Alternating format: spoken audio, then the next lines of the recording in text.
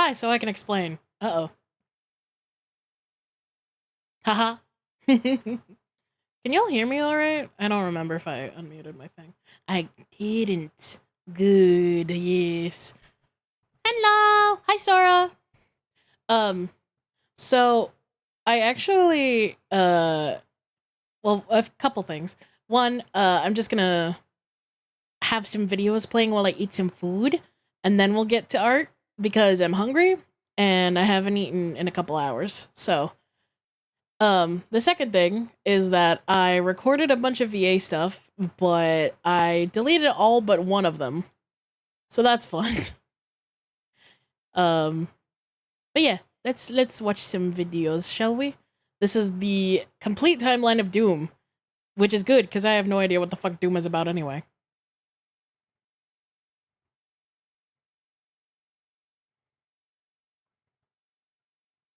At least you are not hangry. True. It stands so far. I don't usually Returning get hangry. viewers might recall that I already covered the story of 2016's Actually, Rebar. that's a lie. Jest Gaming thought now would be a great time to go over the timeline as it stands so far. There we go. Returning viewers might recall that I already covered the story of 2016's reboot of the franchise back before Doom Eternal was released. Well, with that game's story, developer id Software brought the entire 30-plus year span of Doom titles into the fold. This time around, I'll cover every mainline title, officially recognized expansion, This music slaps, by the and way. even a couple mobile RPGs. With those Doom got expansions, mobile games? I'll be How? including When? original Doom designer John Romero's unofficial 5th episode, Sigil, as well as its sequel, in this timeline. While their canonicity is cloudy, and both were created without id's involvement, they're included in the official Doom 1 and 2 release, albeit as unofficial campaigns. I'm mostly including them for completion's sake, and honestly, just for fun, so feel free to ignore that section of the video if you're a purist. Another quick note before we dive in, while the newer games, Doom 2016 and Doom Eternal, flesh out a lot of backstory for the series, I'll be going through it slightly out of order to keep a natural distinction between the original series and the modern one. We'll cover the original games and their expansions first, and then jump into the new continuity and lore expansions afterward. With all that said, there God, I are a forgot few the Doom things guy I looked like won't that. be covering, namely the iOS game Doom Resurrection, which has essentially become lost media. Luckily, its story was Ooh. essentially retold in an expansion for Doom 3 called The Lost Mission, released alongside that game's Why do their BFG helmets look remake, backwards? which will be included in this video. I also won't be covering either live-action film Oh adaptation, god, that was a including thing. 2005's Doom, as well as 2019's Doom Annihilation, as they're completely disconnected from the games, and there Ew. are even some limits I'll go to. There was also a mobile game called Mighty Doom, which didn't really have That's a story, cute, so there's though. I nothing like to really that. go over there. Additionally, any novels or role-playing games will be left out of this video, as I'm focusing on the universe of the games, not I kind of want to learn about the... Also, kinda wanna learn yes, about the novels, I know though. that John Romero and Tom Hall have said that the Doom franchise is connected to both the Wolfenstein and Commander Keen series, specifically with Doom's protagonist being the grandson of Wolfenstein's. There's also been that rumors makes swarming a lot that of sense. perhaps id Software's other franchise, Quake, will be brought into the fold. Besides mentioning these crossovers, there's not much more I can say. Now, I won't go over the storylines of those franchises in this video, obviously, but if you want to see them covered in their own videos, please let me know in the comments. Now, without further ado, this is what you need to know about the Doom timeline. Doom! Our story begins in the distant future, the year 2022, on the planet of Mars. Ah, yes, the distant where the future. Union Aerospace Corporation, or UAC from here on forth, has set up their base of operations. The UAC, a multiplanetary conglomerate, has facilities set up on the planet, as well as its two moons, Phobos and Deimos, to conduct secret military research projects. Among the topics of this research is interdimensional space travel, with scientists opening teleportation gateways between the two moons. As the experiments continue, however, the gateways grow unstable. Volunteers entering the gateways either completely vanish or return violently insane before spontaneously combusting. Who Despite doesn't? these setbacks, the UAC maintains that they have everything under control. That is, until their base on Mars receives a garbled distress call from the Phobos station, requesting immediate military support, frantically stating that something evil is coming out of the gateways. Something wicked this way Shortly comes. after this distress call, the Deimos moon completely disappears from orbit, leaving no trace behind. What the fuck? It doesn't even explode, it just those disappears? sent to support Phobos is a Marine from Earth. This Marine, as it turns out, was transferred to Mars after assaulting his superior officer for ordering an attack on civilians. What a guy. Oh, wow. While the Marine is sent in with a troop of fellow soldiers, as he secures the perimeter of the facility, his squad mates are slaughtered, leaving him the sole remaining survivor and the only line of defense against whatever horrors have been unleashed from the other side of the gateway. When the Marine... What the fuck? Ace! There are not AC! 500 wives. Oh, come on in! Hold on. Raid clip. Spacey Where raid. did you get Yeah! 500. Hello, Do you have Spacey. other wives, Ace? I think Marstella's one, right? Yeah, so okay, they're So then How you're convenient, lying. we're talking about Doom. Violence raid, violence raid. What were you doing? What were you up to? Hello, everybody. Welcome on in. My name is KV. I'm an artist first and a VTuber second. I'm doing some eats. I'm eating some food. And I'm watching someone explain the complete timeline of Doom. Because why not? But yes, what were you up to? What were you streaming? How did your stream go? Making wife collectors meet? Hell yeah. I mean, I'm just part of a bigger conglomerate of wife collectors. Thank you, Mastis. Thank you for the poot. No violence was drawn. Ooh, what were you drawing? Are you at liberty to share? Thank you for the follow, Ace. Welcome on in. You have to pay the art tax now, though. You have to share what you were drawing. I was sure I had followed you before. Twitch is weird. It made me unfollow like a lot of my friends. So I don't know if it's just me or if like Twitch is tweaking out. I can do that. Yes, gimme. I need the goods. But yes, if you need to go get some food, go get some water, take care of yourself, do all that after stream care, feel free to do so. We're basically just vibing for tonight. 2 separate wife groups I met through Vaughn if I had a quarter. If I had a nickel for every time I was wived by one of my friends, I'd have 2 nickels. Which isn't a lot, but it's weird that it happened twice. Vaughn is just like a comfort magnet. He's like the opposite of like a chick magnet. It's just like he has people like flock to him because he's so comfortable to talk to, you know? Ow. Also, I'm eating mac and cheese. I'm eating fucking mac and cheese. He collects people who have wives. True. He calls them like he sees them. Ow. And honestly, in the VTuber sphere, it's not that uncommon. Doing this out of curiosity, but either good girl or good girl. Okay. Where's the best place to send the art text? You could just send it in the chat. I think we have links enabled. All right, give me 1 second.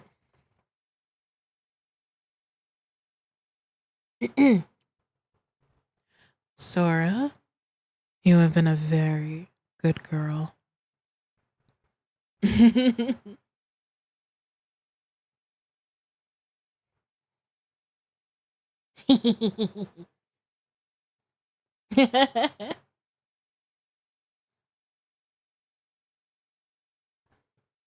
Oh.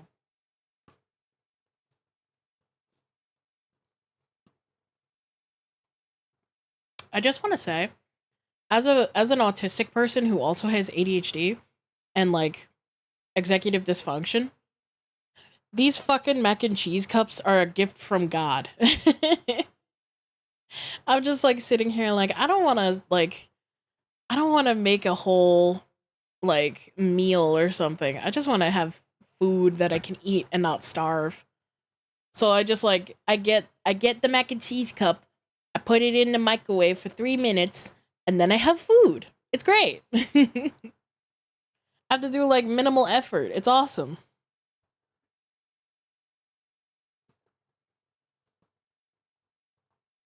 Yum, yum, yum, yum, yum.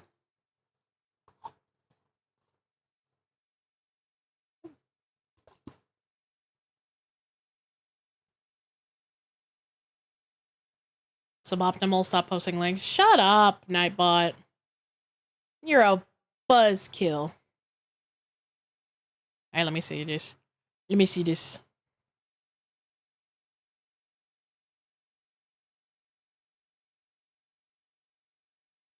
Look it! Look at how cute this is. I promise it was once. It's fine. Are these like little star octopi? They're so cute. Why does this one have dying roses? Or tulips. They look like tulips. I was brainstorming mascots for stream. Oh, this would be such a cute idea. And do their little orbits change depending on their mood? It's sad, but I didn't know what to put for that. Yeah, it's really cute. Yeah, I love that they change color and that their little orbit things change. That's really cute. I love that idea. I would definitely want a plushie of this little guy. 100%. But yeah, thank you for sharing, Ace. It's really, really cute. Honestly, I need to revamp my self-mock in studio. What's that? The dream. Yeah, absolutely. I actually need to make a new mascot. Like, I have Beebus, but I don't have anything for like my normal like design. If that makes sense. When he enters the Phobos facility, he walks directly into a living nightmare. The gateways have opened. What is normal these days? To That's hell true. Itself, and demons have flooded Nothing is through normal into and the base. everything is wrong. Starting with only a pistol, the Marine is forced to fight his way through the invading forces of hell, as well as the demonically possessed corpses of his fallen fellow soldiers. Building up his arsenal and slaughtering his opposition, the Marine is eventually able to reach the portal gateway on Phobos. There, he's confronted by two massive barons of hell, Minotaur-like heavies that hurl green fire. After defeating them, the gateway opens how and dare the you. Marine enters the portal. Unfortunately, he's completely unprepared for what he finds on the other side, an ambush by the forces of hell. Before the Marine can even realize where he 500 is a lot. It really is. I didn't expect it. I didn't expect it to be that much. Or like, I didn't expect it to be like so long. And I really should put a cooldown on that.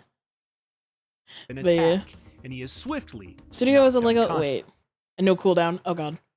Studio is a Lego digital builder app on Brickling, and Mach is an acronym for my own creation. Oh, interesting. I never heard of that. Lego building app. I've never heard of that. That's interesting. When the Marine awakens, he Fights finds and himself in the banter. twisted Thank you for the remains follow. of Welcome the on in. Surrounding of Deimos. I hope I said that Hell's correctly. influence has somehow consumed the moon's base entirely, the transforming moon. its halls with fleshy growths and satanic symbols. Fighting through stronger forces of hell with the help of strong UAC-developed weapons he discovers along the way, the Marine eventually climbs the Tower of Babel, fighting its massive guardian, the Tower Cyber of Demon, Babel. at the top. That's wild. This massive, half-monster, half-machine proves to be a formidable foe for the Marine, as the two engage in a one-on-one battle. However, much like every other obstacle in his way thus far, the Marine is able to blast through the Cyber Demon to uncover the shocking truth behind Deimos' disappearance. Demos. As it turns out, Hell didn't just influence the moon of Deimos, it captured it completely. The Marine looks over the edge of the tower to witness that Deimos is now floating above Hell itself. Ooh. With no other choice, the Marine rappels down to the surface, determined to be the first soul to escape from Hell. Driven by his rage and a duty to humanity, the Marine fights through the hellish temples and caverns to search for the source of the invasion. Along the way, he recovers the most powerful weapon he has yet to uncover on his journey, the BFG 9000. The big a massive fucking energy gun cannon that shoots a ball of plasma from its barrel. Eventually, the Marine reaches Hell's capital city, Diz, where he encounters his final enemy, the Spider Demon, or Spider Mastermind. Big friendly giant. Yeah, sure, whatever you want to call it. While the Mastermind's heavy artillery pose a serious threat to the Marine, the Spider Demon quickly falls to the ridiculous power of the BFG 9000. After a fierce battle, the Marine lands a fatal shot, obliterating the Spider Mastermind in a thunderous explosion of flesh and metal. Finally, the Marine's battle is over. Hell's invasion has been stopped at its source. A portal then opens before the Marine, and when he steps through, he finds himself back on the planet Earth. While he's initially relieved to be home, the Marine quickly realizes that something is very, very wrong. The sky is tinted with a hellish orange, and a nearby building is left in ruin. Most horribly, most disgustingly, and most utterly tragic, the Marine then witnesses a sight worse Or than Asalica, anything thank you that for the could have follow. been Welcome on conjured in. up in the depths of hell. Directly in front of him is the severed head of his pet rabbit, Daisy, impaled on a pike. This That's fucked twisted up. display was no random act. It was a message. While the Marine was battling evil in hell, the Spider Mastermind's demons found another way to attack him, by invading Earth before he could return. His beloved Daisy was only one of the countless innocent lives lost, quickly turning the Marine's grief into fury as he thrusts himself back into the battle, this time to protect his own home and avenge his fallen pet. They killed his rabbit Armed who's going with full whatever John he can Wick. savage, Absolutely. The Marine tears through the ruined city streets, mowing down the hordes of invading demonic forces. While he puts up a valiant effort, all while Honestly, carrying his Doom Guy beloved is not Daisy's what I head as a morbid expected. reminder, Hell's forces have I already did overrun I did not expect Doom Guy of all people to have a pet rabbit, but you know, most makes sense why he's so angry. Why is he holding the dead rabbit's head? What the fuck? of Earth's cities. Unfortunately for the Marine, he's left to face Bruh. At this point, the Marine realizes poppin', that he Kimberly? hasn't actually I'm learning returned to about Earth. Doom. While the invasion of Hell's forces is very much real, his futile attempts to That's thwart his them rabbit. were Yeah. actually taking Why? place in Why is another he carrying location his rabbit's within Hell. head? The final teleporter the Marine entered was Why not just previously bury the glitched by the rabbit? demon Baphomet, using a hidden sigil imbued with eldritch power. This took the Marine to a Stygian pocket of evil. Also, I love that that's the Realizing that catalyst. he once again must find a way back to Earth, the Marine continues his rampage through Hell's most formidable. I love that that's the catalyst for his rage. Not the fact that like the demons are like tearing down houses and like destroying everything on Earth. No. Or like everything on whatever planet that he's on. No, they killed his rabbit. That's why he's mad. Offenses. Over countless battles, he slaughters the Guardians of Baphomet before confronting the Dark Lord himself in a final showdown. In a climactic battle, the Marine defeats all Baphomet throws at him, bringing the demon's hold on him to an end. With Baphomet's sigil power broken, the Marine learns that Baphomet was only doing the bidding of Satan himself. Of He course. steps through one last That's how portal it and works. returns to Earth, ready to finally become its savior. That is, until he is dragged back to Hell once again, this time by Satan, in the Dark Lord of Hell's final-ditch effort to stop the Marine from reaching Earth. Casting the Marine into You would the be mad as darker well if depths someone of killed your hell, pet just to get to Satan you. I mean, throws yeah, everything sure. he has left at But the again, I Marine. didn't expect Doom Guy of Reassembling all his people to arsenal have a blast pet his way rabbit. through his final obstacle, I think that's really the Marine cute. exposes the Dark Lord's error in thinking he could be stopped. With all of Hell's forces out of his way, the Marine is finally able to return to Earth, where Satan's final plan awaits. The Satan. full-scale demonic invasion of his home planet, hoping the Marine will be wiped out amidst the chaos. Nah. When the Marine finally steps foot back on his home planet, he discovers that most of Earth's major cities have already been overrun by the forces of Hell. To save what's left of the human race, the remaining world leaders decide to build massive ships to carry as many survivors as possible away from the ruined world. This plan is foiled That before sounds like a it good can idea. begin, however, as Earth's only spaceport is soon overtaken by He loves demons. animals, that's why he gets along with Somehow, Isabel from Animal they've Crossing. erected That's what I was a massive thinking. wall of flames, preventing any ships from going in or out of the spaceport. The Marine, along with a few of his remaining fellow soldiers, are sent in to disable the barrier and give the human race a fighting chance for survival. Much like his first mission, the Marine's comrades are quickly slaughtered, leaving him the sole hope to free the spaceport. With his signature brains and brawn, the Marine Brains? works his way through the spaceport, Brains? lowering the demonic influence enough to allow the survivors to escape in their spacecraft. Left alone as the sole human on Earth, the Marine prepares to accept his grim, Ooh. lonesome fate. Burning However, New York he City. soon You can't do receives that a anymore. transmission from the survivors in space, who have tracked the source of the demonic invasion to a nearby city.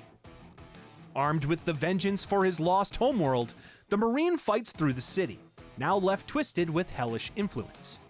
Eventually, he finds another portal, returning to Hell, the dimension he had so recently fought tirelessly to escape. This time, however, he's there on his own terms. The Marine ventures into the depths, eventually discovering the source of the Earth invasion, an enormous, See, that's how many times he's gone grotesque through hell? demon known as the Icon of Sin. Unlike his previous foes, the Icon of Sin isn't just a monster. It's fused into the architecture of Hell itself.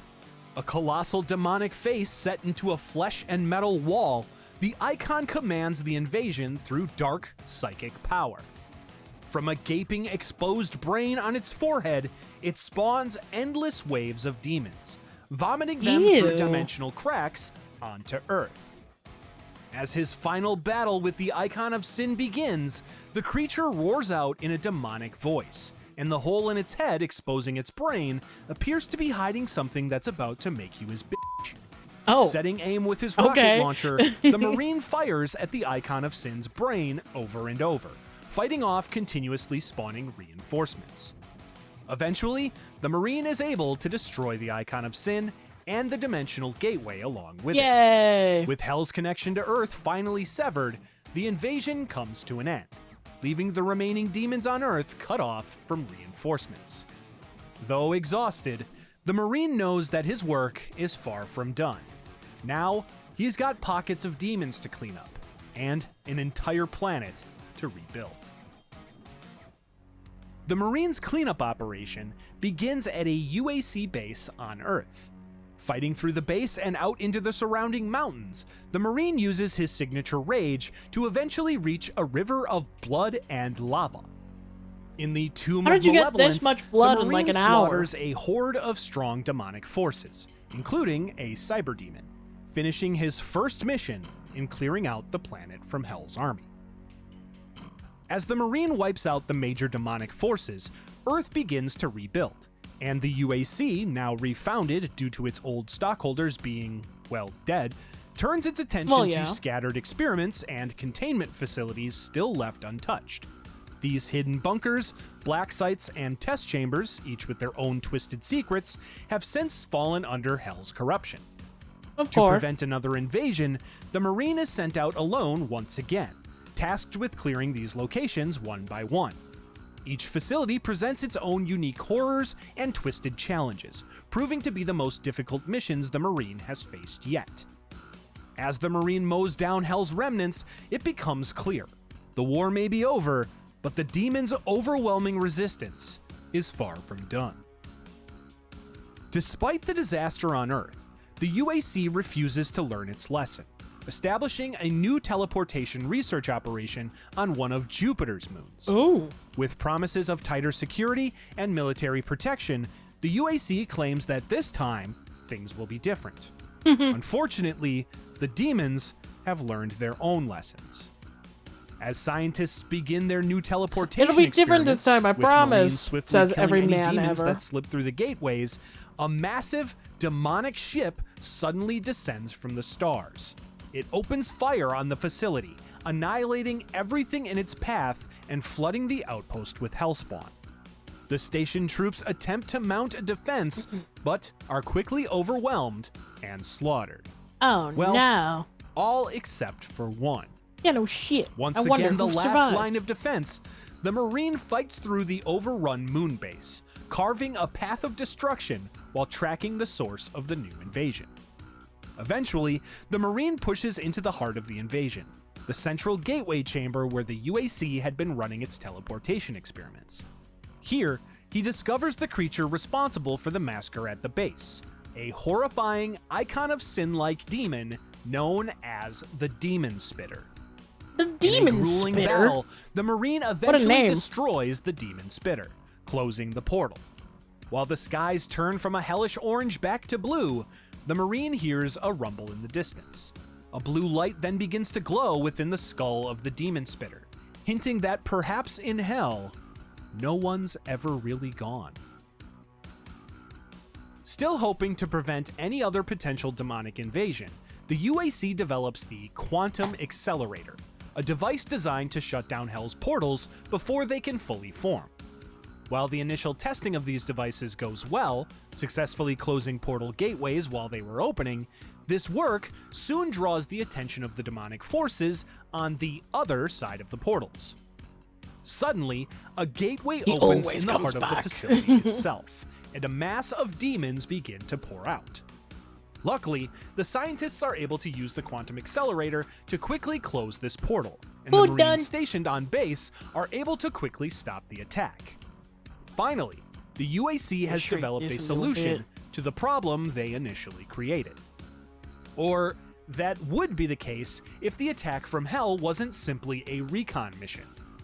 The next day, 7 gateways to Hell open simultaneously, and over the next hour, a war rages on the base. Of course While it the does. Marines are able to fight off Hell's forces long enough for the UAC to use the quantum accelerators to close 6 of the gates, they are ultimately completely overwhelmed. No survivors are left on the UAC base, and one gateway remains open, guarded by another icon of sin-like demon called the Gatekeeper. How many fucking... The government many fucking quickly sin orders demons do we all have? Marine forces to the base, and coincidentally, the one who happens to be closest is the very same who single-handedly stopped every demonic invasion thus Yes, far. alright. Arriving first, the Marine enters the complex alone, hoping to stop the Humans Gatekeeper's are smarter than legion humans, but are before dumb their as well, numbers yep. grow too strong for himself or any amount of Earth's reinforcements.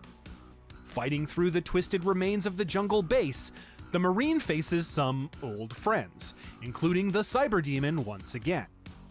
Once face to massive face with the Gatekeeper, the Marine engages in another brain-blasting final battle. Brain Once blast! defeated, the Gatekeeper's tattered corpse falls, and all of the remaining demons vanish as the 7th and final gate snaps shut. Finally, the Plutonia invasion is over. Standing triumphant once again, the Marine awaits his fellow soldiers, facing an Earth that's finally free of demonic invasion. Or at least it is, Or until is the it? UAC, Bam, in bam, all bam. of their hubris, decides to conduct another hellish experiment. God damn it.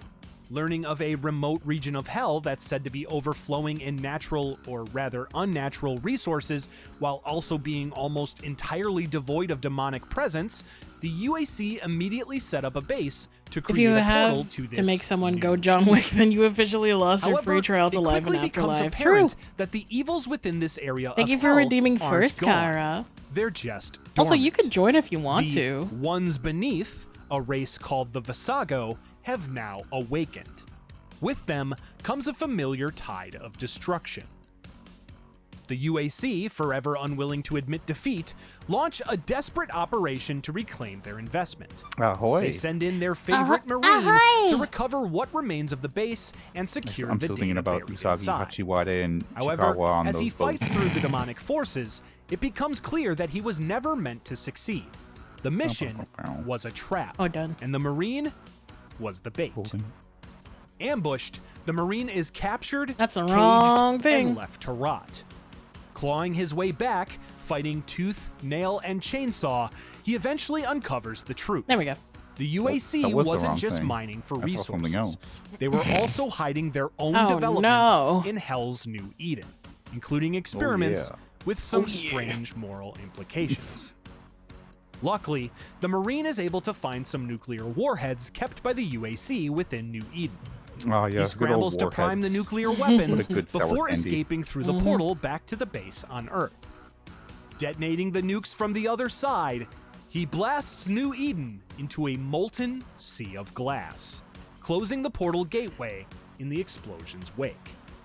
When the dust settles and the air clears, one truth remains. The Marine's legacy can wait. He ain't finished yet. I ain't finished yet. In the years that follow, Earth continues to rebuild, and as the years pass, the horrors of Hell's invasion fade into scarred memories. Of course. The UAC somehow continues to exist, although their focus shifts to ensuring the demonic threat can never return. Part of this effort includes quarantining the research facilities on Mars and its moons, and for years, they remain abandoned and Doesn't Mars forgotten. have like 4 moons? That is, until a faint signal is picked up from the UAC facility on Mars. UAC scientists sure. determine that the source of the signal is the sole remaining demonic entity there.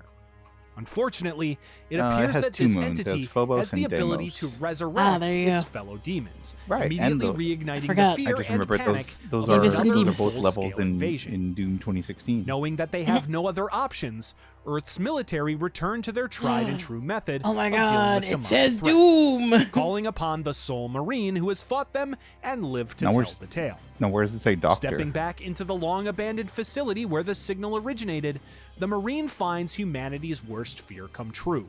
The halls are once again crawling with the revived forces of Hell. No fucking The Marine way. is then forced to fight once again, retracing hell his nah. steps from long ago, while finding new terrors lurking.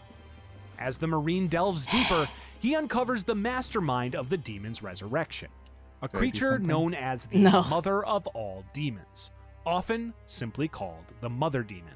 Mother demon. The Mother Demon's influence has revived Mommy even demon? some of Hell's Mommy demon? strongest, Hello? and the Marine is brought face to face with cyber demons yet again.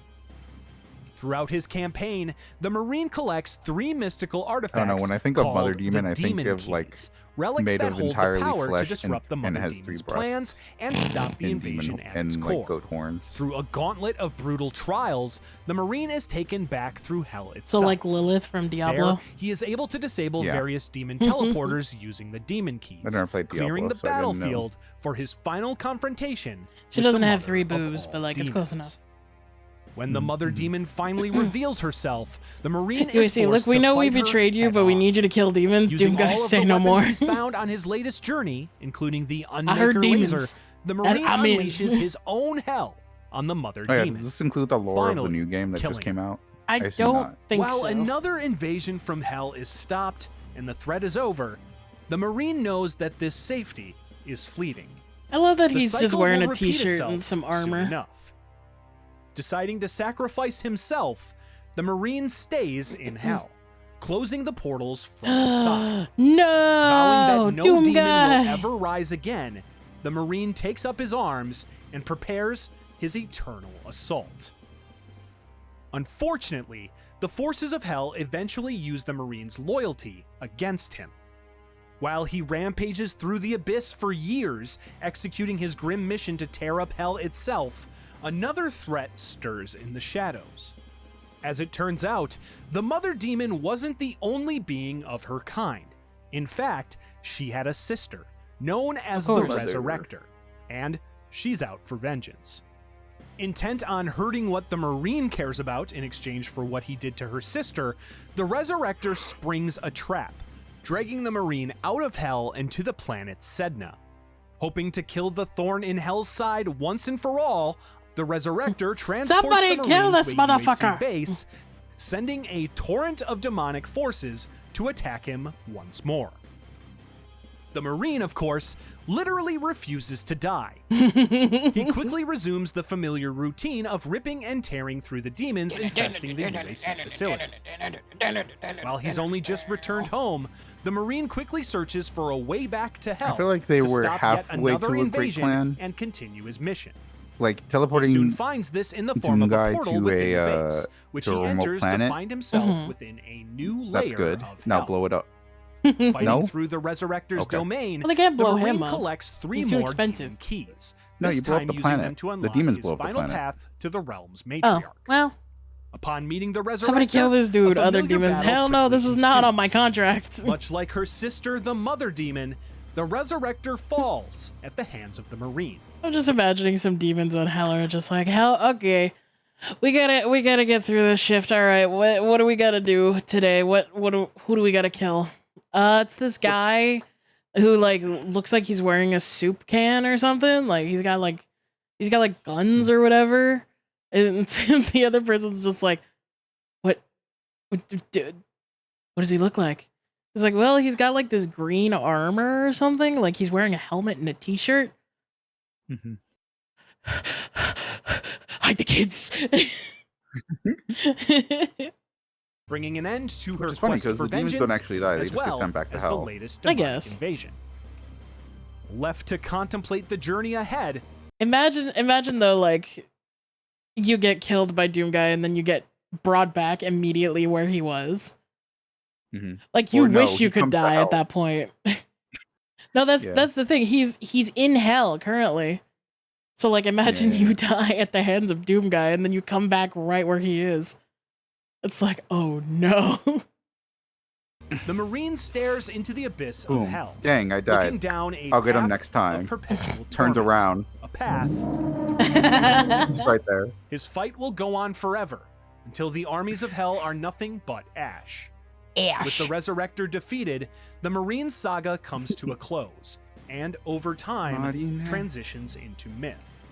The Marine's path through doom is just beginning, and its next steps will lead him to a grand, distant world, as well as a new identity. Distant world. The demons are essentially At some scared point of during Doomguy his like he's their one-man war in boogeyman. hell, the Marine stumbles Yup. upon a different kind of portal.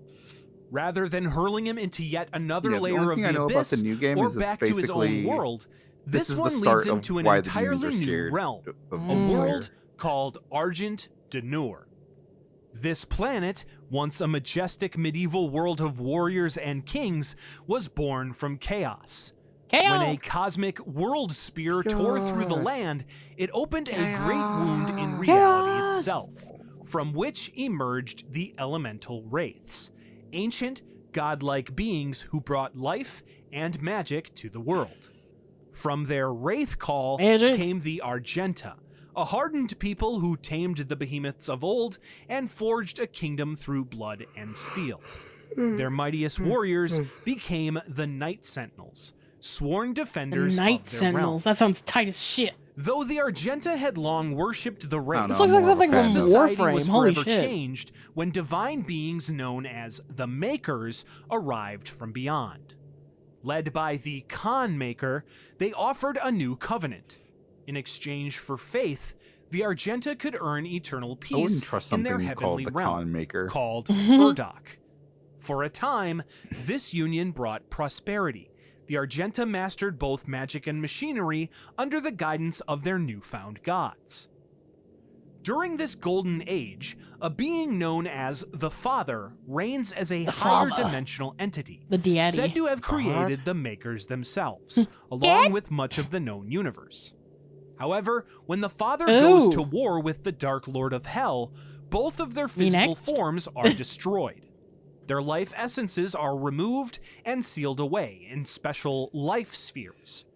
The Father's sphere is entrusted also to a like my loyal soul sucked maker out of me. named Samuel, who houses it in a sacred temple in Urdok known as the Luminarium. Despite their leader's death, demons begin invading Argent Denur, threatening to overrun the population. For a At the second, I heart thought he of was the going to say defense Argentina. stands the Order of the Night Sentinels. Ah, yes, And while they're Argentina. initially resistant to outsiders, the Sentinels quickly take notice of a stranger who enters their world through one of the Hell portals and Ah. proceeds to carve a trail of demon corpses behind him. The Marine, kind of who stumbles guy. into this realm Some through fucking that dude. portal, wastes no time proving his worth. Despite being a foreigner to their world, the Sentinels recognize his unwavering hatred for Hell's forces, and more importantly, his unparalleled ability to destroy them. After throwing him into a coliseum to prove his potential, Hell the yeah, Sentinels gladiator offer him style. a place among their ranks. And while Sentinels, the Marine holy refuses shit, their this guy can ceremonies slay. and sacred rites, he accepts their cause, fighting alongside them as a weapon of war. This Though looks like a many among the WikiHow Sentinel- article. Like just this screen cap. How to parry. Fighting alongside them as a weapon of war. Though many among the Sentinels scoff at the outsider, their skepticism withers in the face of his relentless power. Slowly, he earns their respect, not with his extremely scarce words, but instead by never falling.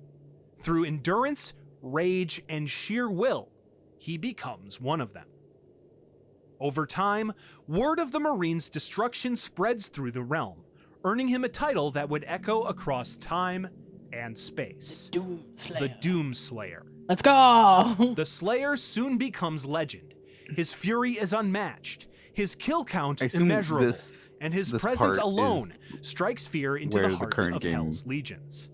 takes place. Samur Maker, I have no also idea. called the Seraphim, takes to overseeing the Doomslayer, granting him unnatural strength and speed using the Divinity Machine against Divinity. the Khan Maker's wishes. Though Samur is a Maker himself, his allegiance doesn't lie with the Khan. Instead, he remains loyal to the Father, still guarding the life sphere in Urdok, and begins to fear what would happen if Hell or the other Makers ever got their hands on it. No, he makes a good point. Fortunately, even without their leader, the war with Hell continues to drag on, and the Makers begin to grow desperate. The demons wield a strange power, raw, volatile energy drawn from damned souls. Raw. The Makers, priests of the Order Dag, discover that this energy, dubbed Essence, can be refined using the Wraith's power into something even greater: Argent Energy. This new energy Argentina. source offers the Makers Argentina. immortality, halting something called transfiguration, a natural process that overtakes Makers who fail to reunite with the Father upon death, Ew. transforming them into something else. Whatever the hell this Seeing is. an opportunity to save her kind, the Khan Maker secretly makes a deal with the enemy. In exchange for an endless supply of Argent energy, she allows the demons access to all worlds under her influence, including Argent Denur, betraying her own people in the shadows. When the Night In Sentinels exchange discover for this an treachery, entire night a of civil tequila war sunrises. erupts between those who remain loyal to the Makers and those who rebel. Demons get slayed by Doomslayer, Even the amid Slayer this rocking out to chaos, caramel the dancing. Doomslayer continues his unrelenting war against Hell. Eventually, he becomes too dangerous. The Hell Makers yeah. realize they can't control him, and they certainly can't kill him.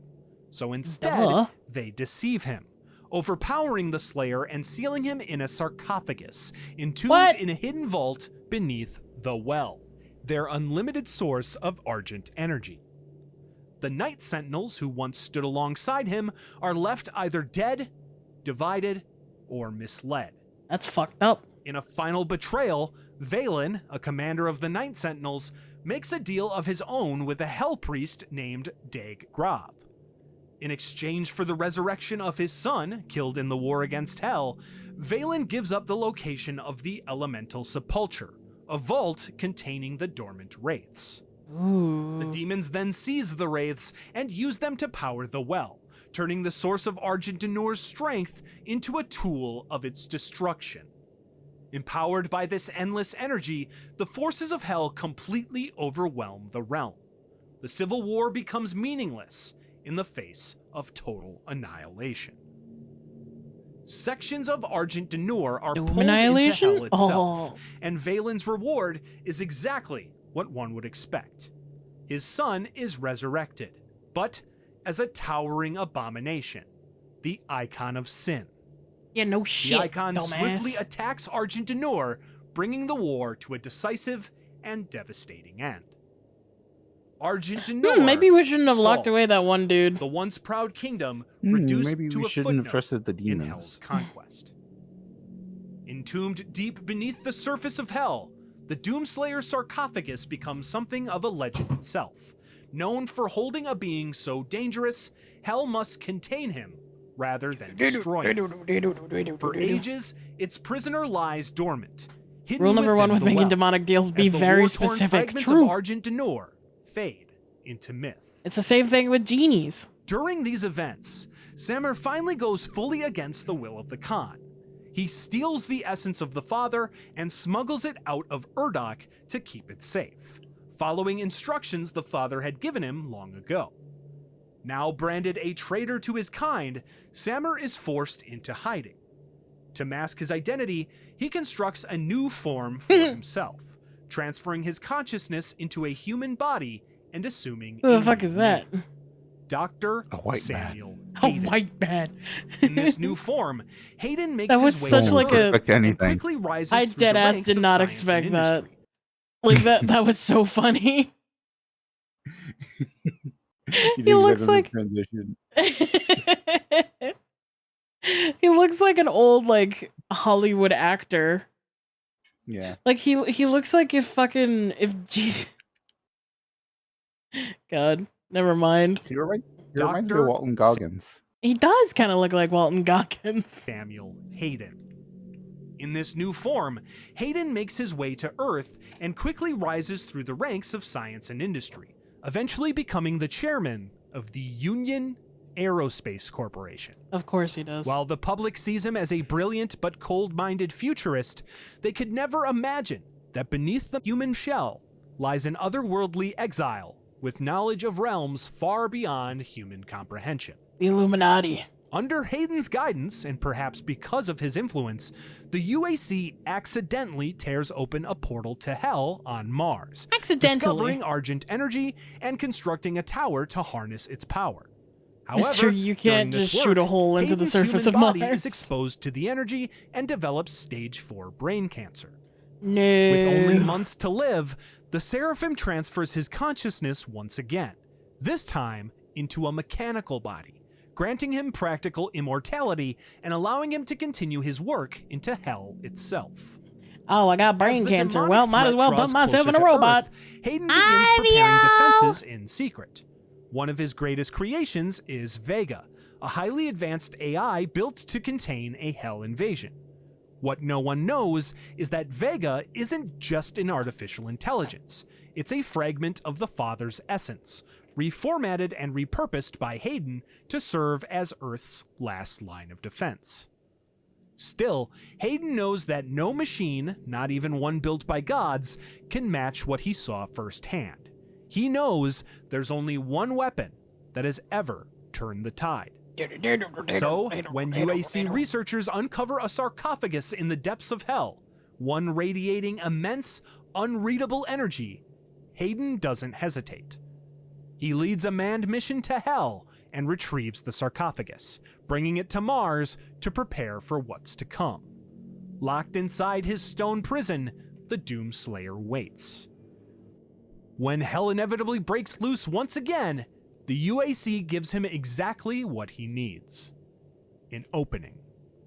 A Diet Coke and some cigarettes. While the UAC scientists study the sarcophagus, one of Hayden's top researchers, Dr. Olivia Pierce, becomes seduced by the very powers the UAC are seeking to exploit. She makes contact with Hell's entities, She gets forming seduced a by the secret dark cult side. within the facility. Under Hell's influence, Olivia orchestrates a betrayal of her own, sabotaging the Argent filters on Mars, initiating a massive Hell wave from the Lazarus labs, instantly transforming several UAC staff into possessed, hellish zombies. Doomslayer wakes up. I With smell the Argent demons. portal active, Olivia opens the gates, allowing Hell's armies to flood into the Mars base. As the facility goes dark, Samuel Hayden decides to use his last resort, the Doomslayer. Deep within the bowels of the base, the ancient sarcophagus finally reopens, and the Doomslayer awakens from his ages-long slumber. After breaking free from his chains, the Slayer finds his Praetor suit, which the UAC had separated and was studying nearby, before donning it and immediately getting back to work. Fighting through the possessed remains of the UAC scientists, the Doomslayer is informed of the ongoing invasion from a transmission by Samuel Hayden. Unaware of his true identity as the Seraphim, the Slayer initially has no interest in speaking to Hayden. Acting solely out of instinct, he rips and tears through the demonic infestation of the base, collecting weapons as he goes and learning from recordings of Dr. Olivia Pierce's actions. Through further transmissions, Dr. Hayden informs the Slayer that Olivia Pierce plans to rip open a permanent portal to Hell using the Argent Tower, a massive conduit for Argent energy on the surface of Mars. If she succeeds, an unending demon invasion will consume Mars and then bring Hell to Earth. Assisted by the Vega AI, the Slayer fights his way to the Argent Tower, traversing chaotic mechanical rooms and crimson-soaked laboratories. Ew, Along the gross. way, he finds cryptic ruins and Slayer testaments left behind in the UAC databases, records that Hayden's team had gathered from Hell, which recount the legend of the Doomslayer.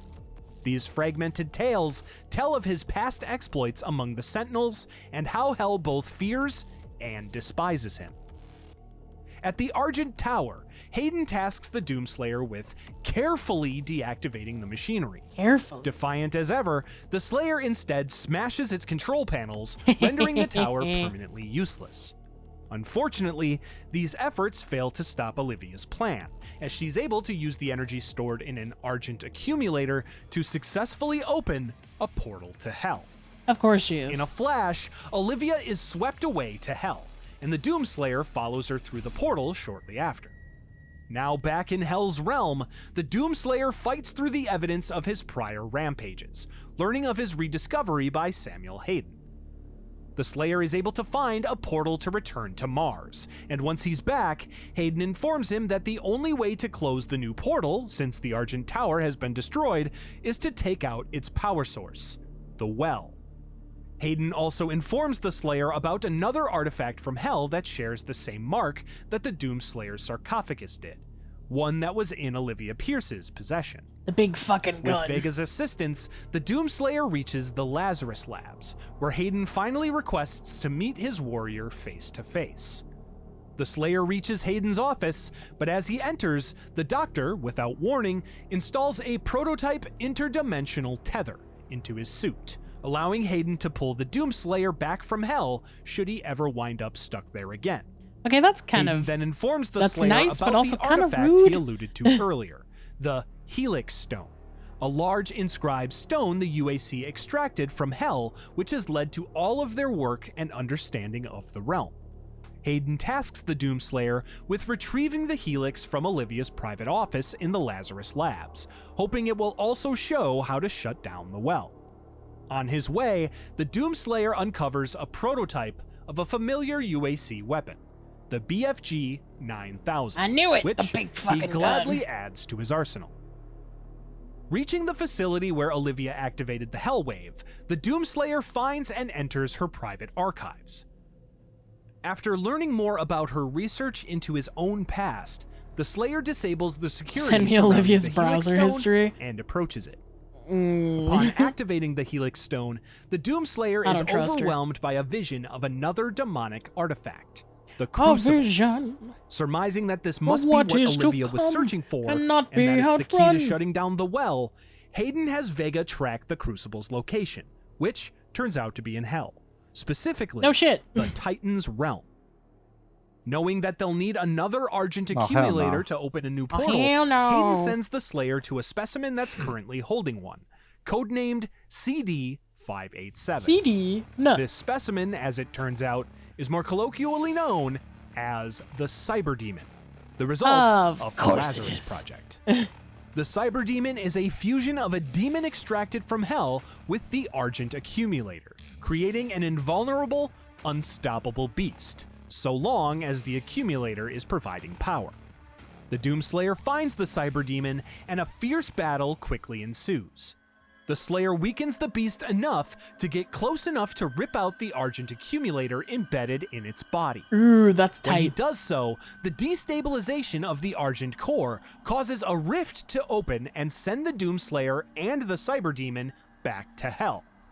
Here, the Doomslayer finishes the fight, ultimately killing his massive foe for good by impaling his head with its own horn. Ooh. Fighting through the Gross. Titan's realm, the Doomslayer eventually reaches the Necropolis, a large area of Hell housing the now sleeping, towering Icon of Sin. He's soon teleported to an area where he's met with the Crucible's final line of defense, the massive Hell Guards. After defeating them, the Doomslayer is finally able to retrieve the Crucible from its hellish pedestal. Ooh. As he holds it, the spirits of 5 Night Sentinels appear before him, The Sentinels. liberated from their His captivity brothers. when the Crucible was released from its own. At this moment, Samuel Hayden activates the interdimensional No. tether, pulling the Doomslayer out of Hell and back to Mars. Now holding the means to that's contain the good. power of the well, the Doomslayer only needs to get to it. Luckily, Hayden has another plan to obtain the energy required to send the Slayer to the Hell Portal source. This plan, as it turns out, is to use the Argent power stored in the facility running Vega's central processing unit. The Doomslayer fights through the facility to finally disable Vega, but not before creating a backup of the AI for himself. Of course. Vega's destruction creates a vacuum of energy that pulls the Doomslayer back to Hell. And thanks to Samuel Hayden, he's God taken to damn the it! well's location, the remains of the realm of Argent Denur. Battling Hell's defenses through the memories of the Night Sentinel's fall, the Slayer uses the Crucible to free the souls of 3 captured wraiths powering the well. With Hell's portal to Mars closed once again, the Slayer attempts to return to Mars alone. On his way, however, he comes across the surviving Dr. Olivia Pierce. Pierce simply mutters that they promised her so much before being Ew. overwhelmed by demonic energy. The Doctor is then absorbed into a pool of blood, emerging as the massive, demonic Spider Mastermind. Gross. After a grueling battle with the Mastermind, the Doomslayer is able to fire a Is it gross final 'cause it's a- point-blank shot Because of a giant from the brain, BFG or is it 9000, because finishing the spider? creature and killing Both? whatever remains of Dr. Olivia Pierce. The It's gross Doomslayer 'cause isn't it's able Olivia to Pierce. celebrate his victory, however, as he's Oh, quickly pulled okay. back He to started a Mars cult. by Hayden's tether once again. Hayden incapacitates the Slayer, and while he congratulates him for successfully stopping Never the trust invasion demons when they and say closing promise. the It tends portal, to have a catch. Hayden Yep. states that he can't allow the Slayer to stop the UAC's work with Argent energy. Bro, you suck. He then takes the Crucible from the Doomslayer, stating that he needs to use it to further his research into Argent energy for an increasingly desperate Earth. Knowing that the Doomslayer will only get in his way, but realizing that he can't kill the unstoppable force, he decides to transport the Slayer to an unknown location, but admitting that one day they'll meet again. As the Doomslayer is tethered away, Samuel Hayden reveals the Crucible's true form, a massive, rune-covered energy blade. What At the some fuck? point, That looks either so during cool. or after the Doomslayer's trek through the UAC facility on Mars, VR. another hero is awoken. Dr. Abraham Peters, one of the few UAC scientists to not be affected by Olivia Pierce's Hellwave, was nevertheless killed by the demons infesting the base. However, due to a pre-planned contingency, his consciousness is immediately transferred to a cybernetic combat chassis, placing him into a mechanical body much like Samuel Hayden's. As the last living human on the base, Peters takes it upon himself to like contain Dead the Space. invasion within the facility, destroying it if necessary to prevent it from falling into Hell's control. Peters initiates sequences to purge the base's reactors and flush any remaining Argent energy that could be used by Hell. He battles through familiar locations like the Lazarus Labs and even a brief detour into Hell's Titan realm to upload a computer virus that will collapse the portal network. In the end, Dr. Peters succeeds in triggering a base-wide meltdown of the Argent reactor. In his final act, he closes the primary Hell portal, preventing any further demons from coming through.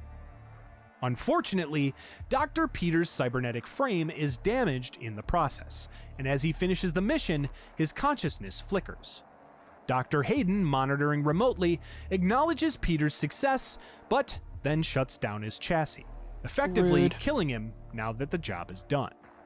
With this final move, Hayden finishes the cleanup on Mars and starts to prepare for Hell's next attack. As it turns out, Hayden isn't given much time to plan. Not too long after the incidents on Mars, Hell launches their full-scale invasion of Earth. In the absence of the Doomslayer, as well as the power vacuum left in UAC leadership, Hell's demons are given the perfect opening. Flooding through portals opened by those in the UAC who were still loyal to Olivia and Hell, demons quickly overwhelm the forces of Earth. Before long, 60% of Earth's population is eradicated by the demons. 60%. Amidst Jesus the Christ. chaos, Samuel Hayden and those still loyal to him depart from the UAC, leaving the remnants of the corporation to be overtaken by the cultists and their Hell priests. Bro, you These suck. three Hell priests include Dag Grav, the same priest who resurrected Valen's son as the icon of sin, along with two others named Dag Ronak and Dag Nilox. Leading groups of cultist armies, the Hell priests guide the invasion of Earth under the auspices of the Khan Maker, who seeks to harvest left Earth's Australia souls alone. to produce more Argent energy to power her realm of The Earth. demons could never take out Australia. Samuel Hayden and his remaining loyalists from the UAC, meanwhile, join with the leaders of the surviving nations of Earth, forming the Armored Response Coalition, or ARC. The ARC put up humanity's final resistance, attempting to evacuate civilians while They're fighting all back where Australians. possible. Without the Doomslayer, however, their efforts only slow the inevitable. During the ongoing war, Samuel Hayden falls in battle. The Stupid remains of his motherfucker. robotic torso are retrieved by the ARC, but their scientists are unable to figure out the technology powering his main cortex. As such, Damn, all that brain Samuel power and you Hayden couldn't effectively think. dies. Yeah, maybe I shouldn't be on the and his front body line. is taken, along with the Maybe I crucible, should bring that to Doom the guy ARC or whatever. complex on Earth. Just when all hope seems lost, however, somehow, the Doomslayer returns. Drifting in space, aboard his spacefaring stronghold called the Fortress of Doom that he's acquired during his downtime, The Fortress of the Doom. Doomslayer picks up a distress call I love that. from one of Earth's few remaining survivors. The Doomslayer dons a new and improved Praetor suit, and the restored copy of Vega sets his teleporter to the location of one of the Hell Priests, what was once the United States. Fighting through the remains of a metropolitan city, the Slayer finds Dag Nilox and makes quick work of it. Despite the Hell Priest claiming that his soul is guarded, the Slayer simply shows Nilox a talisman proving that the priest's guardian has since been killed. The Doomslayer then tears off Dag Nilox's head, killing the first of the three Hell Priests spearheading the Earth invasion. Damn. The Doomslayer then finds a portal that he to a fixes the demonic crown. citadel where the Khan Maker Doomslayer, is I'm currently fucking holding back. court. Entering the citadel, So the back. Slayer interrupts the Dajic Council, tossing the decapitated skull of Dag Nilox between the two remaining Hell Priests, Dags Grav and Ronak. While they're both visibly shaken by the assassination of their cohort, they claim that the Doomslayer won't stop them, before both scurrying away via teleporters.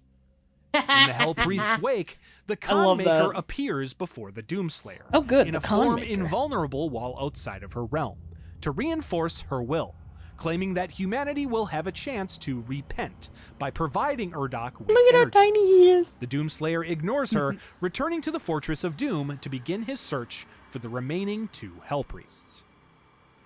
Vega informs the Slayer that he must rebuild the fortress's celestial locator in order to track the locations of the priests. You won't stop us, To Doomslayer obtain cock the shotgun. components he needs, the Doomslayer heads to Exultia. I the love that they're fallen all city just of fucking Sentinel tired. Past. Not tired, There, but like he scared as fights his way shit. to the Night Sentinel's final Makes leader, me so happy. King Novik's throne room, where he finds a new casing for the celestial locator. The spirit of the fallen king then appears, seated on his throne, and he warns the Doomslayer about killing the priests, hinting that he's interfering with the predetermined fate of humanity. Despite the Slayer's respect for his former king, he nonetheless ignores his warning, taking the casing Bye. and leaving. The Doomslayer then takes a trip back to Hell to find a way to power up the locator. There, he comes across Valen, the former Night Sentinel who turned the race over to the Makers. Valen, having exiled himself to Hell out of shame for his actions, has since abandoned his name, now only being known as the Betrayer. While the Betrayer warns the Slayer that saving his people won't bring him peace, but rather just make the burden he already carries worse, he still powers up the Celestial Locator. Returning it to the Doomslayer, the Betrayer also gives him a dagger, asking him to plunge it into the heart of his son, buried within the icon of sin, hoping releasing his soul will finally give the father and son peace. The Doomslayer escapes Hell back to the Fortress of Doom. I mean, he was a and dick, uses but the like, Celestial Locator. that sucks. Vega tracks the location of the second Hell Priest, Dag Ronak, to a UAC cultist base in the Arctic and sets the teleporter's coordinates. Arriving at the facility, Dag Ronak sends his best defenses at the Slayer, daring him to survive the demonic He gauntlet. looks like such a fucking While his wiener. lackeys are Yeah, he's hiding behind his the staff. Doomslayer rips and tears through them, even taking neurological control of a revenant demon drone to retrieve his super shotgun. I've seen this. When he reaches the priest's That's final wild. guardians, the Doomslayer finds cybernetic demonic beings created solely to destroy him, aptly named the Doom cyber Hunters. demons. After making quick work of the priest's guardians, Dag Ronak's soul is left unguarded for the Doomslayer to claim. While Dag Ronak tries to bargain with the Slayer, he promptly decapitates the priest, much like the one before. Nice. With only one Hell Priest remaining, the Doomslayer returns to the Fortress of Doom to locate it. Yo, Doomslayer kind of kicked However, up, though, not gonna immediately lie. upon stepping foot in the fortress, Vega I wish I could announces have that cake their like the system Doomslayer. is being corrupted. The Khan Gun Maker tank then demon, appears in gun a tank transmission, demon. asserting that despite the loss of 2 of her priests, Hell still won't fall. Electing to move the final priest, Dag Grav, to a location the Slayer can't locate. As the Khan Maker ends her transmission, Vega notices a massive increase in demonic activity at the nexus of the initial Earth invasion, a massive super gore nest. The Doomslayer teleports to the Super Gore Nest's location on Earth, fighting through its demonic spawn to reach what used to Super be Gore a Nest is UAC what I call my room. facility's main power generator. The Slayer is then able to restore power to the facility, reactivating the generator and creating a blast that destroys the heart of the Gore Nest, as well as the facility itself. With the Super Gore Nest out of the way, the Doomslayer returns to his hunt for the final Hell Priest.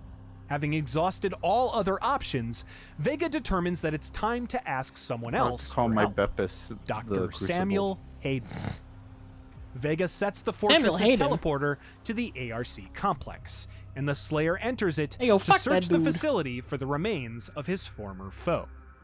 After using a pair of turrets built into the complex to clear a path inside, the Slayer enters the facility to search for Samuel Hayden's lab. Upon reaching the top of the facility, the Doomslayer finds the remaining ARC scientists studying Hayden, as well as the artifact that's stored with him, the Crucible, which the Slayer quickly returns to his own possession.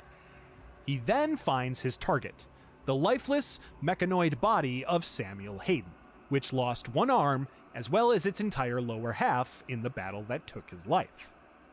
An ARC scientist states that they were given specific orders for Hayden's very careful extraction. Taking this into account, the Doomslayer quickly Tears him out. tears Hayden's Yep. body from its support device and prepares to drag it back to the fortress. As he attempts to leave, however, a new threat, one unlike he's ever seen before, arrives through a demonic portal. This very contentious enemy It's is a known clone. as a Marauder, a resurrected Night Sentinel corrupted by the forces of Hell to fight against the very Slayer they once fought alongside. Yo, that's fucked up. The Doomslayer tosses Hayden's That's his body through a brother. portal of his own before No, by taking on Hayden. the Marauder in a battle that's pretty fun the first time and definitely won't get old by like the 90th time You have to shoot these dogs. After defeating the Marauder, Not the dogs. the Doomslayer returns to his fortress. Be very where careful. Vega Nope. announces that thanks to his efforts thus far, think they're ghost demon 68% of dogs. Hell's occupying force on Earth has been destroyed, and eliminating the final Hell Priest should prevent the demons from consuming Earth. The Slayer then places Hayden's body into a stasis pod, and his consciousness is uploaded into the Doom Fortress's mainframe. Ooh. Dr. Samuel Hayden's voice then echoes through the halls This is of the such a fortress, fucking announcing sick that the ass. final priest is hiding in Sentinel Prime, a region of Argent Denur now under Maker control. Unfortunately, the only way to get to Sentinel Prime is through a slipgate within the core of Mars, which, as Hayden quickly points out, there's no access to. Undeterred, the Doomslayer decides to make We'll his see. own path to the center of Mars, pulling up the schematics for the massive BFG 10,000 orbital cannon. Let's fucking The go. Slayer then opens a portal to the UAC facility on Mars's Phobos moon, strong-arming past the remaining scientists and guards there to make his way to the cannon's controls. Manning the BFG 10,000, the Slayer takes aim at the surface of Mars, disengaging the safety protocols and firing a direct blast through the planet. Taking part of the massive BFG with him, the Slayer evacuates the Phobos base and fights his way to the cannon itself, so he can enter the barrel and shoot himself to a facility containing escape pods. That's awesome. He then enters one, and when it lands, the What Doomslayer if you exits miss? to find himself in the lost city I won't. of Hebeth, buried underneath the surface luck. of the planet. You can't fights just shoot a through it hole to into the reach surface of slip Mars, gate, Doomslayer. finally Watch entering me. it to reach Sentinel Prime. There, the Doomslayer finds himself in a cathedral. I'm gonna be so for real. I've never had like the urge to play Doom, like any of the Doom games, but this is just absurd enough to want me to get to play this one. Like, Mhm. it's so funny. Where he's surprisingly met by surviving Night Sentinels, who greet him with his mantra of rip and tear, as a Maker Angel informs the priest of the Slayer's arrival. As he explores Sentinel Prime, the Slayer recognizes it as the place he was first brought to prove himself before the Dajic priests. The Khan Maker appears by transmission and offers a truce to return Fuck what you. demons took away from him so long ago if he simply turns around and lets Dag Grav live. While she may be referring Let to him be a Daisy, little the guy. Slayer's long-lost beloved pet rabbit, the Khan Maker might also be hinting at a life he lived long before becoming the Doomslayer, something supported by a torn family photograph of a man, woman, and their son that the Slayer keeps aboard He was the a Fortress of Doom. dad. The Slayer reaches the Doom arena Slayer, more and like meets Boon Dag Slayer. Grav face to face. Grav warns the Slayer that if he spills the priest's blood One day on the I'll earn sacred that title. grounds, he'll lose all One sovereignty with day. the remaining sentinels now under his leadership. In a flash, Dag Grav vanishes, summoning his guardian, the massive gladiator demon, beginning It's a perhaps fucking the wall. greatest battle the Slayer Oh, has never mind. encountered thus far. Eventually, the gladiator falls. The Doomslayer leaving is the powered by Doomslayer, rage, hate, and the absolute sole-standing badassery. victor True. in the arena once more. As Dag Grav reappears, a swift blast of the Doomslayer's shotgun removes his skull as well, killing the Damn. final Hell Priest.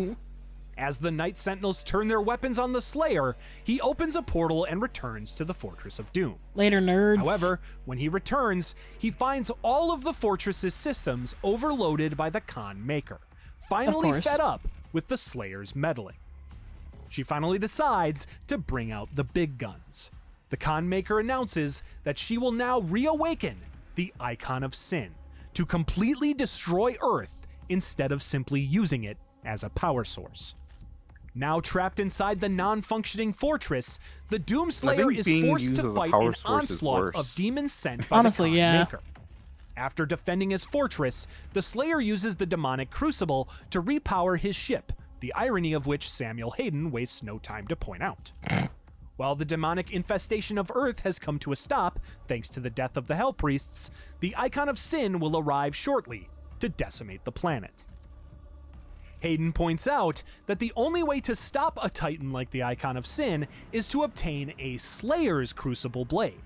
The Doomslayer's own crucible was left in the Sentinel city of Terras Nabad, after he used it to slay another Titan during Hell's first invasion of the realm. Vega sets his teleporter to Terras Nabad, and the Doomslayer steps through it to return to what was once the capital city of Argent D'Nur. This is so pretty. While Hayden draws parallels between Argent D'Nur and Earth, hinting that the Slayer's failures are doomed to repeat themselves, he nonetheless rages on through the demon-infested city, discovering the divinity machine and recalling the Seraphim using it on him in secret.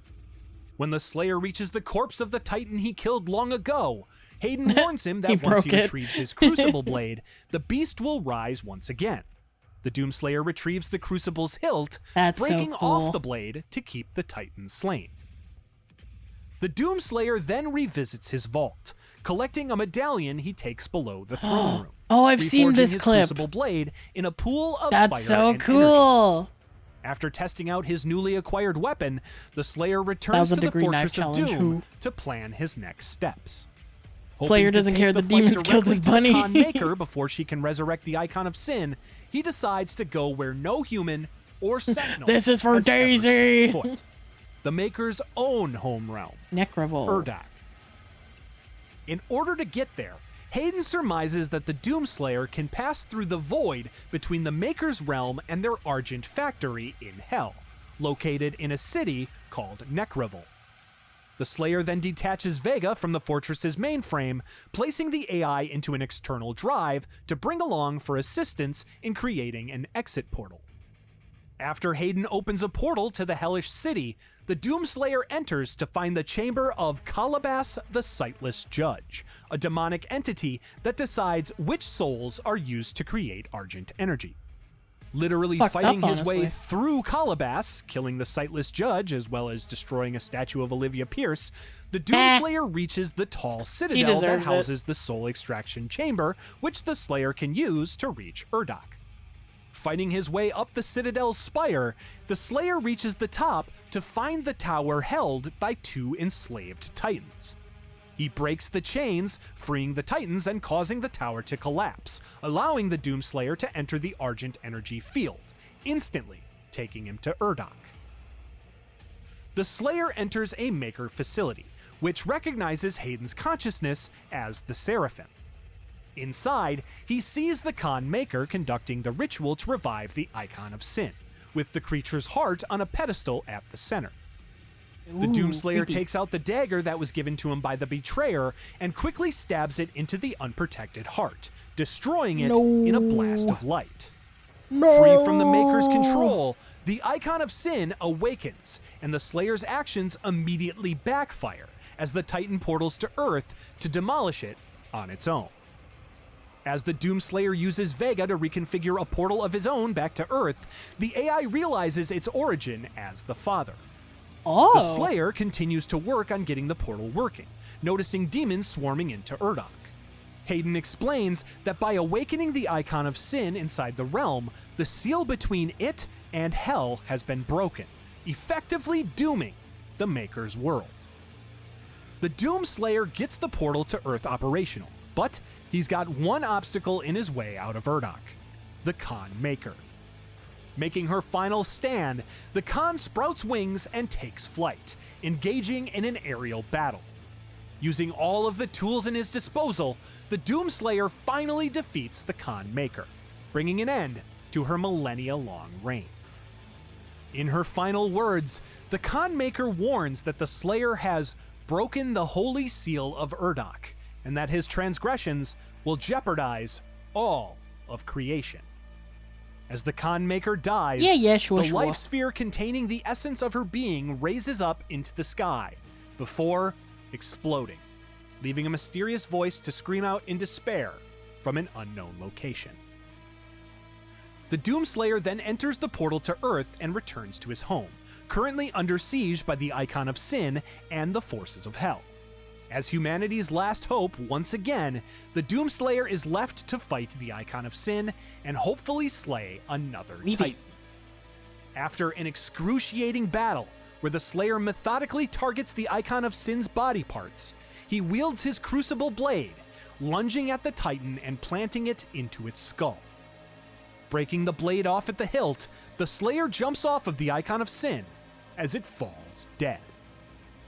With another invasion of Earth thwarted, the Doomslayer stands tall, as the words of King Novik echo through his mind, reminding him that his fight is eternal.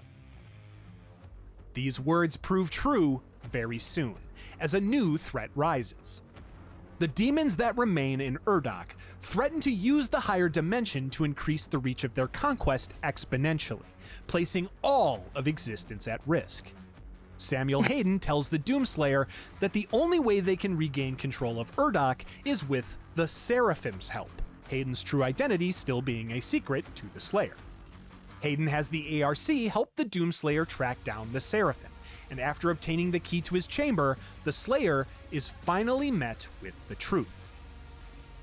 The Doomslayer finds the Seraphim's lifeless body, and Samuel Hayden has him upload his consciousness into the vessel. Back in his original form, the Seraphim, Samur Maker finally reveals his true identity as Samuel Hayden. The Seraphim reminds the Doomslayer that his superhuman abilities are thanks to him, and that his gifts are now owed to him and the Father, who the Seraphim aims to return Yeah, to sure, his what throne. fucking ever. The Doomslayer returns with the Seraphim to the ARC's command center, where the former Samuel Hayden tells the Slayer that he must retrieve the Father's life sphere, currently located in the blood swamps within the bowels of Hell. While the Seraphim sends the Slayer to Hell to retrieve the Father's life sphere, Oh wait, he's got brain the Slayer cancer, that's decides right. that as soon as he finds it, he'll destroy it instead. Yay! After proving himself in the trial of the Malagog, the massive, even for a Titan, eponymous demon takes the Doom Slayer to the holding place of the Father's life sphere, Ingmor's sanctum. The Seraphim meets him there, but when the Slayer picks up the sphere, he simply crushes it in his hands, Hell yeah. sending a painful pulse through the Maker. At this point, the Seraphim's transfiguration process increases rapidly. The Doomslayer then turns his sight on another life sphere nearby, that of the Dark Lord of Hell himself. The Slayer determines that if he can face the Dark Lord in the flesh and kill him, he can finally end Hell's war at the root. He takes the Dark Lord's sphere back to the ARC base, where the scientists quickly evacuate upon seeing what the Slayer is carrying. One intern stays behind, eager to assist the Doomslayer, using the sphere to open a portal to Urdok, where he can use the Luminarium to... Everyone is just like, you got the what? I'm fucking out of here. And this dude's just like, yeah, sure, I'll help. conjure the Dark Lord into a physical form to finally defeat him. As the intern wishes luck to whom he calls Doom Guy, the Slayer walks through the portal to find a fully infested Urdok, thanks to the missing Khan Maker and broken seal. Soon he's contacted by Vega, whom he left behind in the realm during his last visit. The AI has since realized that he is what remains of the Father, asking the Slayer for help in reviving his essence from the life sphere, not knowing that the very same man he's asking has already destroyed it. When the Doomslayer reaches the Luminarium, the Seraphim awaits him there. With the loss of the Khan Maker and the Father's essence, the Seraphim succumbs to his transfiguration and mutates into a stronger form. While Samur Maker is able to pull energy directly from the forces of Hell and Urdok to shield himself, he's still no match for the Doomslayer, who ultimately takes him down. As the Slayer goes to deliver the killing blow, however, the Father, in the form of Vega, teleports his loyal servant away, claiming that now the Slayer's mission is his own. The Doomslayer then enters the Luminarium and, ignoring the Father's warnings, submits the Dark Lord's life sphere. The Dark Lord's physical form then begins to manifest, and as the Slayer watches, the Father explains that the Dark Lord isn't just a king. He's a relentless warrior of the Dark Realm. Essentially, he's his world's version of the Doomslayer. The Dark Lord then looks up with piercing red eyes, and staring back at the Doomslayer is a perfect reflection of himself. I knew it. I knew it was going to be Acting clone on theory. instinct, the Slayer opens fire, but his attacks have no effect. The Luminarium's holy ground simply forbids any Shoot him in bloodshed. the dick. The Dark Lord shrugs off the attack and vows to await the Slayer in Imora, the capital city of Hell. With that, he vanishes through a portal, leaving the Slayer to prepare for one final confrontation. According to prophecy, if the Doomslayer can defeat the Dark Lord, all of the demons outside of Hell will cease to exist, leaving his ultimate goal finally within reach. To follow the Dark Lord to Amora, the Slayer first needs a way in. The Father informs him of a forgotten portal device called the Gate of Divun, the only means of breaching Amora's defenses, but it requires a colossal power source to operate. For that, the Slayer travels to his old homeworld of Argent Denor, seeking an ancient crystal hidden within the legendary World Spear. As he battles through a ruined Sentinel village, the Doomslayer is guided by the lingering spirit of Commander Valen, the betrayer from his past. With Valen's aid, the Slayer claims a new weapon, the mighty Sentinel Hammer. He then finds and reignites the Torch of Kings, an ancient beacon calling all remaining Argenta warriors to rally behind him. Riding atop a dragon-like creature called a Wintherin, he soars through the skies to reach the base of the World Spear. After being allowed inside once the Father announces him as worthy, the Slayer realizes that the World Spear isn't a giant crystal like originally thought. It's a ship, and it's filled with dormant wraiths, hinting at their true origin. Inside, he secures a shard of the crystal powering the spear and then portals back to Earth, artifact in hand. As soon as he returns to Earth, the Slayer races to a hidden UAC facility in an abandoned city. There, he fights through the remaining demonic forces and uses the World Spear's crystal shard to power up the dormant Gate of Divun. Now restored to full power, the gate opens a portal straight to Amora's outskirts. The Doomslayer steps through to find war waiting for him on an epic scale. On one side, the Dark Lord, now piloting a large mecha suit, has assembled the full might of Hell's armies. On the other, answering the Torch's signal, the Sentinel forces arrive in force to back up the Slayer, including a redeemed Commander Valen. A ferocious battle erupts outside Amora's massive walls, and the two armies collide. Amid the chaos, the Slayer carves his way through the demonic horde, catching a glimpse of the Dark Lord escaping in an upside-down crucifix-shaped ship. With sheer determination and plenty of firepower, including catching a ride on a Sentinel hover ship, the Doomslayer breaches Amora's gates and pushes onward into the Dark Lord's inner sanctum. Sick. In the throne room, the Doomslayer confronts the Dark Lord at last, invoking God, an he's ancient thick. ritual Jesus of Christ. one-on-one combat to decide. No the one fate man should have of all that thickness. The Father's voice reminds the Slayer that if the Dark Lord is destroyed here and now, every demon he has unleashed beyond Hell's borders will also perish. With the stakes set, the titanic duel begins, an epic battle that spans dimensions and even tears through the ruins of Earth and the hallowed arenas of Ingmor's sanctum. As their battle rages, the Dark Lord tries one last mind game. He reveals that he was actually the first being, the creator of the Father, and that history was rewritten to cast him as a wayward creation. The Father confirms this shocking revelation, revealing the true origins of Hell. As it turns out, the Dark Lord, originally called Devoth, ruled a realm called Jakad, which was on an even higher plane than Urdok. However, his first creation, the Father, turned against him, sealing him away and stealing his power and name from him.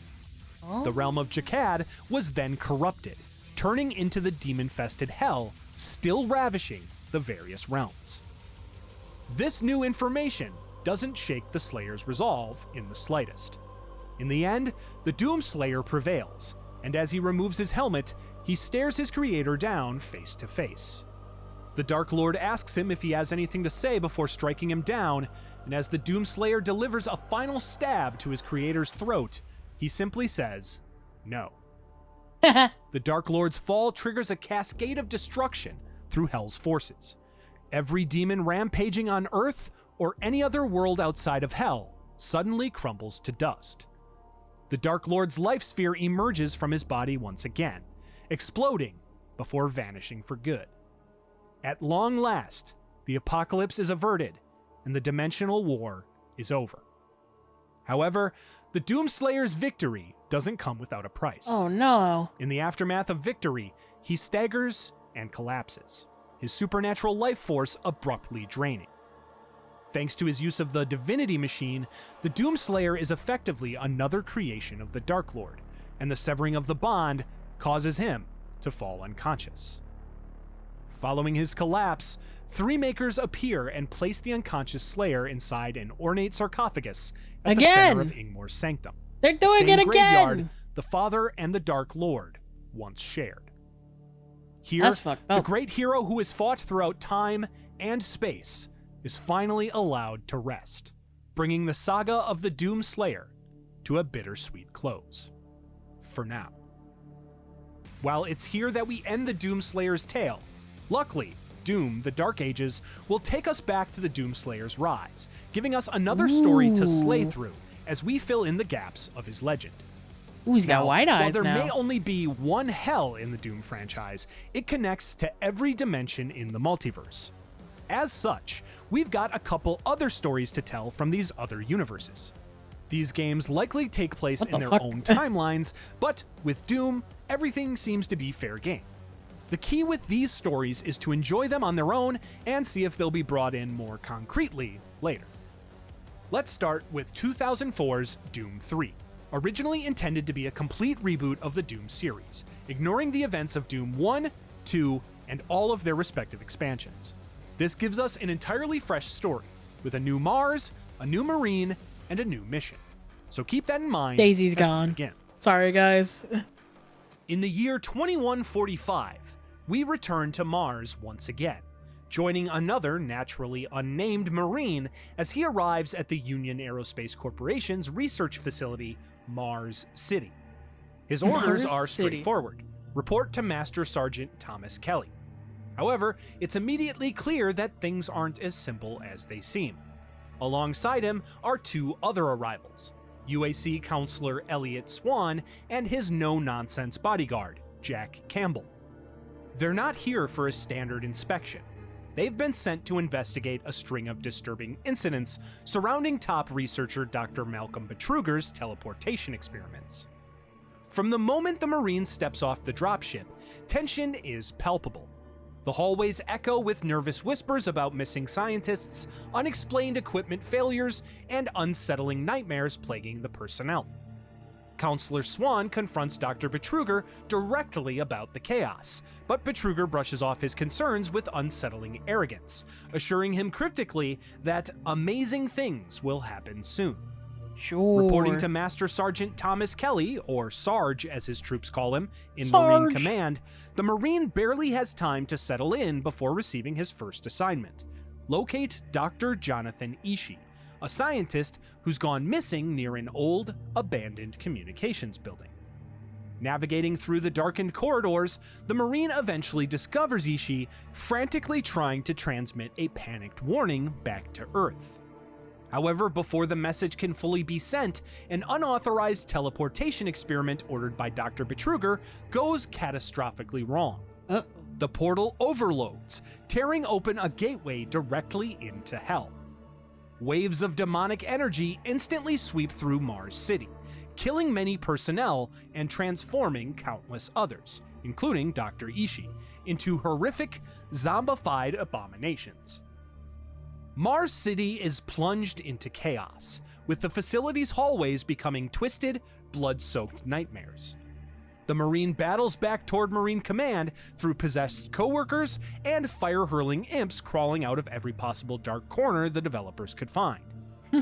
Sergeant Kelly takes up command and radios frantic instructions, trying desperately to regroup survivors, but his efforts are futile.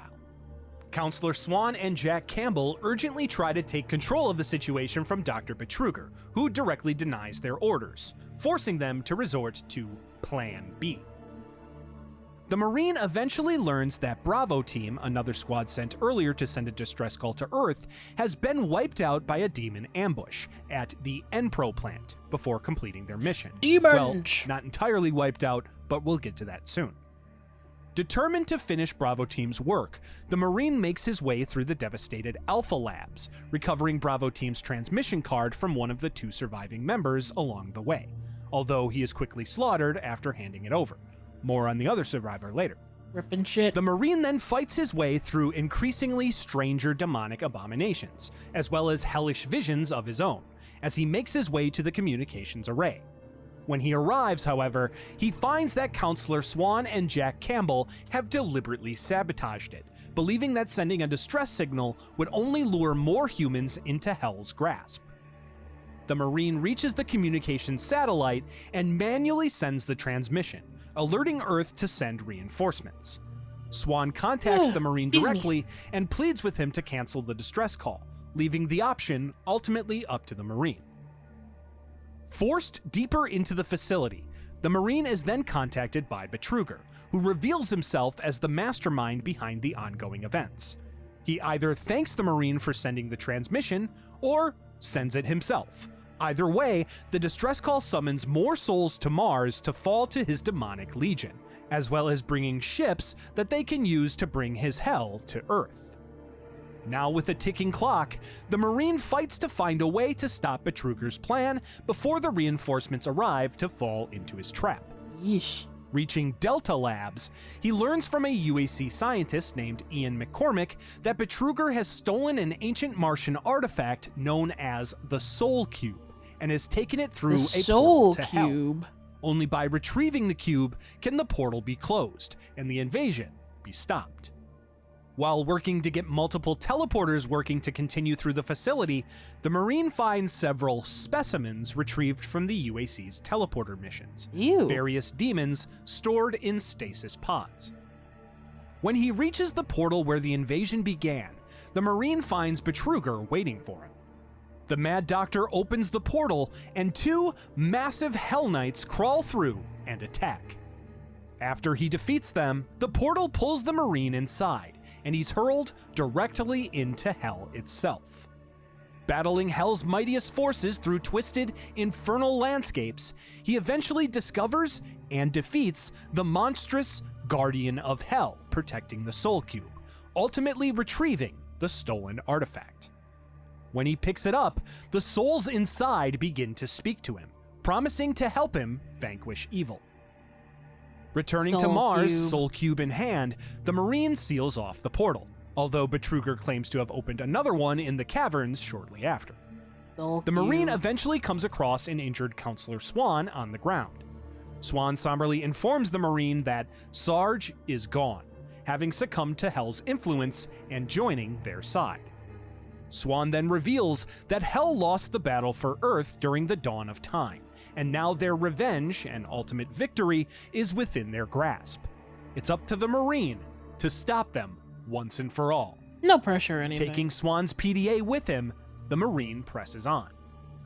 Meanwhile, Swan's bodyguard, Campbell, searches for Sergeant Kelly.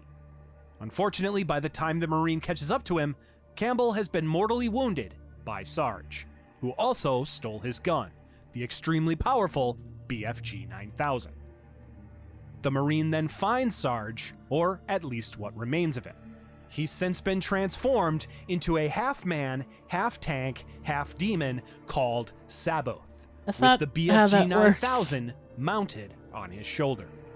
You can't have three After halves. defeating That's not how that Saboth, works. the Marine grabs the BFG 9000, adding it to his arsenal, and continues his search for Betruger.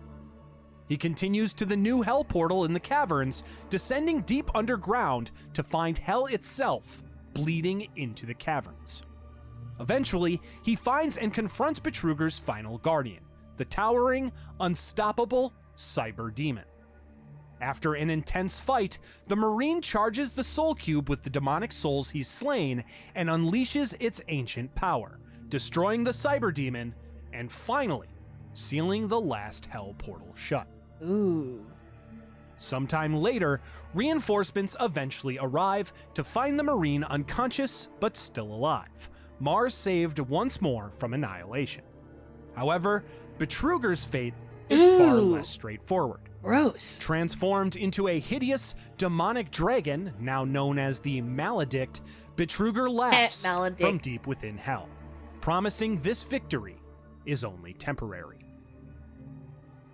As mentioned earlier, only a single Marine survives from Bravo Team. Immediately contacted via radio by Dr. Richard Myers, a scientist hidden in a secret sector known as Exis Labs, the Marine learns a terrifying truth. The demons have captured a prototype teleporter, powerful enough for their armies to directly reach Earth. Fighting his way through wrecked stations of Mars City and abandoned labs overrun by Hell's creatures, the Bravo Team Marine slowly restores power to Exis Labs. After braving fierce resistance, he manages to use the experimental teleporter to enter a demonic outpost deep in Hell itself, determined to destroy the teleporter from the other side. Inside Hell's stronghold, the Marine faces a massive guardian demon protecting the teleporter array. After an intense battle, he narrowly defeats it The super and sabotages the I teleporter snapped core, it. collapsing the gateway back to Mars and thwarting yet another invasion of Earth. The Bravo Team Marine is luckily able to return to Mars through the teleporter just before it overloads, where he's soon rescued by the arriving dropships from Earth, finally arriving to answer the distress call. They're 2 always years late. after the catastrophic events at Mars City, the Union Aerospace Corporation returns to Mars once more after picking up a signal from the abandoned facility there. Led by scientist Dr. Elizabeth McNeil, previously a whistleblower against Dr. Betruger, the UAC restarts excavation efforts at Site 1, the same ancient Martian ruins where the Soul Cube was first uncovered. We then find another Marine, this one part of Red Team, as his unit explores deeper beneath Damn Mars' UAC, surface than anyone has before. Inside an untouched ancient chamber, they uncover another artifact, a mysterious relic suspended midair, radiating an unsettling energy.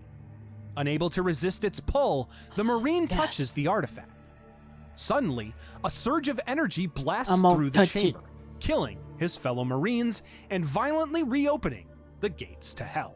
You stupid On the bastard. other side, the Maledict, having been patiently awaiting this opening, calls upon the legions of Hell to rise up beside him, declaring that the moment he's promised has finally arrived. He then sends 3 Hell Hunters through the portal to retrieve the artifact.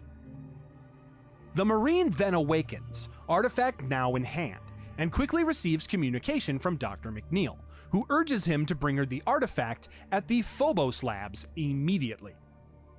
On his way, the Marine moves through Erebus Labs, a research complex built atop the ruins, fighting through bloodied labs and demon-infested corridors. Approaching the lab's exit, a sudden hell portal rips open, unleashing look at the me. Hell Time Hunter. We're an elite learning demon about Doom. Whose presence My throat- literally no, warps God. time. After defeating Every time the demon, that's the brought up, I hunter's get like a shot time-altering of fear in my abilities are brain. absorbed into the artifact, allowing the Marine to harness them himself to slow time. However, the only way to recharge the artifact, he learns, is with the souls of the dead humans that are around him. Ooh, creepy. The Marine eventually finds Dr. Cloud, another UAC researcher, who begins to look at the artifact as well as a tablet the Marine recovered called the Primitive. After exiting Erebus Labs, the Marine attempts to board a No monorail worries, I was just towards reminding Phobos chat that you Labs have to a search for throne. Dr. I McNeil. appreciate that, Mokemi. As he waits for the train, another Guardian arrives from a fresh portal, the Berserk Hunter. Ooh. After a brutal fight, the Marine eventually defeats this creature as well. The artifact absorbs its rage, unlocking a Berserk glyph that lets the Marine shatter lesser demons with a single punch. After boarding the monorail and taking it to Phobos Labs, the Marine finally meets Dr. Elizabeth McNeil face to face. Comparing the artifact with 2 recovered Martian stone tablets, they identify it as the Heart of Hell, a demon-forged gateway like the one Betruger originally used, which the demons can use to reopen the breach and resume the invasion. The only way to stop them, McNeil determines, is to return the heart from whence it came, returning to Hell through the old Delta Labs portal, Return this which has lab. been offline since the 2145 disaster. Powering the teleporter will require every energy source Phobos Labs can spare, so McNeil orders the Marine to shut down various plasma reactors to reroute their output to the site teleporter. During this task, the Marine fights and defeats the 3rd and final Hell Hunter, the Invulnerability Hunter, completing the artifact's collection of abilities. With all the reactors disabled, McNeil brings the old teleporter online. Using it, the Marine reaches Delta Labs, which has fused with Hell. The Marine navigates corridors phasing between reality and a hellish mirror image. Walls of flesh, flashes of skeletons, and various other reality shifts plague him on his journey. At the main gateway, he finally crosses into Hell, where he finds and confronts Dr. Betruger's current form, the Winged Maledict. Switching between Helltime dodges, berserk strikes, and brief invulnerability windows, the Marine utilizes the artifact as well as the arsenal he's built thus far to weaken the creature long enough to open a window to attack. The Marine then fires a final missile towards the Maledict, but the dragon dodges it and lands next to him. The Maledict then grabs the Marine with his jaw, slamming him to the ground. As Betruger's head extrudes from the Maledict's mouth, he demands that the Marine return the artifact. The Marine complies, shoving it down Betruger's throat. As he ingests the artifact, the reaction vaporizes both the heart and the Maledict, leaving only the good doctor's skull in the creature's wake. As the portal closes, the Marine blacks out. McNeil's voice then breaks the silence, stating, "Marine, welcome home." Back on Mars, either in this timeline or another, the Union Aerospace Corporation finds itself in yet another crisis. The Mars Outpost facility has gone dark, and a distress call brings a lone Marine, perhaps even the same one as the last, back to the Red Planet, answering the call to arms once again. From the moment he arrives, it's clear the situation is dire.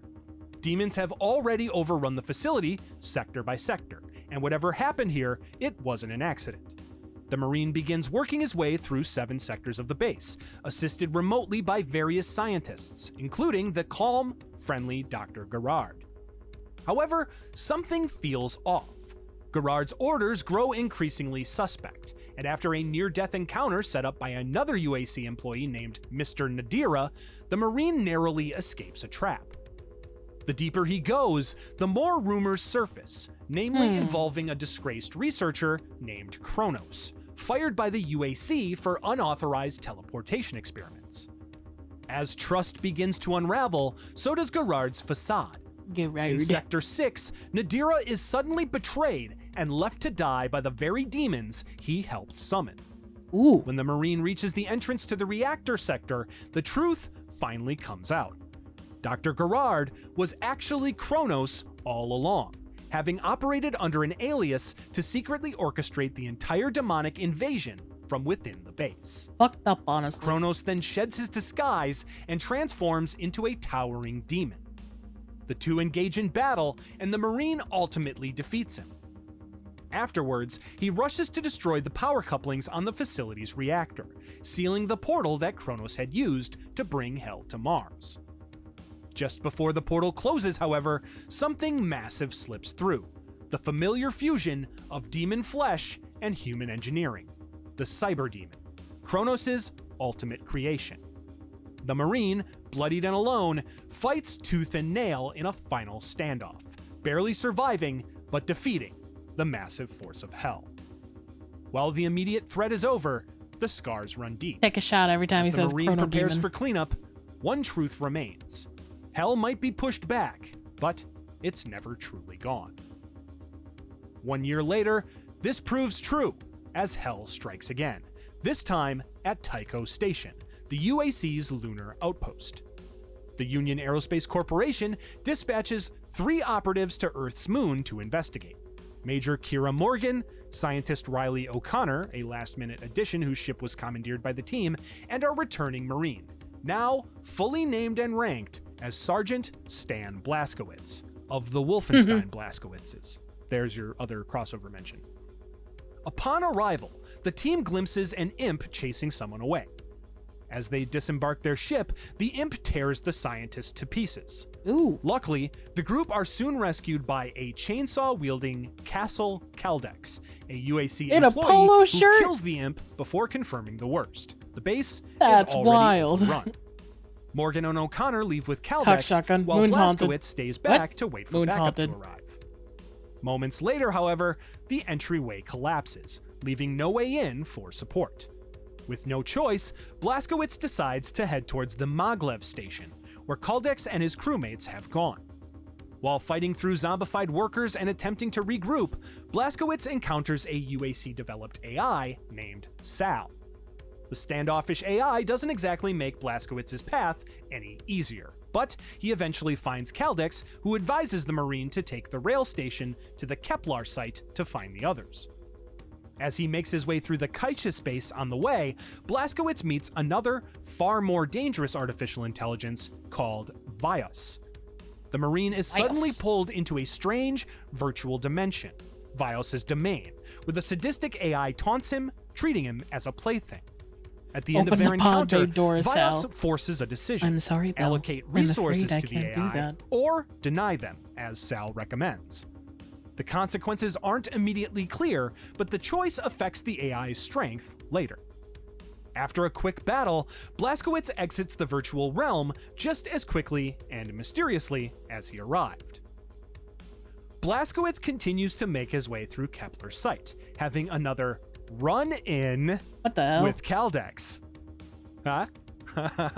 Come on. That one was good. Eventually reuniting with Morgan. Unfortunately, they're separated by a fissure in the ground, so he's forced to find another way around to reach her. However, as another portal opens, Blazkowicz is forcefully pulled into hell.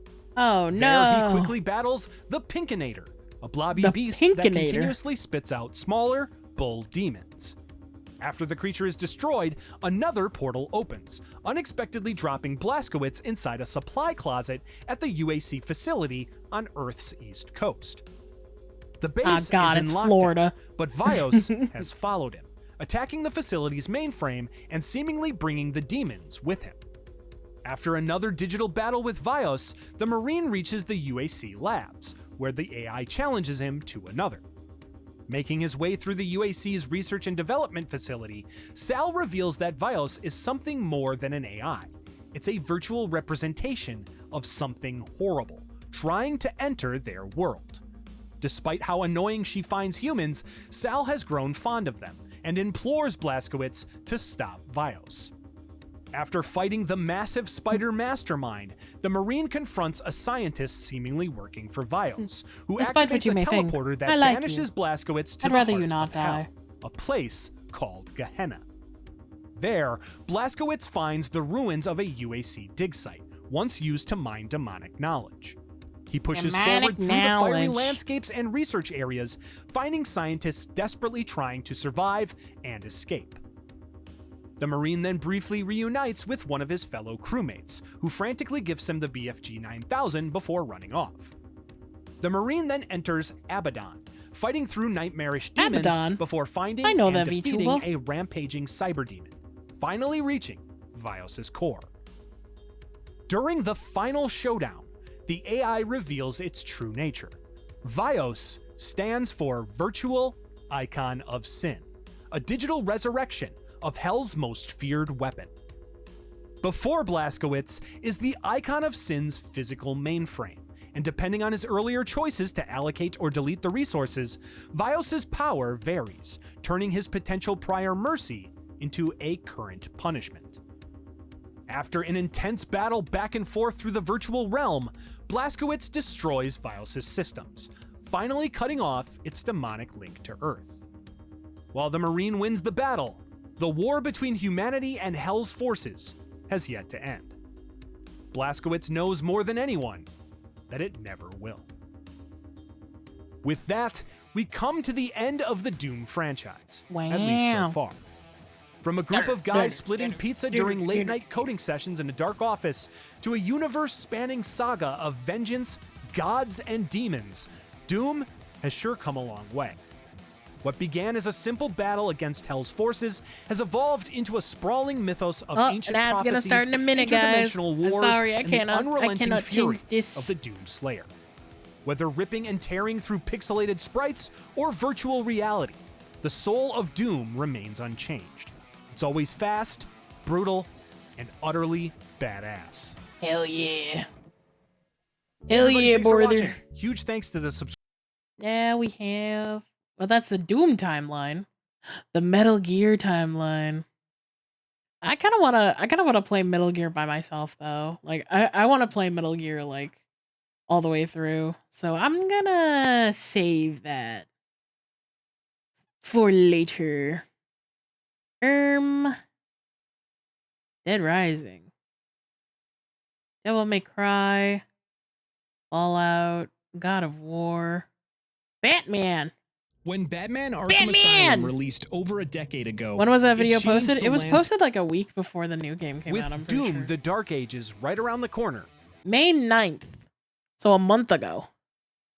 When Batman Arkham Almost. Asylum released over a decade ago, it changed the landscape for superhero video games as we know it. Now that we're getting 2 new DC Comics games from Warner Brothers, Gotham Knights and Suicide Squad, we here at Suggestive Gaming figured now would be a good This was time released to take in a look back at 2020. the story of the Batman Arkham series, including the additional media like comics and animated films as well. Because this is going to be a larger undertaking, I've enlisted the help of a friend of the show, Twitch streamer Kreeston. Do note that while we will be covering the majority of the Arkham media, there are a couple things we're going to skip. 2 mobile games, Arkham Underworld and Arkham City Lockdown, that are no longer available. The Arkham Knight prequel comic series has some contradictory arcs that we're going to avoid for various reasons, and the comic series Arkham Unhinged is questionably canon and not very important to the overall story, so we'll leave that out too. We hope this doesn't take too much away from the experience. So they didn't include Also the note that 2016 from what Doom we've or seen Doom of the Eternal. Suicide Squad I'm pretty game, sure they did. some things don't seem to match up quite right with what we'll explain here, but let's hope that gets cleared up in the future. Now, without further ado, this is what you need to know about the Batman Arkham series. Our story begins as most Batman stories do. Billionaires and philanthropists Thomas and Martha Wayne are leaving the Monarch Theater in Gotham City with their son Bruce. As they walk through Crime Alley, they are stopped and held at gunpoint by petty thief Joe Chill. When Thomas tries to protect his family, he is shot dead by Chill, who proceeds to kill Martha as well. He then walks over to deliver a warning to the young boy. That's what happens when you try to be a hero. Ew. Years later, we find Bruce Wayne studying martial arts in a secret Korean castle under Master Kirigi. From Kirigi, Bruce learns the ways of the Shadow Warrior and how to use the shadows, theatrics, and fear to take down his adversaries. After proving himself by defeating Kirigi's best student, Shiva, Bruce earns the dojo's respect and masters their techniques. The next year, we find Bruce Wayne returning to Gotham City and taking up the mantle of the Batman, using the resources provided to him by his father's company, Wayne Industries, to fashion a suit and various tools and technologies to fight the crime taking control of the city. With the help of his trusted lifelong butler, Alfred Pennyworth, Bruce tracks down Red Mahaffey, an underboss working for crime lord Roman Sionis. Bruce uses his intimidation and fear tactics as Batman to interrogate Mahaffey and learns that Sionis plans to take control of the Gotham City Police Department to further his crime efforts. Bruce and Alfred then use the newly built Bat computer to investigate 3 corrupt members of the GCPD's higher ranks: Commissioner Gillian Loeb, Lieutenant Howard Brandon, and Detective Arnold Flass.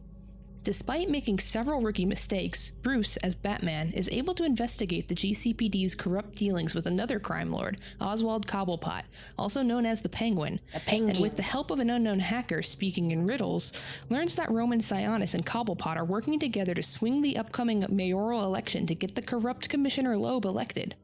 Batman heads to the Beacon Hotel and disrupts a meeting between the Penguin and Sionis, who is secretly working in the criminal underworld as the Black Mask. Afterwards, Penguin escapes to a house, and Black Mask arrives with the corrupt GCPD SWAT team who plan to deliver a hostage, sister to the district attorney Harvey Dent, to the Penguin to create a spectacle for the election the next day. Batman swarms in and prevents this plan, saving the hostage but unfortunately allowing both Penguin and Black Mask to escape. The next day, however, Dent postpones the election to allow for a full investigation of the events, including the potential connection to corruption in the police department. In the Batcave, Batman and Alfred discuss the outcome, with Bruce regretting that he was unable to take the criminals down himself, but is nonetheless happy with the city staying out of the criminals' control. He then accepts his new duty to keep it that way. Later that year, on Christmas Eve, Bruce overhears police communication that Black Mask has taken Commissioner Loeb to the Merry local Christmas. Blackgate prison, where a breakout is currently taking place. Bruce suits up and heads there, finding Black Mask along with one of his thugs, the giant reptile-like Waylon Jones, also known as Killer Croc. Killer The pair Croc. release another criminal, a date-obsessed killer named Calendar Man, whom Batman had previously helped capture, from a gas chamber where he was Fucking to love be Calendar executed. Man. Black Mask states that he plans to set up a clean slate for himself and throws Loeb into the chamber instead, killing him before the criminals leave. Batman follows them out, but Black Mask is able to escape via helicopter, leaving Killer Croc behind to fight Batman. While Batman emerges victorious, Killer Croc reveals that his boss had set a $50 million bounty on the Bat's head, with 8 of the world's top assassins vying to claim the prize by the end of the night. The GCPD arrive, and Captain James Gordon, one of the department's few honest officers, witnesses Batman for the first time with his own eyes as he escapes in his plane, the Batwing. Bruce arrives back at the Batcave and analyzes a drone he recovered from the prison, and he learns the identities of the assassins he is now up against: Killer Croc, Mercenary Deathstroke, Pyromaniac Firefly, Venomous Copperhead, Marksman Deadshot, Pit Fighter with shocking abilities Electrocutioner, chemically enhanced super soldier Bane, and none other than Bruce's former fellow pupil, Lady Shiva. Batman determines that the drone belonged to the Penguin, and interrogates some of his men to determine the crime lord's location. On his way, he encounters the riddle-loving hacker once again, now known to Batman as Edward Nygma, an alias for the former head of the GCPD's cybercrime division, also called the Riddler. The Riddler is revealed to be working for Black Mask to disable the radio towers in the city to distract Batman and give his assassins an easier way to kill him. Batman eventually tracks Penguin down to his hideout, a derelict ship called the Final Offer, where he is forced to fight through one of the assassins, Electrocutioner, before finding and interrogating the Penguin, who reveals that there was a double murder at one of Black Mask's safe houses, Lacey Tower. Suddenly, Batman is ambushed by Deathstroke, and the two battle, with Batman emerging victorious. However, the distraction allows Penguin to escape to his safe room, leaving Batman to head out to investigate the murders at Lacey Tower. On his way out, Batman is stopped by a transmission from another vigilante, Anarchy, who threatens to take matters into his own hands to stop the corruption in Gotham. Batman learns that the police have ID'd the murder victims inside Black Mask's safe house: Tiffany Ambrose, Roman Sionis' girlfriend, and the crime lord himself. However, upon investigating the crime scene, Batman determines the murders to have occurred days ago, leading him to conclude the body is not Black Mask's, since he saw him earlier that night, but it is meant to appear to be, with Penguin set up as the killer. Batman learns through his investigation that Ambrose was afraid of somebody named the Joker, connecting that figure to the murder. Obtaining DNA evidence from the scene, Batman leaves to infiltrate the GCPD building to compare the samples against the police department's database. There, Batman overhears Captain James Gordon arguing with his daughter Barbara about whether or not Batman is a hero or a menace, with Barbara believing the former while her father thinks he should be operating within the confines of the law. Batman incapacitates the guards inside the building and makes his way to the server room. There he finds Barbara, who helps Batman plan out a way to remotely access the criminal database from Barbara's his cute. Bat computer. You like Barbara. Batman sets off to find the telecom wires to create the connection, but encounters Jim Gordon on the way. While Batman pleads with Gordon to trust that they're on the same side, he isn't convinced, and Batman is forced to escape from arriving reinforcements. Batman then enters the sewers and follows the telecom wires to an underground data center, where he finds Black Mask's men.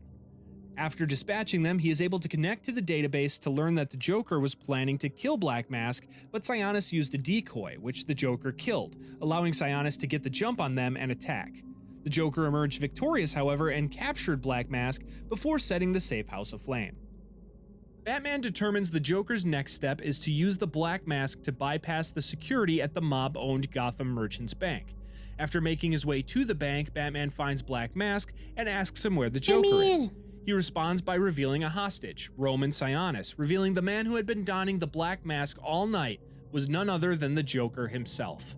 After loading an ambulance full of money, the Joker takes off his mask to reveal his true face, that of a demented clown. Ending the pair's first introduction, the Joker throws the bank manager to the ground, and she dies of some sort of uncontrollable laughter with a disfiguring smile as the clown and his men escape the bank. He looks so Roman good. Sionis. Batman tracks Joker down to the Black Mask's steel mill, but only finds the captured Sionis inside. After freeing him from captivity, Batman is ambushed by Copperhead, who injects him with a toxin that gives him hallucinations, but he is able to fight them off and work with Alfred, who synthesizes and delivers an antidote, which Batman retrieves and uses to fight the effects of the poison and defeat Copperhead, learning from her that the Joker plans to meet with the remaining assassins. Batman tracks them to the Royal Hotel and observes the meeting. During the meeting, the Joker kills Electrocutioner as punishment for failing to kill Batman. He then sends the others off to kill the Bat, but Bane stays behind, believing Batman will now come for the Joker, so he might as well just wait. This turns out to be a wise move, as Batman arrives shortly after. Bane makes short work of the Bat, manhandling him and dragging him to the Joker. Batman tries to attack the Joker, but Bane stops him and tosses him through a nearby window. The pair then proceed to fight, with Bane using his super soldier serum, Venom, to overpower his body to gain the upper hand. Alfred looks to even the odds by calling in the GCPD SWAT team, but this only causes Bane to flee, but not before Batman plants a tracking device on him. Joker is then blasted off of the hotel's roof, but Batman, not wanting to allow his death, saves him from the fall, much to the surprise of the Joker. Batman goes to detain the Joker, but the SWAT team arrives. Batman slips away using the Batwing, and Joker is taken into police custody. In Blackgate Prison, the Joker is psychoanalyzed by Dr. Harleen Quinzel, initiating a journey into his own mind. He relives the moment that turned him into the Joker, a failed break-in of Ace Chemicals while disguised as a figure called the Red Hood. During the break-in, he was discovered by Batman, who caused him to fall into a vat of chemicals, dyeing his skin white and his hair green, as well as causing him to go mad from his one bad day that pushed him over the edge. As he realizes his connection to Batman, Dr. Quinzel realizes hers. Wait a minute. He was discovered by Batman, who caused him to fall into a vat of chemicals, dyeing his skin white and his hair green. Okay, I don't know why, but my brain like switched both of those, and I was like, did he just say dyeing his skin green and hair white? Like, I don't know why I couldn't like separate those two. Mad from his one bad day that pushed him over the edge. As he realizes his connection to Batman, Dr. Quinzel realizes hers with the Joker, who affectionately refers to her as Harley. Batman arrives back at the Batcave and has his own mental struggle, reliving his own trauma that led to him taking on his mantle. Okay, you can get Bucky pregnant. Are you giving me permission? Tries to get Batman to take a break now that the Joker is behind bars. He refuses, knowing that while Bane is still out there, he cannot rest. Batman overhears police communication that they killed an overpowered muscular criminal, and Batman heads off to the GCPD morgue to confirm it to be Bane. When he reaches the morgue, Batman learns that the body is not Bane's, but another Venom user. However, just then, the tracker that he planted on Bane begins to give off a signal, and he follows it. At its location, Batman finds a hideout, but Bane has already left. Joker blames bats, but that might be questionable. And also may suspect it's 4:22 a.m. Go to bed, silly. Are in fact one and the same. Batman destroys this evidence and leaves, warning Alfred to secure himself in the Batcave, as Wayne Manor is not safe. On his way, Batman learns that Firefly has taken hostages on Pioneer's Bridge to draw him out, and he's forced to head there to save them. Batman is able to distract Firefly with the Batwing. Just wanted to say hi. Enters a room beneath the bridge to meet Have a good Jim sleep. Gordon blames Batman for ultimately causing the issue at hand, but Batman warns him about Firefly rigging the bridge with explosives and advises him to call off his officers to keep them out of harm's way. Batman defuses all of the bombs, save for one. And tell you that you can't get that man pregnant. You don't know what I'm capable of. Move in to disable that last bomb. Batman defeats Firefly and leaves him strung up for the GCPD to retrieve. Afterwards, Batman and Gordon share a quick moment where they both realize they might have more to gain if they work together in the future. Yeah, before no Batman shit. leaves in the Batwing to return to the Batcave. On his way, he calls Alfred, but the call is interrupted by Bane, who reveals that he has infiltrated the Batcave. Batman arrives to find the Batcave ablaze and Alfred barely alive. Batman is able to use the electrocutioner's gloves to defibrillate his old friend's heart, narrowly saving his life. Now realizing that his crime fighting has not only put himself at risk, but his loved one as well, Bruce decides that he's made a mistake and calls it quits. Alfred has a change of heart and reaffirms him, encouraging him that if Bruce allows his allies to help him, he can succeed. The pair then overhear the Joker has staged a riot at Blackgate, and Alfred states that the police need Bruce, to which he replies, no, they need us. They need Batman. Inside the prison, Batman finds Joker and Bane and discovers Joker's ultimate plan, to force Batman to break his moral code by killing one of the two criminals. Through an elaborate electric chair tied to a heart monitor on Bane, either Bane's heart stops or the electric chair kills Joker. Batman refuses and Joker forces his hand by capturing Gordon and threatening his life as well. Batman is able to outsmart the clown, however, by stopping Bane's heart using the electric gloves, disabling the chair and allowing Gordon to escape, but this unfortunately allows the Joker to escape as well. Batman then resuscitates Bane, who injects himself with a prototype chemical called TN1, similar to Venom but far more powerful. This transforms him into an even more giant creature, which Batman is narrowly able to defeat. Gross. Luckily, the TN1 influence causes Bane to lose his memory of Batman's secret identity, and afterwards, Batman heads out to find the Joker. On the way, Batman is captured by Killer Croc, but is saved by a nearby Gordon, causing Croc to flee. The pair then rescue Blackgate Warden Martin Joseph, and the trio find the Joker in a nearby chapel. Batman reveals to Joker that Bane is still alive, and he wasn't able to get Batman to kill. Joker then tries again by goading Batman into killing him, but he resists, mercilessly beating the clown instead, leaving him incapacitated. In the chapel, of all things. Gordon arrives and states that although his daughter believes Batman is a hero, he's still required to take him in along with the Joker. When Gordon receives a call on his radio, however, Batman is able to slip into the shadows. Afterwards, the police detain the Joker and take him back into custody, while Gordon accepts that Batman is giving the city something to believe in. Later, politician Quincy Sharp speaks with reporter Jack Ryder about proposing to reopen the city's historic Elizabeth Arkham Asylum for the criminally insane to house and rehabilitate this new breed of super criminals, while Deathstroke is met in prison by government agent Amanda Waller, who recruits him for a task force of criminals called the Suicide Squad. Less than a week later, now New Year's Eve, Bruce is hosting a ceremony at Wayne Manor commemorating Ferris Boyle, the CEO of research firm GothCorp.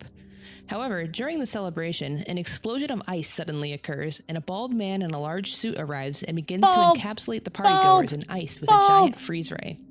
The man demands that Ferris Boyle be brought to him before Bruce attempts to contact Alfred to try to keep Boyle safe. When Alfred doesn't answer, Bruce goes looking for him, finding him being attacked by a villain's henchman. Bruce saves Alfred, and they head off to reach the Batcave so Bruce can suit up to take on this new attacker. On their way, the pair find a group of guests, including reporter Vicky Vale, hiding out in one of the rooms, and Bruce leaves Alfred with the group as he heads off to the wine cellar to use a secret entrance to the Batcave. Bruce dons his suit and re-enters Wayne Manor as the Batman, finding it set ablaze by the henchmen. He loses communication with Alfred, who is found and captured along with the rest of the guests. Batman then finds and rescues Alfred and the others, clearing a path so they can escape. Soon after, Batman finds Ferris Boyle, but when he goes to rescue him, he's frozen in place by the ray gun-wielding villain, revealed by Boyle to be called Mr. Freeze, as the two seemingly know each other. Freeze takes Boyle as he leaves, and Batman is forced to break free from his icy captivity before taking out a group of henchmen.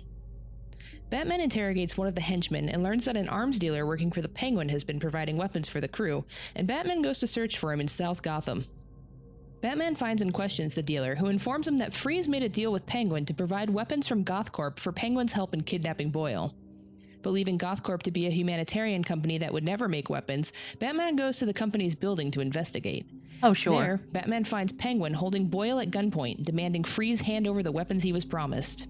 When Batman tries to step in, Freeze uses his gun to trap everyone, including Penguin, in ice before grabbing Boyle. Ironic. He then separates himself from Batman with a giant ice wall before Trapping the escaping Penguin with his in captive. ice.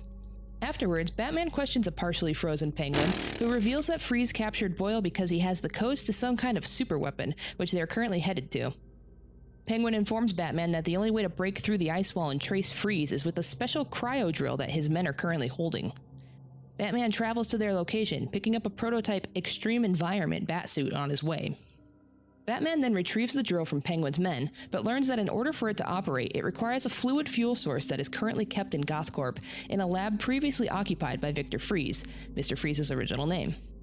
Batman reaches Freeze's lab and learns that Victor had made a deal with Ferris Boyle to create prototype cryogenic weapons in exchange for GothCorp's help in developing a cure for his wife Nora's Huntington's chorea, who Freeze had placed in a cryogenic sleep.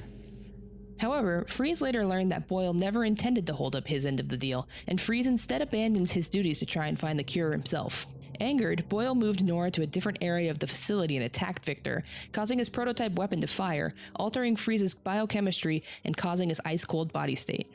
Freeze was then forced to build a suit to maintain his body temperature before leaving to capture Boyle and gain access to the area where his wife is being kept. Batman returns to GothCorp and gets past the ice wall. On the other side, Batman finds Freeze and Boyle. Batman tries to reason with Freeze that he'll make sure Boyle sees justice for what he's done, and that hurting Boyle would only disappoint Nora. Freeze is unaffected by these words, capturing Boyle in a cryogenic freezing capsule next to Nora and explaining that the accident removed his ability to feel anything. Batman is then forced to disable 3 cryogenic tanks, which disables Nora's freezing pod, distracting Freeze. Batman is then able to ambush Freeze, who he fights hand to hand. During their fight, Boyle escapes and freezes Batman in his place. Hey! Believing him to be dead, Boyle realizes that his only witness is Freeze, and he intends to force him to watch his wife die before being killed himself. Batman breaks free of his ice captivity and incapacitates Boyle. He then restores Nora's cryo-containment and inserts a cryopod into Freeze's suit, effectively saving both of them, leaving Freeze to stare at his still-frozen wife, finally reunited. Afterwards, it is reported that Gotham Mayor Hamilton Hill is stepping down, and the frontrunner for the still-vacant police commissioner position is now Captain James Gordon. Vicky Vale then reports on Boyle's arrest and publicly thanks the Batman for his role in the arrest, as well as saving her and the other guests at Wayne Manor. 3 months later, Batman witnesses a cat burglar, Selina Kyle, appropriately nicknamed Catwoman, stealing something from a government building. He apprehends her to take her to Blackgate Prison, but is accosted by agents from the Department of Extra Normal Operations, who assume Batman and Catwoman are working together. In the confusion, Catwoman escapes, and Batman is forced to fight his way through the DEO agents before chasing down Catwoman. After apprehending her, he leaves her for the Gotham City Police Department to arrest and take to Blackgate Prison. 2 weeks later, Captain James Gordon makes a call over the police radio for Batman to meet him near Blackgate. When Batman arrives, the two muse that they need a better way for Gordon to signal Batman before Gordon explains why he called the vigilante there. An explosion inside the prison triggered a riot with the prisoners taking hostages and initiating a standoff with the Blackgate guards. Batman enters the prison and finds Catwoman, who had attempted her own escape before being attacked by fellow prisoners. She informs Batman that the Joker, Penguin, and Black Mask have each taken control of a section of the prison. Batman learns that he must restore power in Black Mask's section, then get cryptographic codes from Joker's section, then finally make his way to Penguin's section, the Arkham Wing, to free the hostages. Catwoman then makes a deal with Batman to help him in exchange for his help in getting her a shorter prison sentence in the lower security facility. As Batman and Catwoman speak, they are surveilled by Amanda Waller along with her right-hand man, Rick Flag, who seemingly have some kind of stake in the events at hand. Batman soon comes across the Penguin, holding fights in an arena in the prison yard. What the hell? There, Penguin forces a reluctant prisoner named Bronze Tiger to fight Batman. After Batman emerges victorious, Bronze Tiger helps Batman take out the Penguin's henchmen, holding them off to allow Batman to chase and eventually apprehend the Penguin. Batman also comes across the Joker, who is holding the prison's warden, Martin Joseph, hostage in his office, which has been rigged with bombs. Batman attempts to rescue him, but is attacked by Deadshot along the way, who has been hired by all 3 crime bosses to take out Batman. Batman is able to defeat the marksman and rescues the warden. Shortly after, he is able to confront and incapacitate the Joker, obtaining the codes for the Arkham Wing. Finally, Batman rushes to stop Black Mask from overloading the power to the facility. On his way, he encounters the monstrous and immortal Solomon Grundy, but he's able to outsmart the brute and defeat him in battle. Afterwards, Batman finds Black Mask, incapacitates him, and stops his plan. When Batman finally takes the codes to the Arkham Wing to rescue the hostages, he simply finds a weakened, venomless Bane. Catwoman then reveals that she had been using Batman from the start to free Bane for an unnamed employer. She then attempts to escape with Bane, but Batman catches up to them and apprehends Catwoman. When he asks her who her employer is, a group of federal employees arrive, led by Rick Flag. Flag reveals that they were able to capture Bane and thanks him for his help with the prison before leaving with Catwoman. Afterwards, Joker is able to kill a group of Blackgate guards, disguising himself in one of their uniforms to escape. Penguin is released by a corrupt guard on his payroll, who he swiftly kills with his umbrella for not minding his manners. Finally, Black Mask takes a Blackgate guard hostage while others shoot at him, causing a pipe to explode in his face as he flees. Later, Amanda Waller and Rick Flag are leaving the scene in a helicopter, where it is revealed that they were the ones attempting to secure Bane from the prison by using Catwoman. Waller ordered them to release Catwoman, and thanks to Batman's involvement, they were forced to return Bane to captivity in Blackgate. Flag considers the mission a failure, but Waller disagrees, seeing as their trip to the prison led to them picking up Deadshot and Bronze Tiger, whom she intends to recruit into her Suicide Squad. By the next year, Batman has gained a reputation from the citizens of Gotham as some kind of supernatural force. To combat this ideology, the city's officials plan to present their own set of replica bat armor and gear to the public. However, as they Weird, do but so, alright. the event is sabotaged by an Not attacking Killer masked Moth. villain named the Killer Moth, who captures Commissioner Gordon with some kind of adhesive gel. His daughter, Barbara, who accompanied him to the event, secretly dons the replica batsuit and stops the Killer Moth, calling herself Batgirl. The pair fight, and eventually Moth tries to escape by distracting Batgirl with throwing Gordon to the ground below. She dives after him and saves him, and the real Batman arrives to take down the Killer Moth for good. Afterwards, Batgirl talks to Batman in private, and he warns her of her dangerous new hobby. She brushes this aside, however, stating that being the Bat is awesome. During this year, Batman meets a fellow orphan, Robin! Dick Grayson, and brings him in to become his young ward, giving him the name Robin. Around 2 years later, we find Barbara Gordon still working as Batgirl, despite Batman still denouncing her copycat tactics and growing tired of having to rescue her from the dangerous situations her crusading puts her in.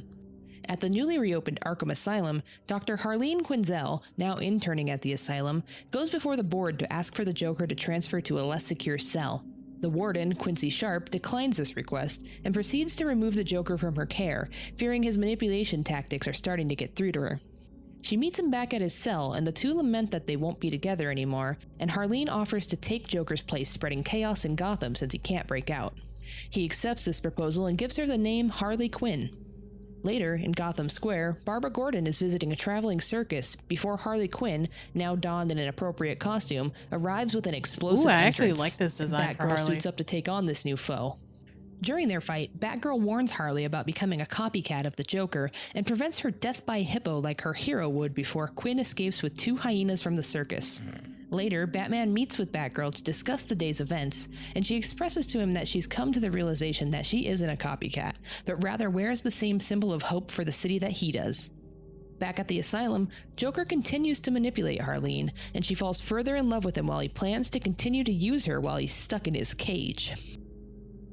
Later that year, we find the Riddler in an abandoned warehouse speaking with Amanda Waller, who reveals that she had been tracing his call.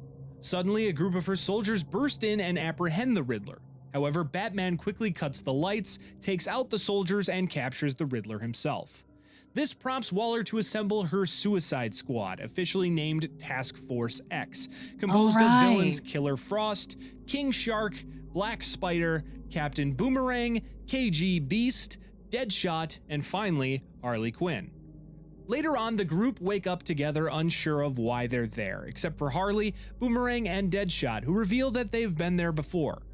Waller then arrives and explains that she has gathered them to indoctrinate them into a covert ops group, and warns them that if they don't comply with her orders, a tracking device in their neck will detonate a nano bomb, killing them immediately.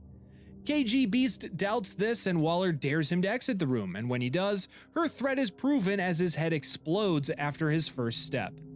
Deadshot then asks what she wants them to do, and Waller reveals that their mission is to break into Arkham Asylum to obtain the Riddler's cane, which stores a hidden flash drive containing all of the information on every Suicide Squad recruit, which he had hacked and is threatening to leak onto the internet. Waller then knocks the team out again, and when they awaken, they find themselves on a plane being transported to Gotham to meet with an arms dealer to gain resources for their mission. When they airdrop in, they take the sewers, avoiding Batman, to eventually find their contact, the Penguin, at his club, the Iceberg Lounge. Penguin then hands over plans to sneak into Arkham, despite his reluctance to help out Harley due to her association with the Joker. The team then spend the night blowing off steam, with Killer Frost getting a secret call from Waller about an assignment, and Deadshot and Harley sleeping together. Gross. The next night, Harley destroys a doll store to lure Batman, who demands that Harley give him information about a bomb the Joker has supposedly hidden within the city. Harley, who has broken up with the Joker, denies any knowledge of the bomb. The police then arrive, and Batman hands over Harley to take back to Arkham Asylum. Deadshot intercepts and poses as the officer taking her in, while Boomerang poses as an EMT dropping off a dead patient, who turns out to be Killer Frost, whose icy cold body allows her to pose as deceased. Gross. Meanwhile, Black Spider poses as an orderly to get Nothing in. like tapping However, Joker's the sloppy staff quickly seconds. catch God on to both damn. Killer Frost and Black Spider, Hi, as their Zeta. appearances raise red Good morning. flags. Meanwhile, Harley is reunited with the Joker, being held inside his own cell. He taunts her about their recent breakup, causing her to grab Deadshot's pistol and start firing at the clown. The bulletproof glass of his cell protects him, but this causes security to rush in. Harley fights them off and is able to fire the pistol through Joker's air holes, but misses each shot. Using the distraction, Deadshot is able to place a device on an exposed wire, infiltrating the facility's network and allowing Boomerang and Black Spider to get past their How's your security night? opposition, Are you getting allowing better? them and Killer Frost to infiltrate the asylum successfully. Harley reveals to Joker that Deadshot is her new man, and more security arrives, forcing Deadshot to carry her away.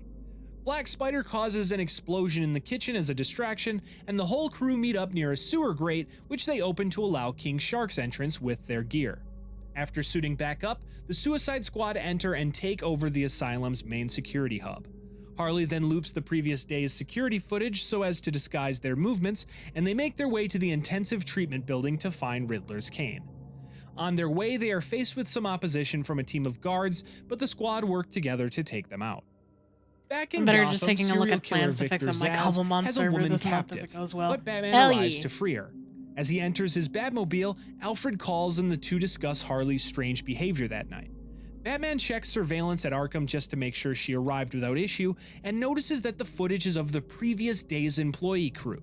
Now knowing something is wrong, Batman speeds to the asylum to investigate. Meanwhile, the squad have made their way to the intensive treatment building but find the property room to be locked. Luckily, Harley is able to use her knowledge of the facility gained from formerly working there to unlock the door.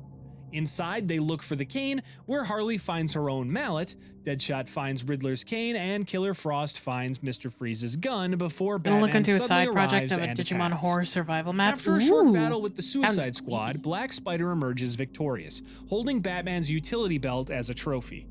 However, when Deadshot opens the cane's secret compartment, he finds the flash drive to be missing.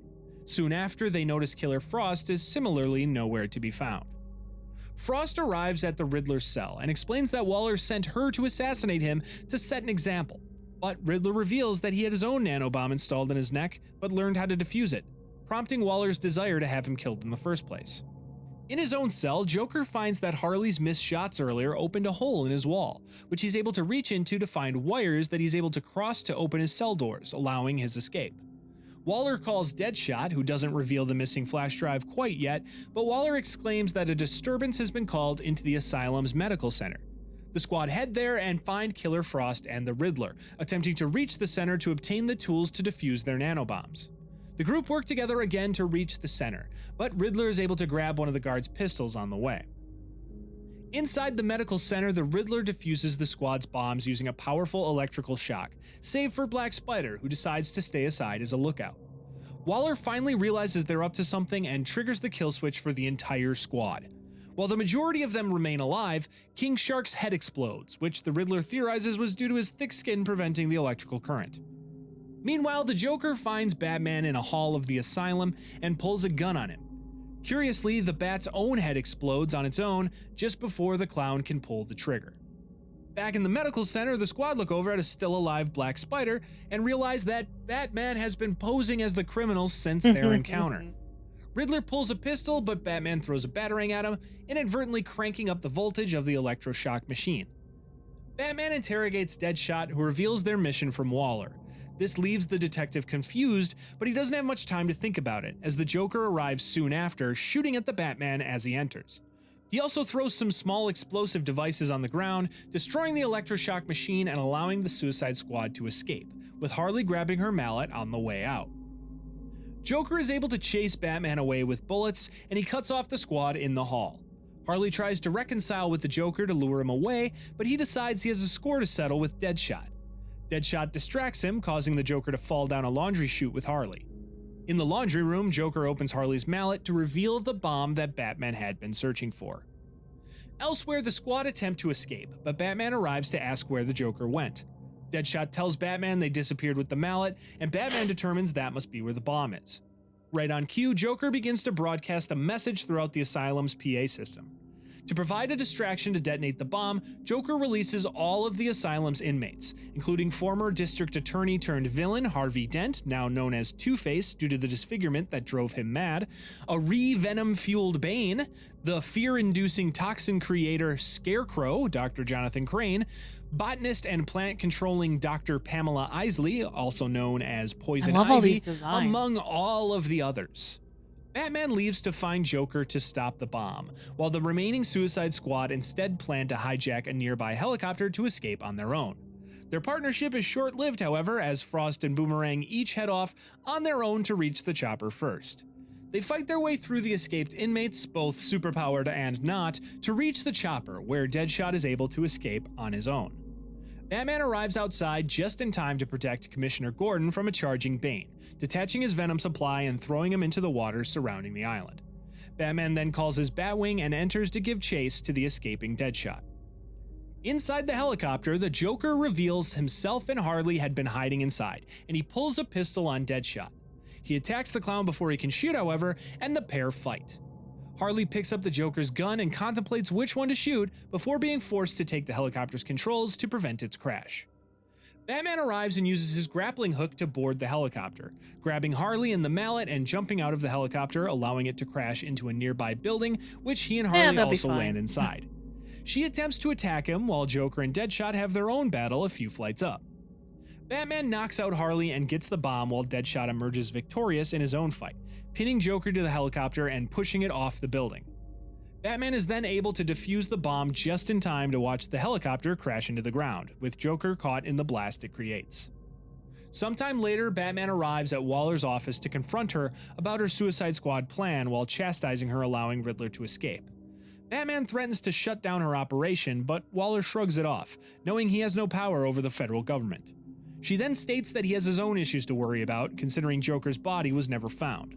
After D&D later today, I'm going to try to fix some things to get my tower to update. Waller turns around to notice a red dot from Windows a 11, laser gotcha. scope traveling towards her head. We then see Deadshot, reunited with his daughter, aiming down the barrel of a sniper rifle, turning the tide and now holding Waller's fate in his own hands. Oh. Throughout this same year, Batman's extended family goes through some changes. Dick Grayson leaves the Robin mantle behind as he moves to the city of Bloodhaven to take on the new persona of Nightwing. Later, Batman discovers a troubled youngster, Jason Todd, committing petty crimes. The next year, Jason Todd He takes doesn't up the even mantle mention of how Robin, Batman just working with Batman mind and fucks Batgirl Harley protect to stop Gotham. lusting after the However, homicidal towards clown. the end of the True. year, he is captured by the Joker, who holds him hostage in a location unknown to Batman. A few months later, Batman meets another young man, Tim Drake, who uses his own natural detective skills to determine the Caped Crusader and Nightwing's true identities. This impresses Batman, who, despite still holding guilt over losing his former Robin, allows Drake to become the new Robin. Shortly after, Batman receives a video recording from the Joker, showcasing him branding Jason Todd's face with a J before shooting him in the chest, taunting Batman that he has killed his friend. The next year, the Joker captures Commissioner Gordon and takes him to the Seagate amusement park, prompting Batgirl to go there, calling in Robin for backup as Joker is threatening to kill Gordon if Batman shows up. The pair fight their way through Joker's forces to rescue several captured Gotham City police officers and prevent several of Joker's bombs from going off before confronting the Clown Prince of Crime himself. The pair fight off a horde of Joker's henchmen, incapacitating Harley Quinn and eventually the Joker himself. Batgirl is then able to free Gordon, but Joker threatens to kill Harley if they come any closer, knowing Batgirl, following in Batman's footsteps, wouldn't allow a death at her hands. He then fires at Robin, who Batgirl pushes out of the way in time, before pushing Harley away from him and jumping off the pier, pulling open a parachute to glide to his own escape. Batgirl heads off to chase him, but Robin stops her, claiming their work is done now that they've rescued Gordon and the GCPD. Gordon then turns to have Harley Quinn taken into custody, and when he turns back, the pair have disappeared into the shadows, a trait he claims runs in the family. Later that year, the Joker finds Barbara at her apartment and shoots her point blank so her father can come home and find her.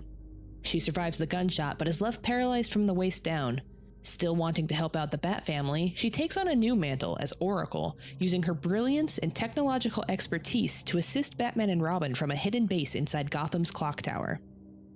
2 years later, Batman begins to receive anonymous tips about his investigations. Following these tips, he is able to capture Zsasz and return him to Arkham Asylum. The next tip leads him to a test tube containing a green toxin much like the fear toxin created by Scarecrow, but far more powerful. This leads him to find Scarecrow and take him to Arkham as well. Finally, the third tip leads Batman to the Joker himself, about to kill Gotham's mayor. Batman thwarts his plan and starts to drive the Joker back to Arkham Island. Warden Sharp then begins a speech directed at the Arkham guards to not let the Joker escape again. With them preoccupied, Harley Quinn, disguised as a nurse, arrives in Bane's cell, about to administer him with an unknown green chemical.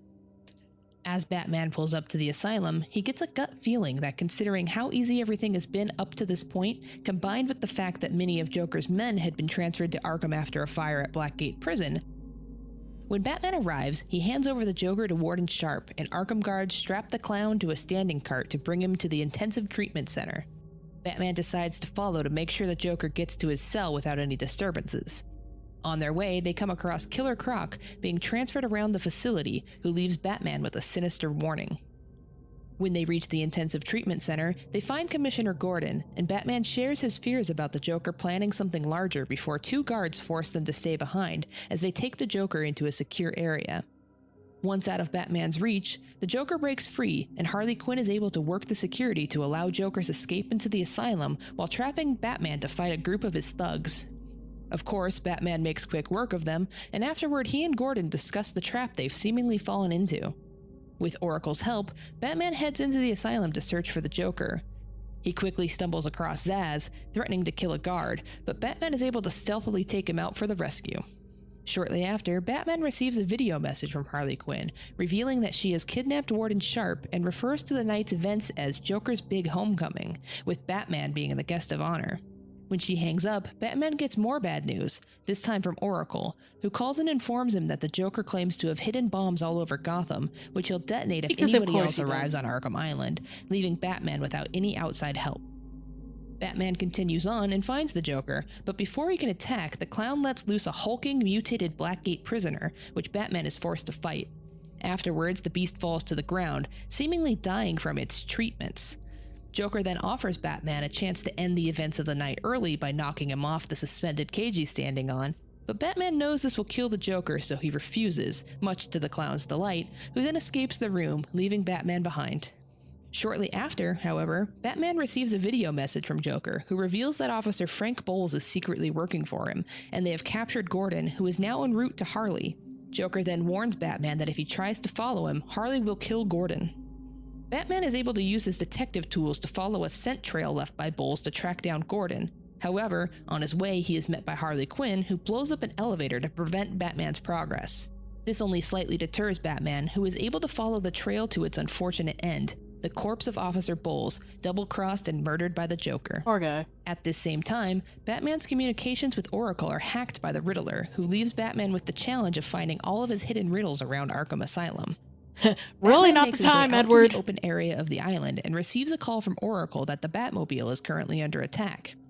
He returns to it and fends off the group of Harley's men attacking it, discovering a trail of tobacco left by Gordon to follow to his whereabouts.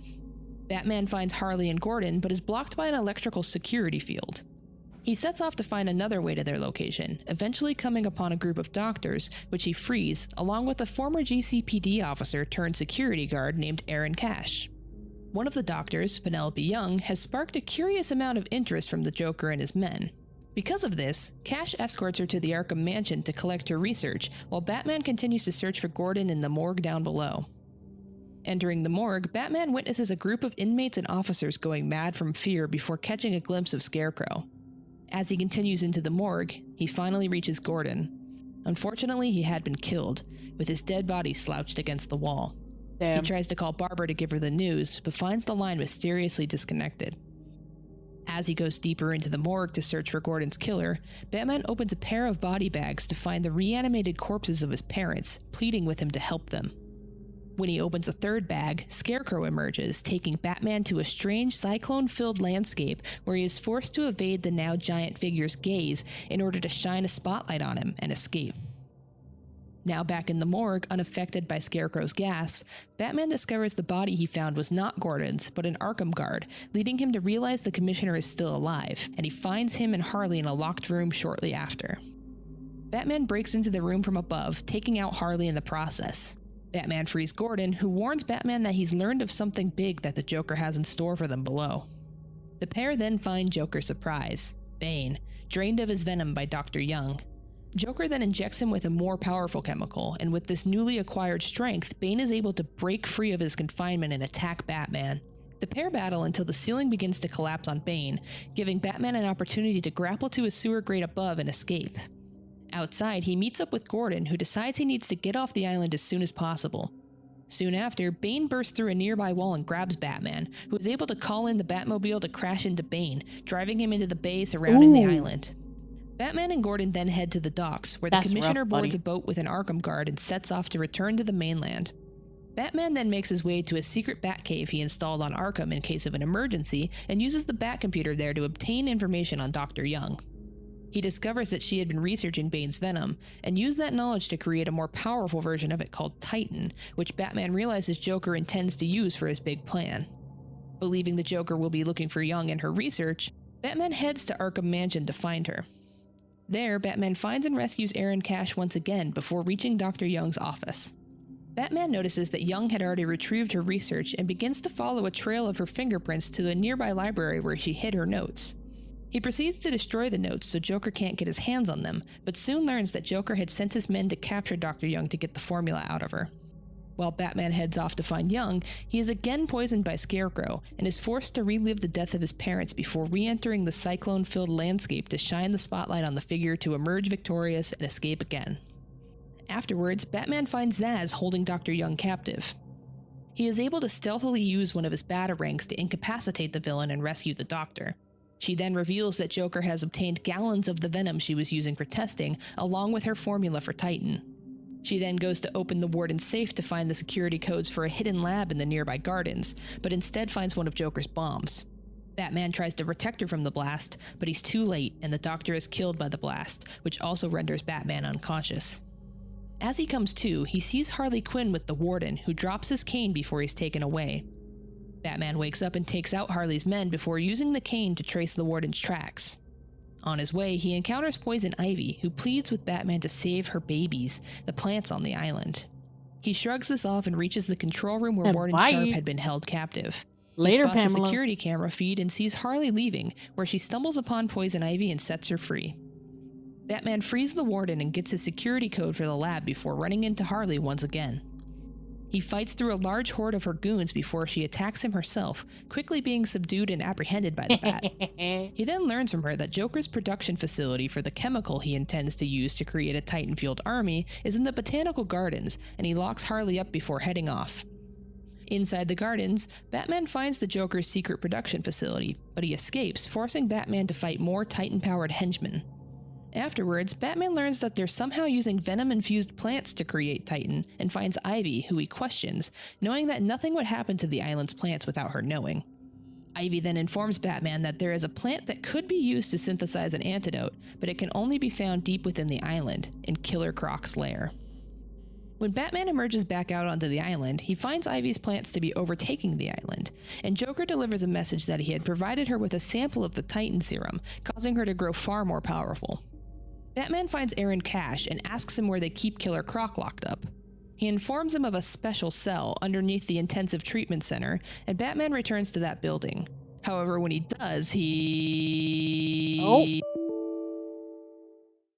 I got Batman so is triggered poisoned by the that. Scarecrow once again, this time envisioning himself being locked up in Arkham by the Joker and Harley Quinn. He is able to once again use his willpower to overcome the fear and turn it back around onto Scarecrow. Back in the real world, Scarecrow runs off to flood the waters below with his fear toxin to spread it into Gotham. Before he can, however, he is attacked by Killer Croc, who drags him into the waters of the sewer, causing him to drop his bag of fear toxin. Batman heads into the depths of the sewers and finds the spores to create the antidote, avoiding an angered Killer Croc along the way. As he leaves, the giant beast emerges and charges at him, but Batman is able to trigger a blast that sends Croc to the depths below. Batman returns to the Batcave and uses the flowers to create an antidote, then sets off to take down Ivy before her plants destroy the island. On his way, Batman learns that the Joker also intended to taint the water supply, but with his Titan chemical. Batman is able to thwart this plan by destroying the pumping stations around the sewers. With that distraction out of the way, Batman returns to the Botanical Gardens to find Ivy. There, she explains that while she thought Young's chemicals had been hurting the plants, they had actually been making them evolve and grow stronger. She uses these powerful plants to attack Batman, but he is able to defeat her, forcing her plants to retreat down into the ground, with Ivy inside. Outside, Joker informs Batman that it's now time for the final surprise, and he heads to the visitor center to finally learn what it is. Inside, Batman finds the Joker, who greets him before quickly leaving, with a bomb exploding in his wake. When Batman follows, he finds his nemesis sitting atop a throne, playing with Scarface, a sinister puppet carved by an Arkham inmate that drove a man named Arnold Wesker, later known as the Ventriloquist, to kill. Joker throws Scarface to the ground and sends Titan-mutated Arkham guards after him, which Batman is forced to incapacitate. After the battle, Joker reveals another surprise: Commissioner James Gordon, tied up after being captured during his attempt to leave the island. Joker pulls out a pistol containing Titan-filled syringes and fires it at the Commissioner. However, Batman is able to dive in front of him just in time, and the syringe pierces him instead, Batman! starting to transform him nearly immediately. Batman is able to fight the transformation, but Joker tries to force it, unsuccessfully. Angered by Batman ruining his big plans for the night, Joker then shoots himself with a Titan dart. As news choppers begin to arrive, Joker, now transformed into a monstrous creature, carries Batman to the rooftop and hooks Gordon up to an electrified chair. Joker continues to taunt Batman, telling him that allowing himself to be mutated by the Titan was the only way he could take down his foe. Batman disagrees and injects himself with the antidote, much to the Joker's confusion.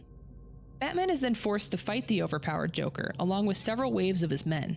After pulling down the Joker with his grappling hook several times, the monstrosity falls through the electrified roof, weakening him.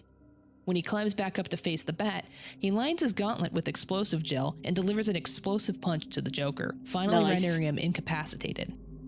Afterwards, the supercriminals are taken back into custody and the guards seize control of the asylum once again. The venom-induced inmates begin to seemingly go back to normal, including a severely injured Joker. Gordon calls Barbara to tell her about the events of the night, and Batman arrives to speak to him. Gordon tells Batman to get some rest, but just as he does, a call comes over the radio about Two-Face robbing a Gotham bank, and when he turns around, the Batman once again disappeared on him, and as he looks up, the Batwing flies toward the city for Batman to continue his night of crime fighting. As he flies off, though, a crate of Titan is seen floating in the water, and one of the villains Batman left in the water grabs it.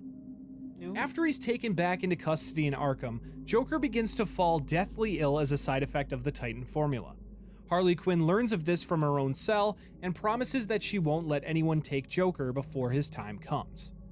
In the wake of the Arkham riots, Warden Quincy Sharp is seen as a hero among Gotham citizens, a reputation he is able to turn into a successful election run to become mayor of Gotham City, with the help of his psychiatrist. In a televised interview with Jack Ryder and Vicky Vale, Vale reveals security footage from the asylum that shows Sharp is not the hero he masquerades as, and was actually unconscious for most of the night of Joker's attack. This doesn't shake Sharp, who brushes the claims off and issues a warning to any would-be masked supervillains.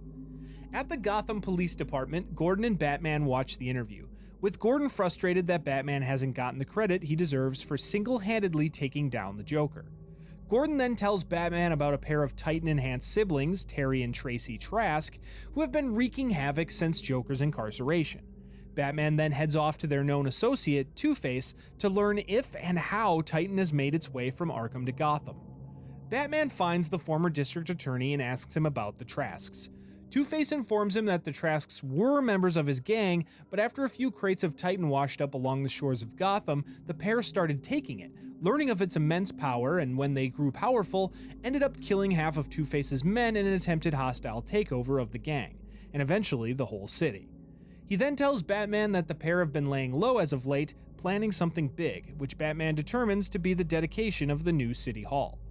During the ceremony, the Trasks take out the Gotham City PD security forces and rush the stage while Mayor Sharp gives his speech. Batman stops them with his explosive gel-lined suit before Batman is able to hit Terry with a tranquilizer dart. The siblings then make a call to an unknown third party, referred to as Prof, who asks them to do what must be done for our cause before the pair explode in a giant blast, with Batman barely escaping. This destruction causes Mayor Sharp to lobby for martial law in Gotham, sectioning off a piece of the city to be policed by a privatized military to contain the criminally insane. This section of the city, now called Arkham City, gives Batman pause, as he doesn't think it was Sharp's idea alone. This leaves him wondering who's the real mastermind in control here, as well as how he will stop them.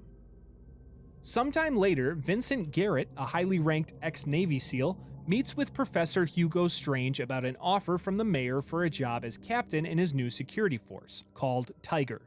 Strange proceeds to give Garrett a psychological evaluation, but during it, injects the man with an unknown serum.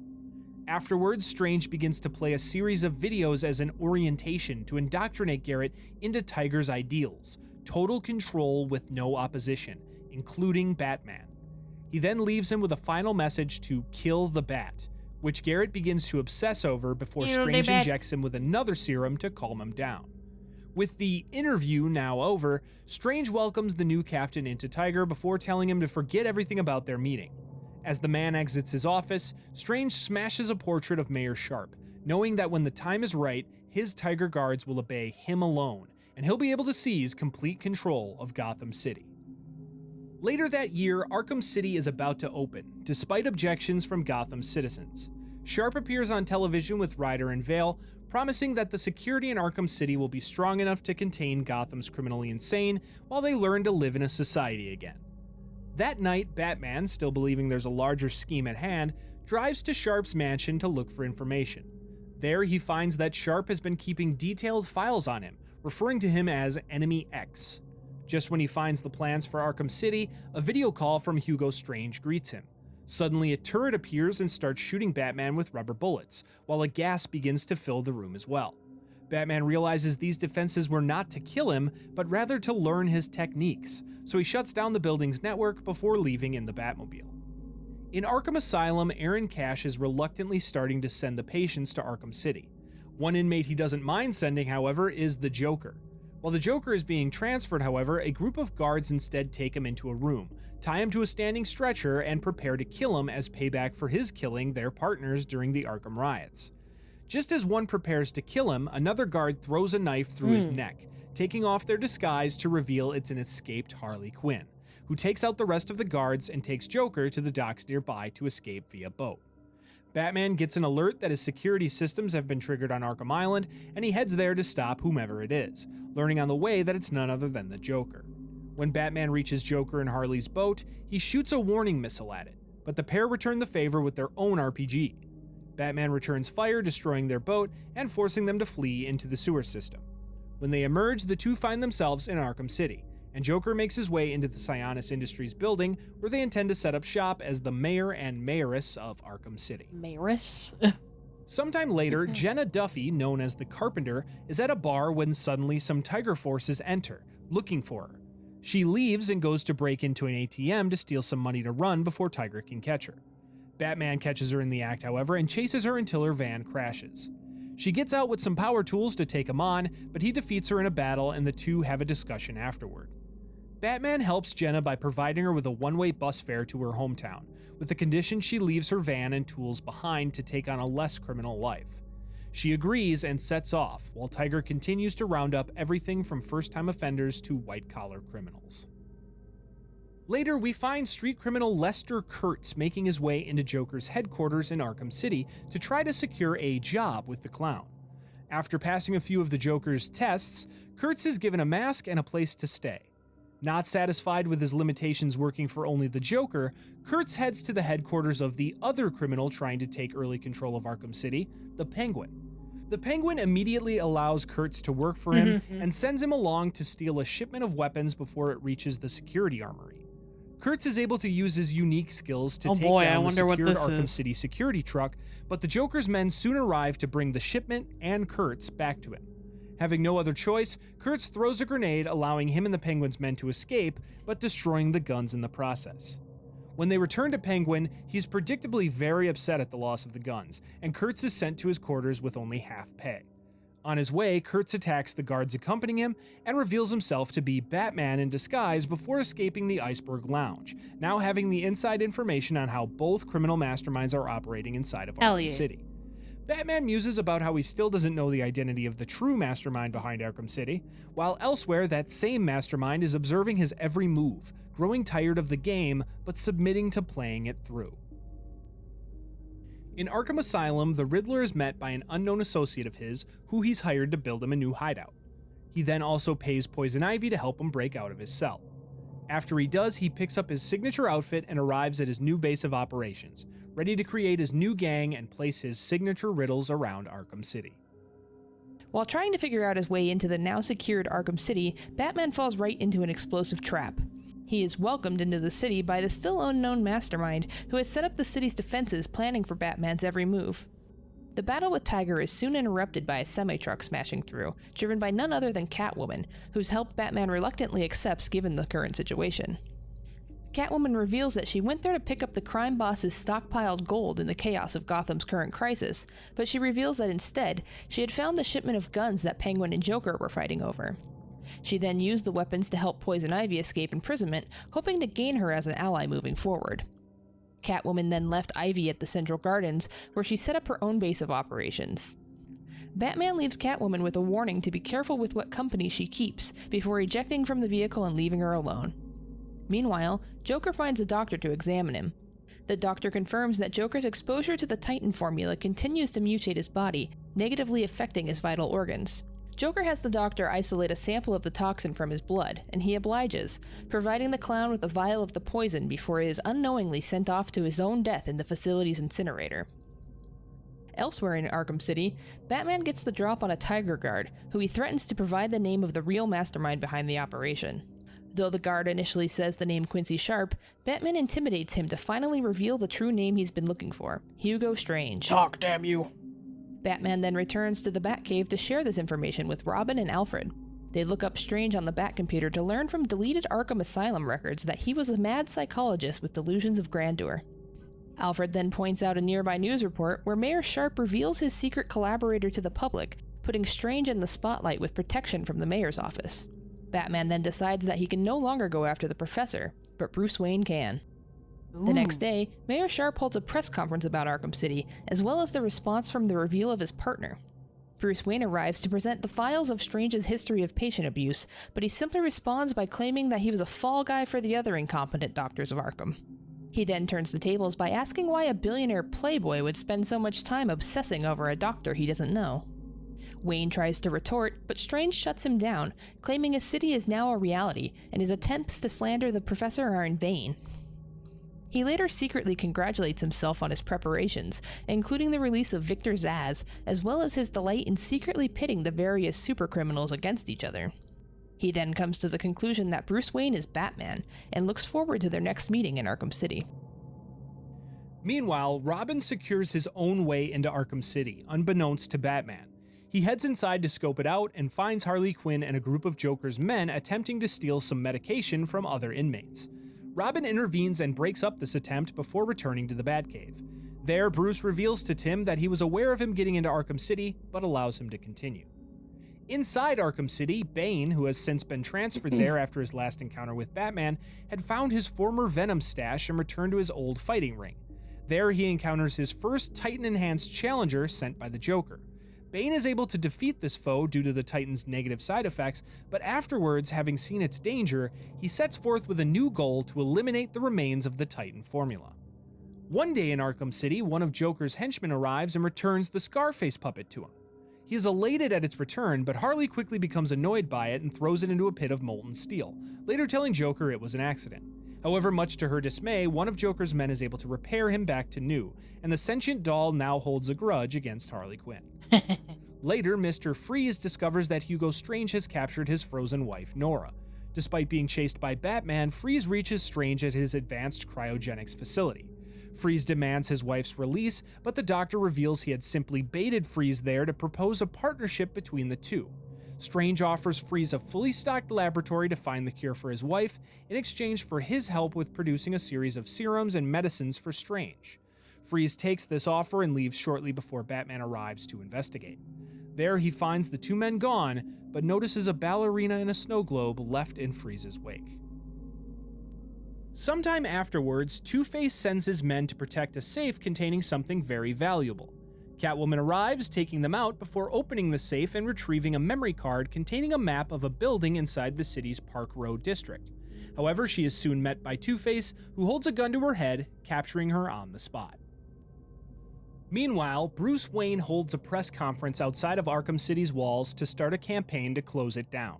Tiger forces arrive, knock him out, and capture him. Now tied to a chair, Bruce is met by Hugo Strange, who reveals his knowledge of Bruce's double identity as Batman. Strange states that he is about to initiate Protocol 10, and if Bruce tries to stop him, he will reveal his secret to the world. Bruce meets with a fellow political prisoner, Jack Ryder, and attempts to help him through their initiation before Bruce is knocked out and taken before the Penguin. Cobblepot expresses his anger that the Wayne family took down the Cobblepots in the past and attempts to beat down Bruce as revenge.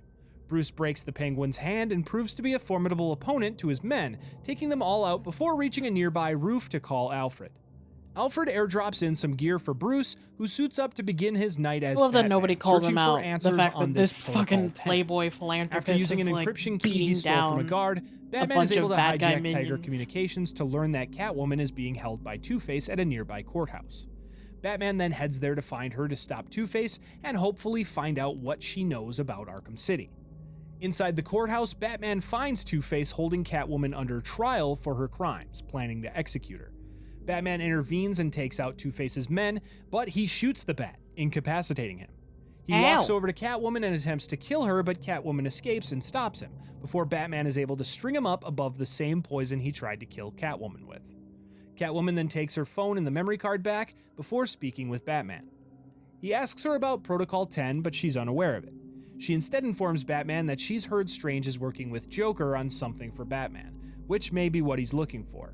Just then, Joker tries to snipe at Catwoman through the window, but Batman pulls her away just in time. Nice. Batman follows the trajectory of the bullet to a nearby building, and when he enters, he finds Harley Quinn. She attempts to attack him, but he swiftly stops her. Her men hold civilians hostage to stop Batman from capturing her, and she tells him that Joker isn't available for a meeting before leaving alone. Batman takes out the men to free the hostages, then heads up to the bell tower to learn that Joker's gun was being controlled remotely. Joker then contacts him via video message to start a countdown for the bombs inside the room Batman is currently standing in. Batman escapes before the blast, but is able to gain a lock on the signal he used to control the rifle. Batman follows this signal to the steelworks and finds Harley Quinn once again.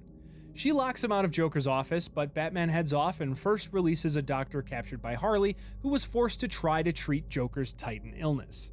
Afterwards, Batman is able to force his way into Joker's office, but he is soon met by opposition, including a giant, hammer-wielding villain known appropriately as Mr. Hammer. After fighting through this opposition, Batman reaches Harley and Joker, but just as he does, Joker flatlines, leaving Harley extremely distraught. As Batman goes over to examine the now lifeless body, he is ambushed from behind by the real Joker, who holds a mask over his face, forcing him to inhale an unknown gas before Harley Quinn knocks him out with her baseball bat. Meanwhile, Catwoman heads off to find Poison Ivy to ask for her help in her plan, to use the map she found on the memory card to infiltrate Strange's vault and rob all of the valuables inside. Catwoman finds Ivy, but she immediately attacks her, still angry at a previous encounter when Catwoman forgot to water her flowers. Ivy then forces Catwoman to fight several henchmen enchanted by her mind-controlling spores. Catwoman defeats them, but Ivy captures her herself, stringing the burglar up and holding her there for the time being.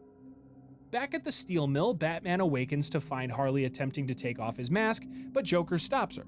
Batman initially believes that Joker had been faking his sickness to trick Batman, but the Joker quickly reveals his new, ghastly figure, explaining that his blood is very much tainted, the same blood that he has transfused into Batman's veins while he was passed out. Joker then reveals that he also shipped out samples of his blood to emergency rooms all over the city to further force Batman into helping him find a cure for his illness. I really want to know Batman what Mark assumes Hamill this was is Protocol doing 10, but Joker reveals while that he's never even recording heard of it. for Arkham He then Asylum. kicks Batman out of a window, and Arkham after City. he crash lands, he calls him to tell him to search out Mr. Freeze to find the cure. Batman then tracks Freeze down to an old Gotham City Police Department forensics lab. There, Batman learns that Freeze had been captured by... Also, Kara, do you know that you're muted? I don't know if you're here or not.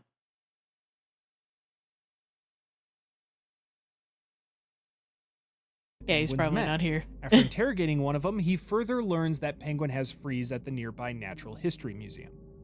Batman makes think he his might way have to fallen Penguin, asleep. discovering a container of Titan formula on the way. Inside, Batman learns that Ruh-roh. Commissioner Gordon had sent in a strike team of 10 officers to work undercover in Penguin's gang. Oh, no. Batman goes to look for them, but instead finds Penguin, who shoots one of the officers before revealing he has all of the others hostage, presenting one held by Mr. Hammer's brother, Sickle. I like danger. Before Thank you for long, the Penguin follow. reveals Welcome on a henchman in. empowered with Titan, who Batman is Was forced about to to say defeat that, as yeah. Cobblepot walks off. Batman makes his way through I the think you museum, might have fallen freeing the asleep. hostages before finding Mr. Freeze. That's okay. After a fight with Sickle, Batman releases Freeze from captivity, and the two discuss the cure to this Joker disease. Unable to finish the cure without his suit, Freeze makes a deal with Batman to obtain it for his help. Batman finds Freeze's suit and takes a security override chip from it to disable his weapons. He then finds Penguin wielding Freeze's ice gun, which he's able to disable by using said override chip. Batman then takes out Penguin, but he creates an explosion that sends Batman to the depths below. That's There, just Batman rude. encounters Solomon Grundy once again, and the two Grundy! battle.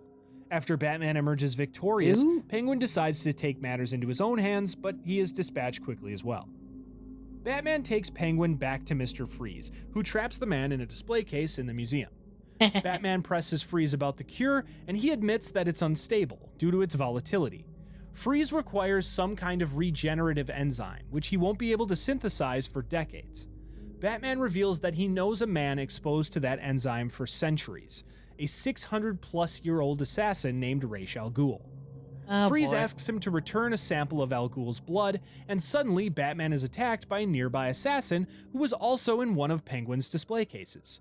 The assassin, a member of Ra's al Ghul's League of Assassins, then runs off.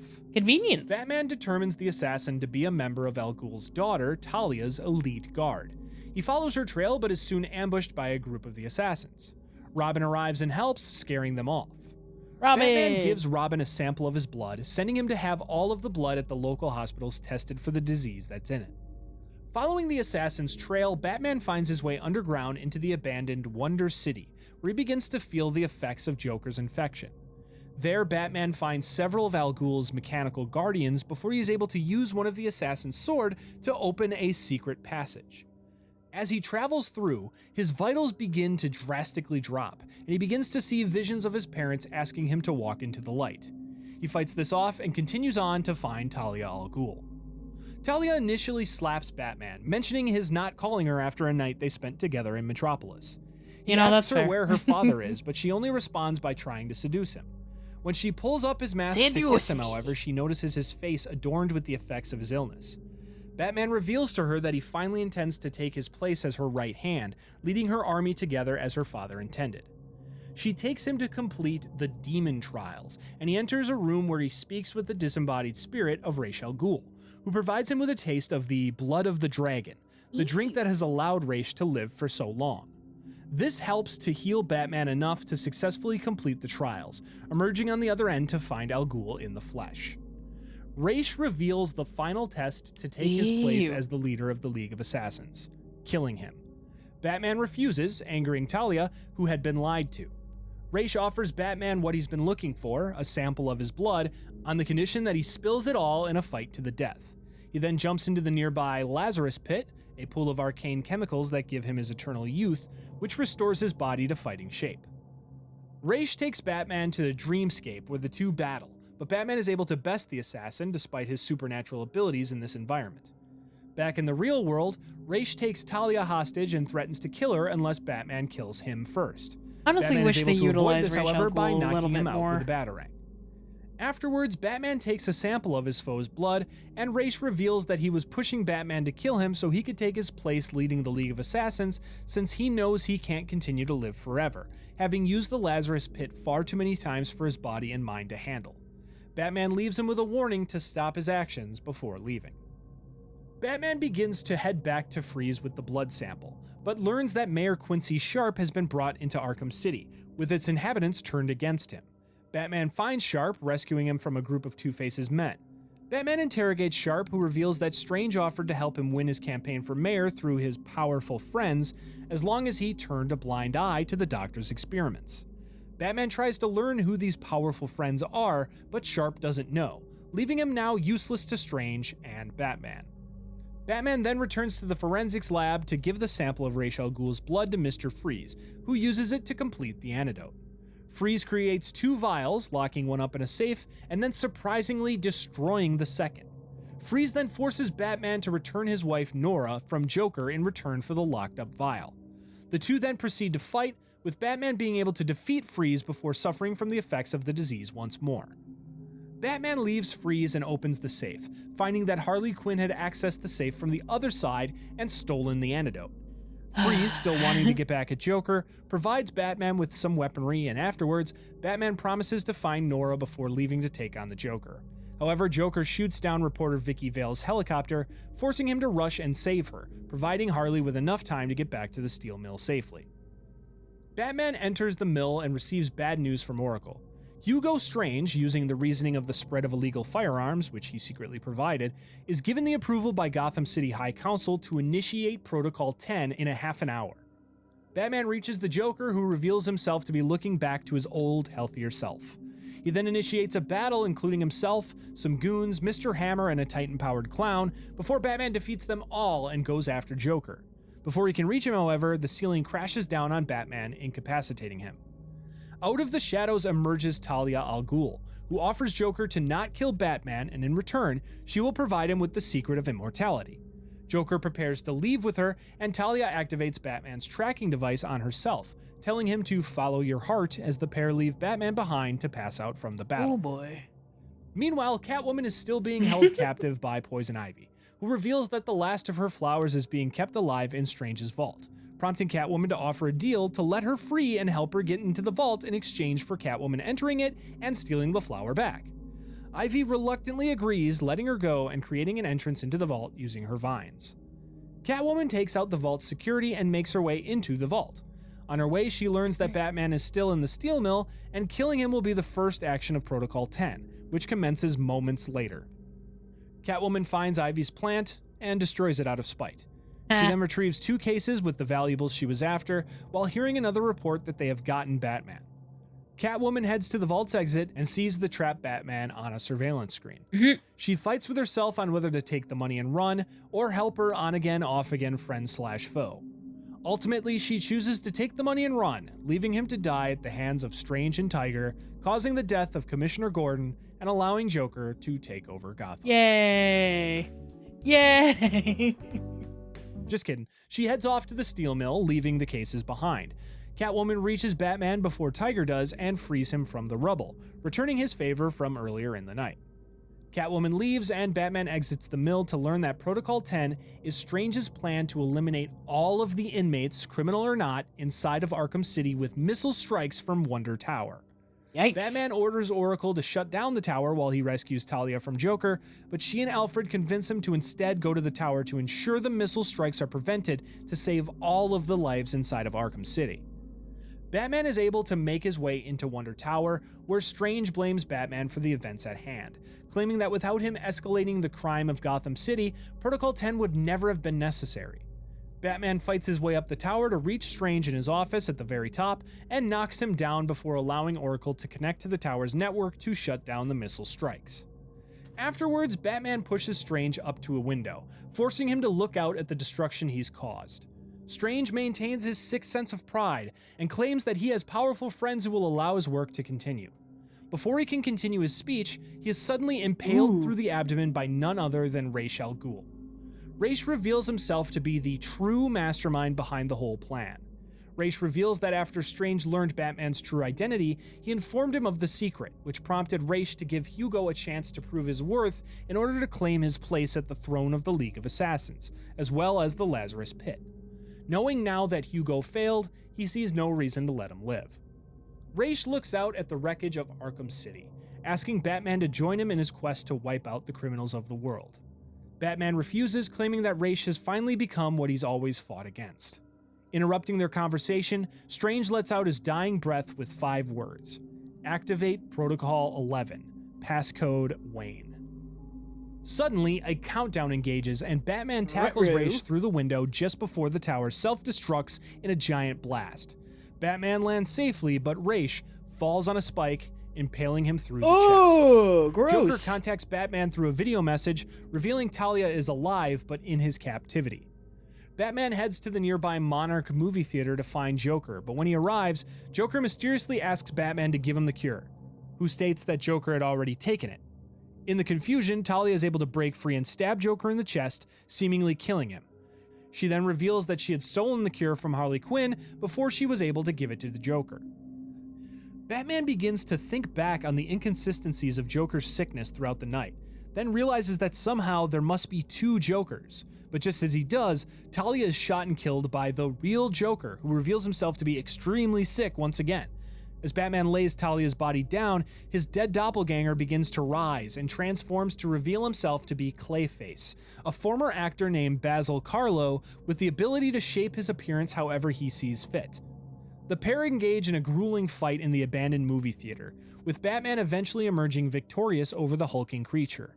This prompts Joker to create an explosion, collapsing the ground and taking the pair down below a secret room with a Lazarus pit. Batman uses Talia's blade to defeat Clayface for good before drinking half of the Titan cure, keeping the rest to use to replicate to save the citizens of Gotham, along with the Joker. Joker then attempts to jump into the Lazarus pit to gain immortality, but Batman throws the sword into a nearby generator, which knocks Clayface into the pit, combining his body mass with the chemicals, creating an explosive reaction that destroys the pit and knocks out Batman. Gross. When he wakes up, Joker taunts Batman that even though he knows the Joker killed a woman Batman loved and poisoned Gotham, Batman will still save his life. Batman looks at the cure and knows that if he provides it to the Joker, he'll only continue to take lives and wreak havoc. But before he can make a decision, Joker lunges and stabs Batman, causing him to drop and destroy the cure. Hi, Dip. Batman admits that How even are with you? everything How's he's your day done, been? he still would have saved the Joker. This gives the Joker his last laugh, as the clown then dies with a smile on his face. Batman then exits the theater holding the dead body of the Joker in his arms, while his men, Harley Quinn and Catwoman look on. Yes, the Cain and Abel Commissioner reference. Gordon and the GCPD arrive, and Batman delivers Joker's body to them before walking away without a word. After Joker's death, Catwoman returns home, only to find her apartment booby-trapped with an explosive that knocks her out. Afterwards, Two-Face's men arrive, who she promptly dispatches. Noticing her things are missing, she interrogates one of the men to find that Two-Face has them at the museum. Catwoman heads there and works her way around Two-Face's men to eventually reach the crime boss alone. He reveals that he gave away half of her loot while keeping the other half, and she knocks him out before leaving, where she is met with Batman. Catwoman then heads off to find the rest of her belongings, while Batman stays to finish his work in Arkham City. Throughout the rest of the night, Batman provides other assistance in Arkham City, including helping Bane destroy Titan containers to prevent its spread, solving more of Riddler's riddles, securing Nora Freeze's body for Mr. Freeze, being observed by a man named Azrael who claims Batman is part of an ancient prophecy to save Gotham. We love Azrael. Taking down and capturing Deadshot, dealing with and capturing the delusional, mind-controlling Mad Hatter, real name Jervis Tetch, tracking down and capturing Zsasz before he claims more victims, and finally, solving a string of murders and mutilations supposedly committed by Bruce Wayne, who turns out to be Bruce's childhood friend, Thomas Elliot, who hates the Wayne family and plans to transform himself into Bruce to ruin his life. As Batman goes to leave Arkham City, he's attacked by an electric shock and knocked out of the sky, falling to the ground to discover his attacker to be Electrocutioner, or rather his apprentice who has taken up the mantle. Batman is able to use the weaponry he got from Mr. Freeze to quickly take this new Electrocutioner down before leaving him to be picked up by the Gotham PD. However, after he leaves, an unknown figure dressed in armor arrives and puts a gun to Electrocutioner's head. He states that Batman's greatest power is instilling fear in criminals before pulling the trigger, killing the Electrocutioner, and stating that his greatest power is knowing how meaningless these criminals' lives really are. The next day, Bruce Wayne awakens inside Wayne Manor, where he learns that Commissioner Gordon and Aaron Cash have begun cleaning up Arkham City. Alfred has a talk with Bruce about using his public persona to help Gotham instead of Batman, but Bruce holds steady in his stance that Batman is more useful. At the morgue, a pair of doctors perform an autopsy on Joker's corpse. They discover a flap of artificial skin, which they peel back to find a hidden flash drive. As they open it, a plume of green gas fills the room, killing the doctors and leaving their faces in a twisted smile. Elsewhere, a group of GCPD officers are lured and attacked by Harley Quinn, but she is knocked out and captured by Detective Harvey Bullock, who takes her into police custody. At GCPD, she's met by her temporary psychiatrist, who proceeds to evaluate her condition. Harley then easily removes her handcuffs and escapes the facility, stealing explosives from lockup on her way. Her and the remains of Joker's gang then capture a SWAT team and hold them hostage at the steel mill. At the steel mill, Gordon orders his men to stand down and Batman arrives to speak to him. He orders Gordon to secure the perimeter, while Batman heads inside to find the captured GCPD officers. After fighting several of Quinn's men and freeing a few of the hostages, Harley arrives to confront Batman. She shoots at one of the officers, but he jumps in front of the bullet, Batman! knocking him on the ground, unconscious. The goons try to take his Batman utility tends to do belt, but it that. electrocutes one of them, causing him to drop it to the ground. They then drag Batman away to take him captive. 2 days later, Oracle becomes worried about Batman going missing and sends Robin to follow the tracking beacon on his utility belt to find him. Arriving at the steel mill, Robin takes out swarms of Harley's thugs before finally locating the tracking beacon on the discarded utility belt. Robin continues to fight his way deeper into the steel mill, eventually finding Batman trapped in a giant Joker monument. Robin then heads off to find the security key to open the monument, finding Harley Quinn herself, who he steals the key from before suspending her from a ledge. When he returns to the Joker monument, he's forced to fight the remainder of Quinn's men before using the key to free Batman. Now released, Batman gets his belt from Robin just before Harley reveals the explosive she stole. Batman sends Robin to rescue the remaining police hostages while he takes care of the bombs. Batman is able to disable the bombs before Harley arrives and releases some of the mechanical guardians stolen from Wonder City to fight him. After Batman destroys the robot army, Harley reveals she has more explosives hidden in the Joker monument and threatens to detonate them before Batman grapples up to her and takes her down, stealing the detonator. He soon discovers, however, that the detonator was simply a decoy, as the explosives were on a countdown, about to blow. Outside, Gordon approaches the facility, but just as he does, the blast occurs, with Batman and Harley emerging from it safely. Gordon reveals that Robin never made it out, leading Harley to gloat that now Batman knows how it feels to lose someone he loves. She then goes after him with a knife, but is stopped by a throwing bird, which is caught by Robin, alive after all with the rescued cops. Here, Dagster? Seeing his partner safe, Is that how you Batman pronounce then it? leaves without much of a word. Welcome on in. Santa?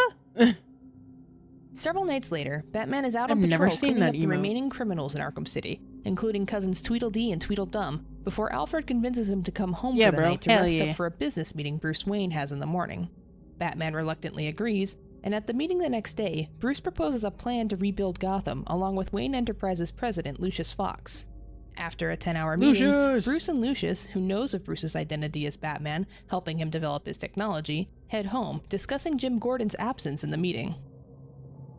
Batman returns to the Batcave, where suddenly a video message from Joker appears on the Batcomputer, where he reveals that before he died, he was able to infiltrate the radio and What are we television watching? network towers, which allows It's the timeline, the complete timeline of the Arkhamverse Batman games. him to broadcast And also this final comics and message to story, the entire basically. city. The Penguin watches this message from his headquarters with reunited brothers Mr. Hammer and Sickle.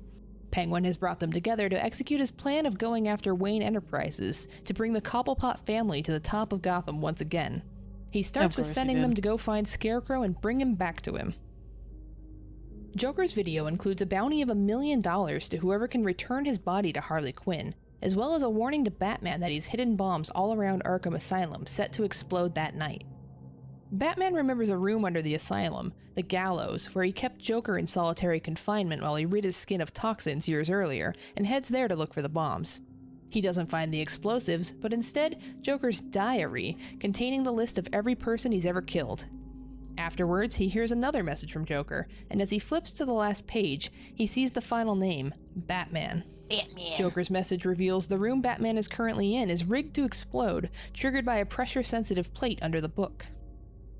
Outside the asylum is the armored figure that killed Electrocutioner, who had learned about Joker's plan to kill Batman, as well as having Clayface move the explosives to the abandoned asylum. The figure tries to prevent the explosion so Batman can die on his terms instead of Joker's, but the bomb goes off, taking down Arkham Asylum, the Batmobile, and Batman himself. Best fucking design in the armored world. figure finds only Batman's tattered suit in the wreckage, but also finds Joker's diary, which he takes with him as he escapes before the police arrive. Detective Bullock arrives on scene at Arkham and discovers the explosion, the destroyed Batmobile, and the tattered suit. He calls Gordon to tell him the bad news, and Gordon walks to the other room, where he's currently keeping Joker's body, and realizes that now it's just the two of them. Well, shit. Meanwhile, Jonathan Crane is Sounds seen sick. plotting his revenge Absolutely. against Batman. I love As the he Arkham repairs games. his Scarecrow mask, he vows that Batman will pay for what he's done, while fear will tear Gotham to shreds.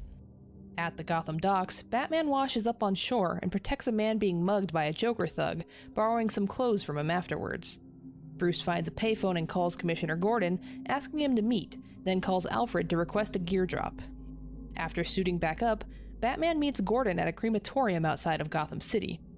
Jim hands over the flash drive to Batman before putting Joker's body in the furnace, finally destroying the Joker and hopefully bringing an end to the harm he has caused.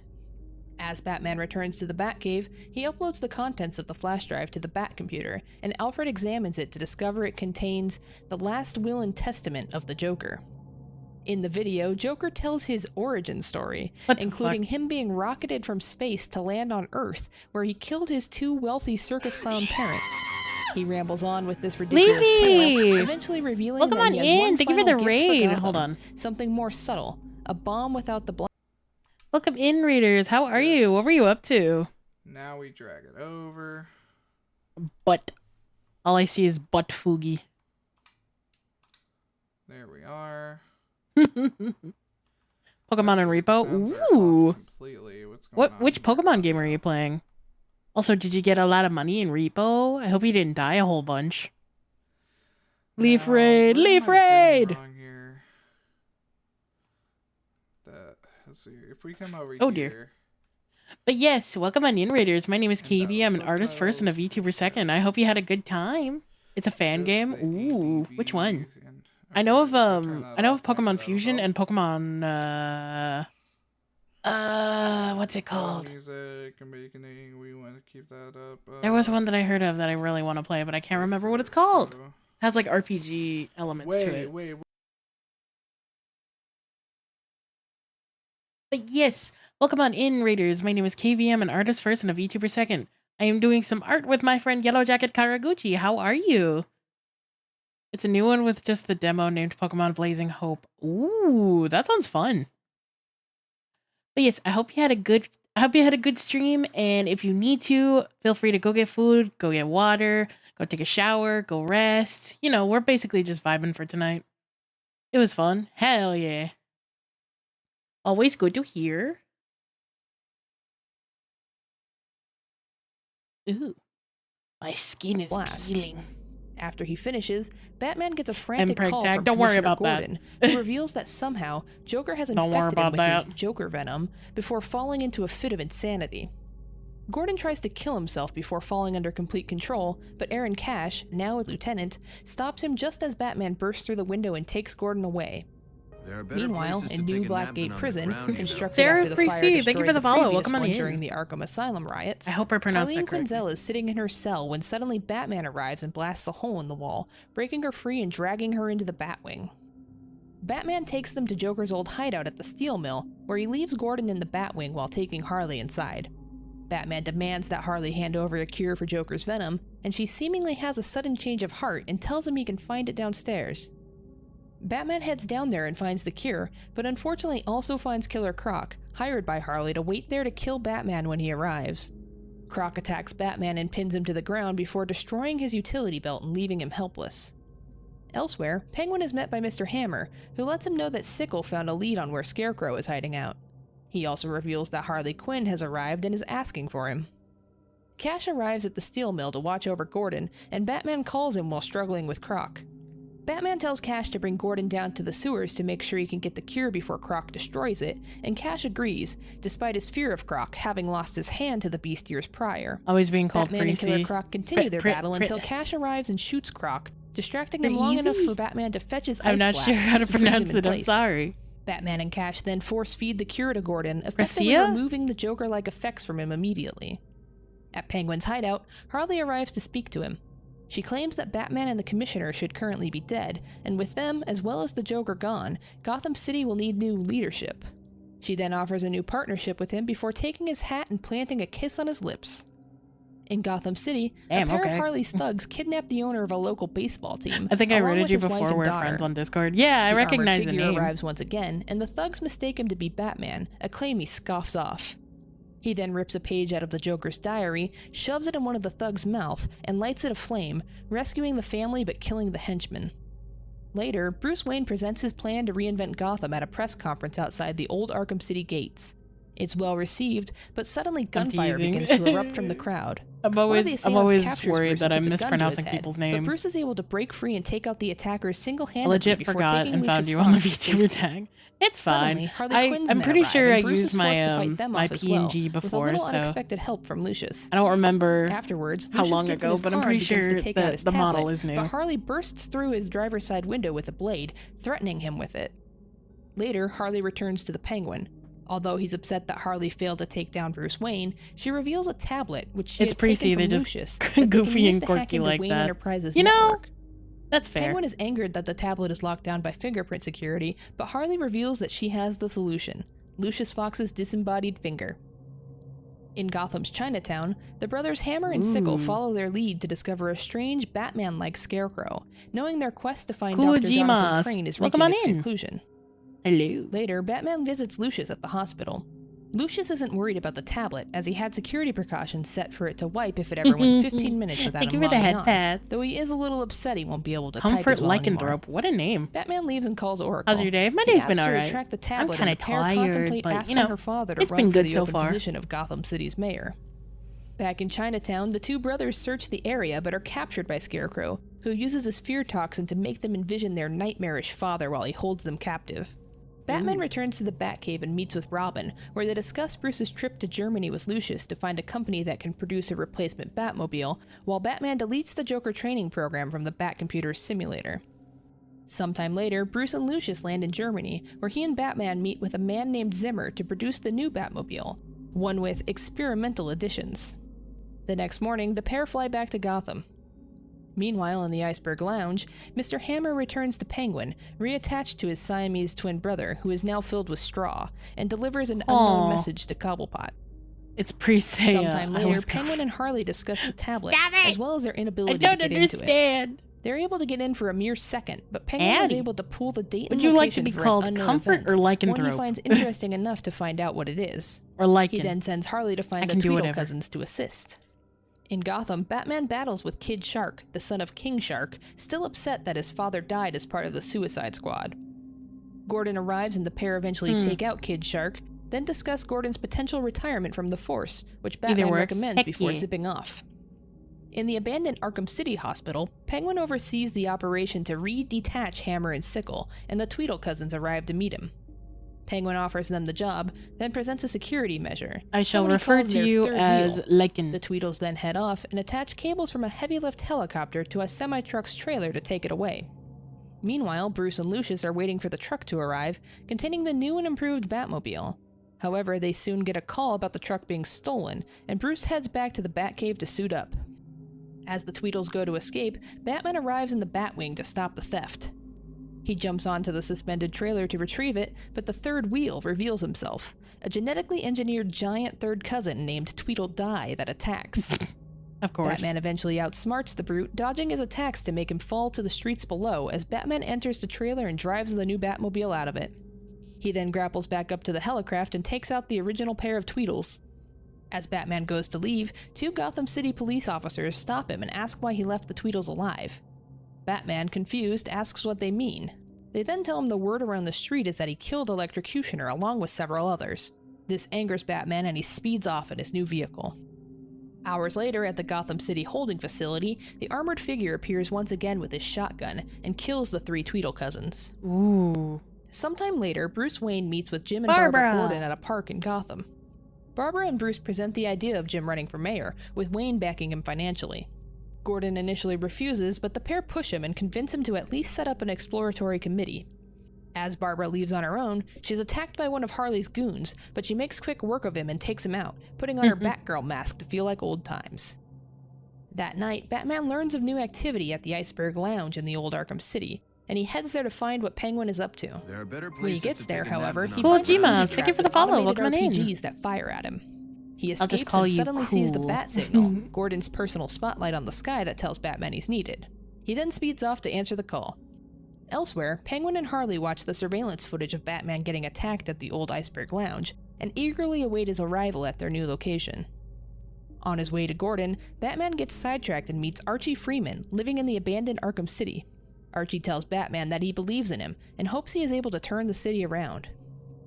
When two thugs arrive to rob Archie, Batman hides under the floorboards to ambush them and take them out, claiming the building is under his protection to prevent them from returning.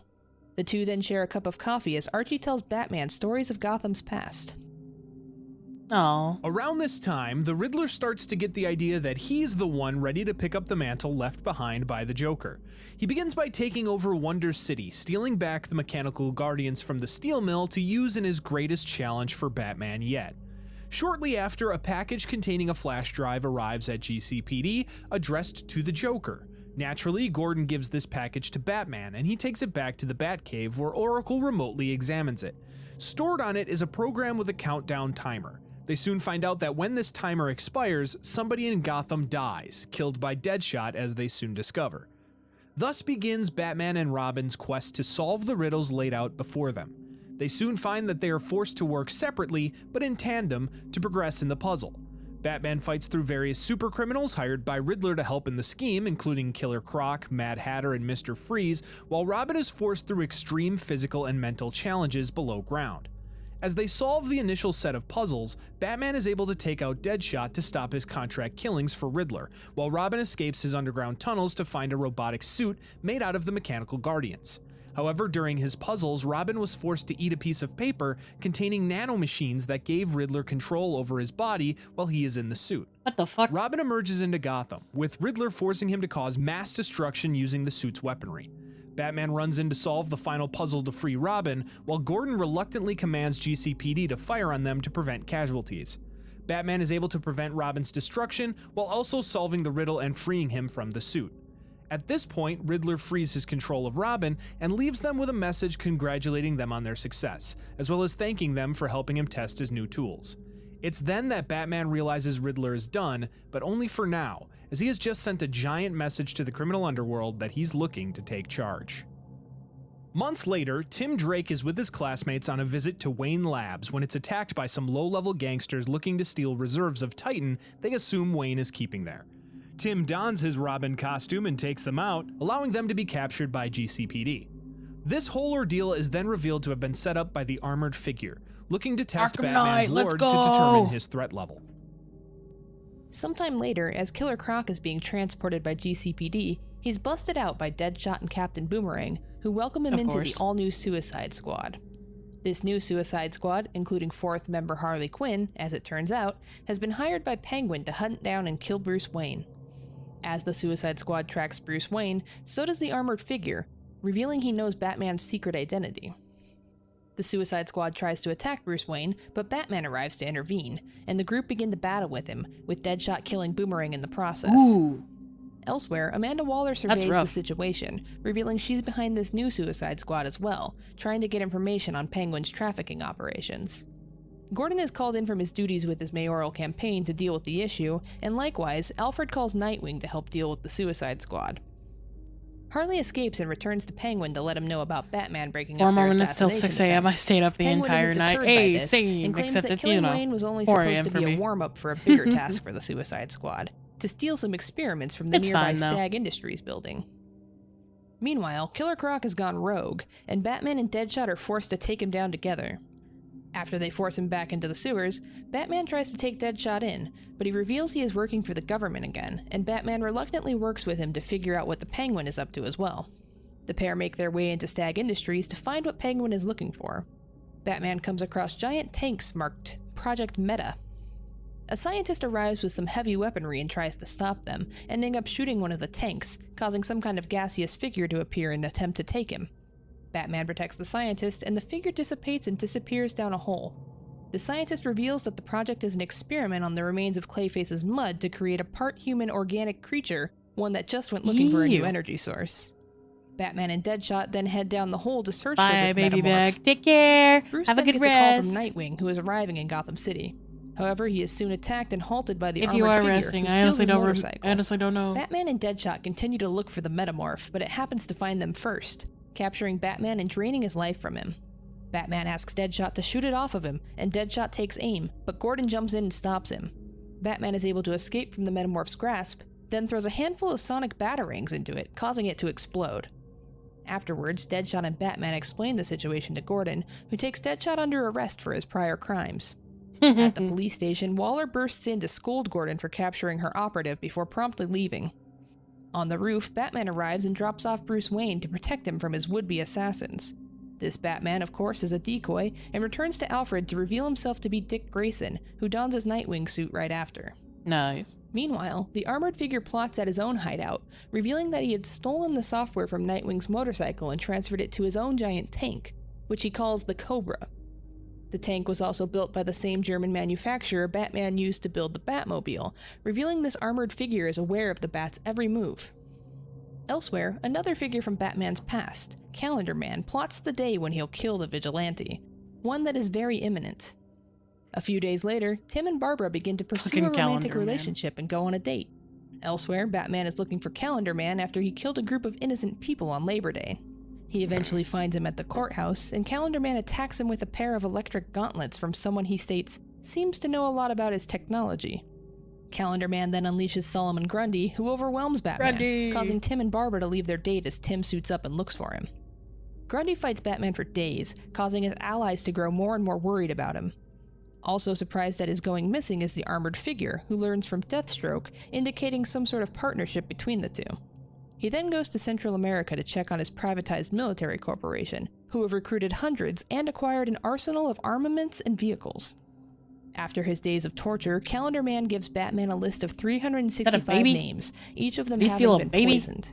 He tells Batman he has 24 hours to save them and sends him off to do so.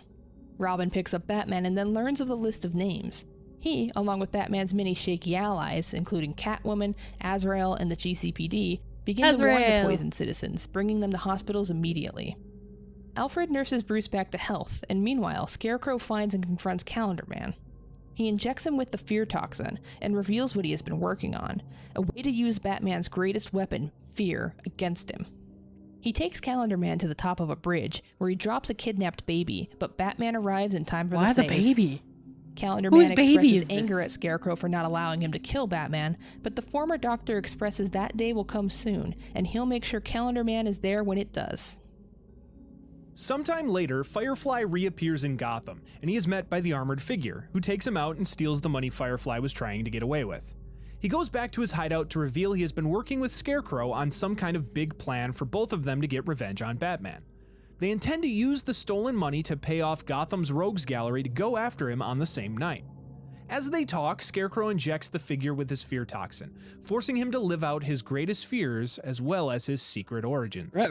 When the figure wakes up, Scarecrow reveals he did this to force the man to live through his worst fears so he is prepared when he actually faces them. The figure states that he has killed his past and he will finish it by killing Batman as well. He grapples off as he and Scarecrow prepare for Gotham's final night. In Bloodhaven, Poison Ivy uses her plants to take over the police department after getting arrested. Harley Quinn travels there with Penguin's help to recruit Ivy to be a part of Scarecrow's plan. After fighting her way through the Bloodhaven officers, she finds Ivy in the building's basement, but she is met by Nightwing. She's able to fend off his attack, and Ivy's plants drag him away. Harley then convinces Ivy to leave with her to go back to Gotham. Sometime later, Batman finds a group of Riddlers, Penguins, and Two-Face's henchmen, leading Batman to believe that the three bosses might be planning something big. Just then, Harley Quinn bursts in and the pair fight, but she is able to slip away. Meanwhile, the armored figure watches Jim Gordon reflecting on his roof, musing to himself that Gordon should enjoy what little peace he has left, as soon he will have his revenge against Batman. Later, Alfred asks Bruce to meet him in the Batcave, and when he suits up and arrives, Alfred reveals that he has lost contact with both Robin and Nightwing. Batman then checks Nightwing's tracker and finds it online, but not moving. Batman heads to the tracker's location and unfortunately finds his old friend dead, murdered by a much stronger foe that obviously understood his fighting style intimately. Using his detective skills, he learns that the murder was observed by one of Penguin's men. Batman heads to the Iceberg Lounge to find Penguin to figure out his involvement, and after taking out his men, he is able to interrogate Cobblepot. He reveals that his man was there by chance and was about to tell him who he saw kill Nightwing before he was mysteriously killed in an explosion, probably caused by the killer. Batman then heads to the morgue to see if he can find any clues on the explosion's victims. By examining the corpses, he determines the killer is based in the sewers, so he heads there, and thankfully finds Robin, trapped in a mechanical cage, however. Even more troubling is that Killer Croc is swimming in the waters surrounding them. Batman is able to hold off Killer Croc by electrifying the cage, but when Batman finally releases Robin, Croc uses the opportunity to jump out of the water and kill Robin, while Batman isn't able to do anything but watch. Suddenly, Batman finds himself in an elevator taking him down to the Arkham Asylum intensive treatment facility.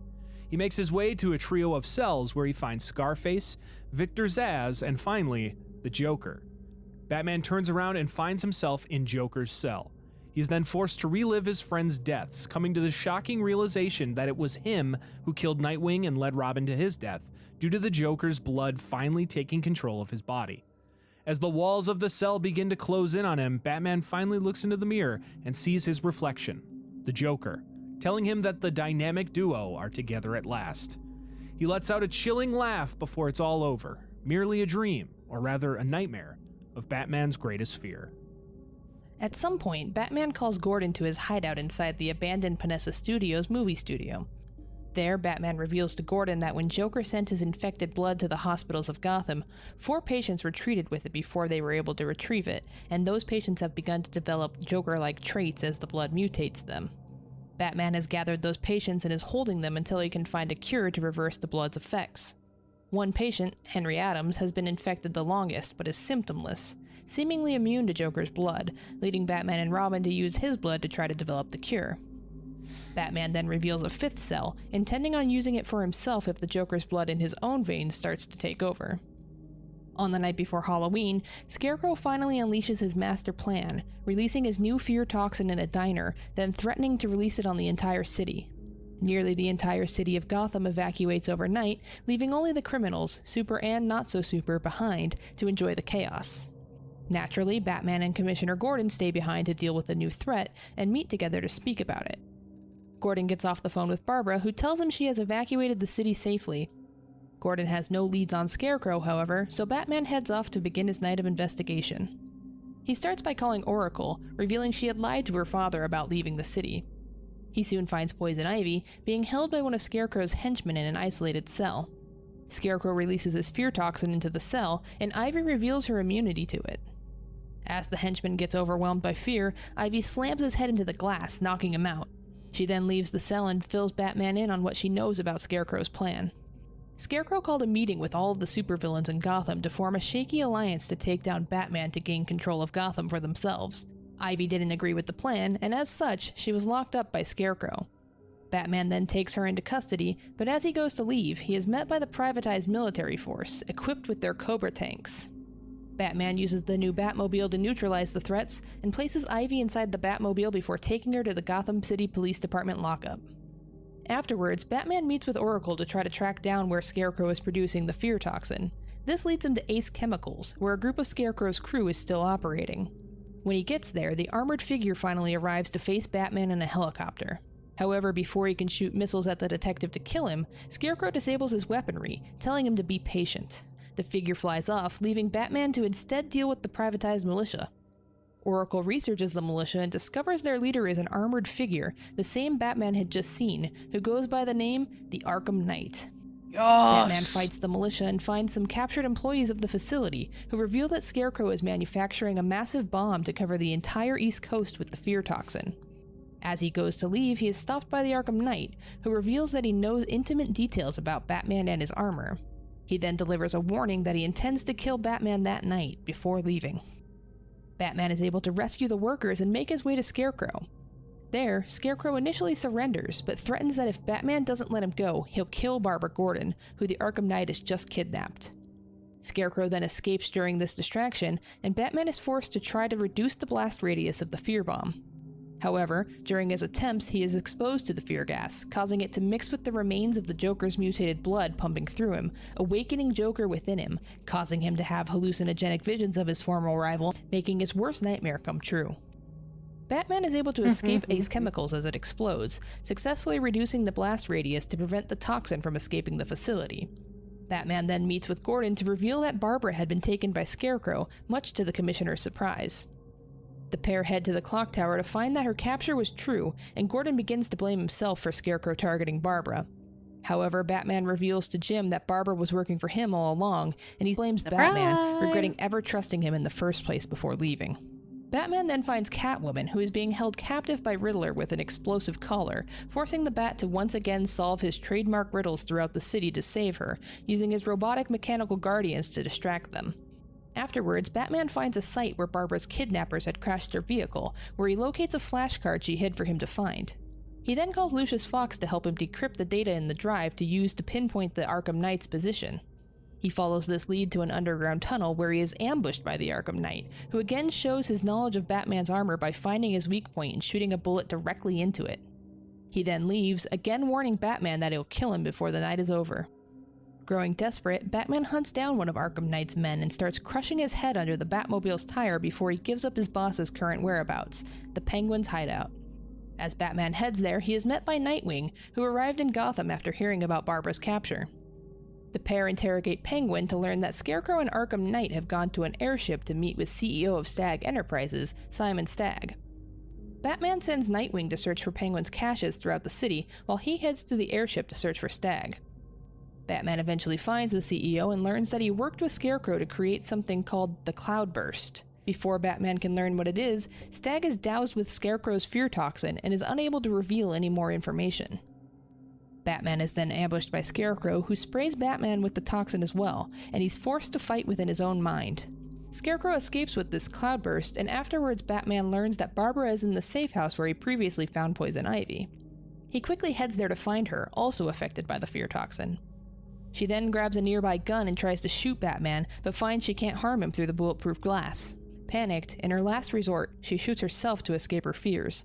Batman blames himself for Barbara's death, informing Alfred, who surmises that the Cloudburst is some kind of device that can disperse the fear toxin across the entire city of Gotham. Batman then heads to Poison Ivy, hoping to use her immunity to Scarecrow's fear toxin to create a spore they can use to protect the city against the Cloudburst. He takes her to find a large, extremely old tree, then helps her clear its roots so he can use it to create and disperse the spores when Scarecrow releases his toxin.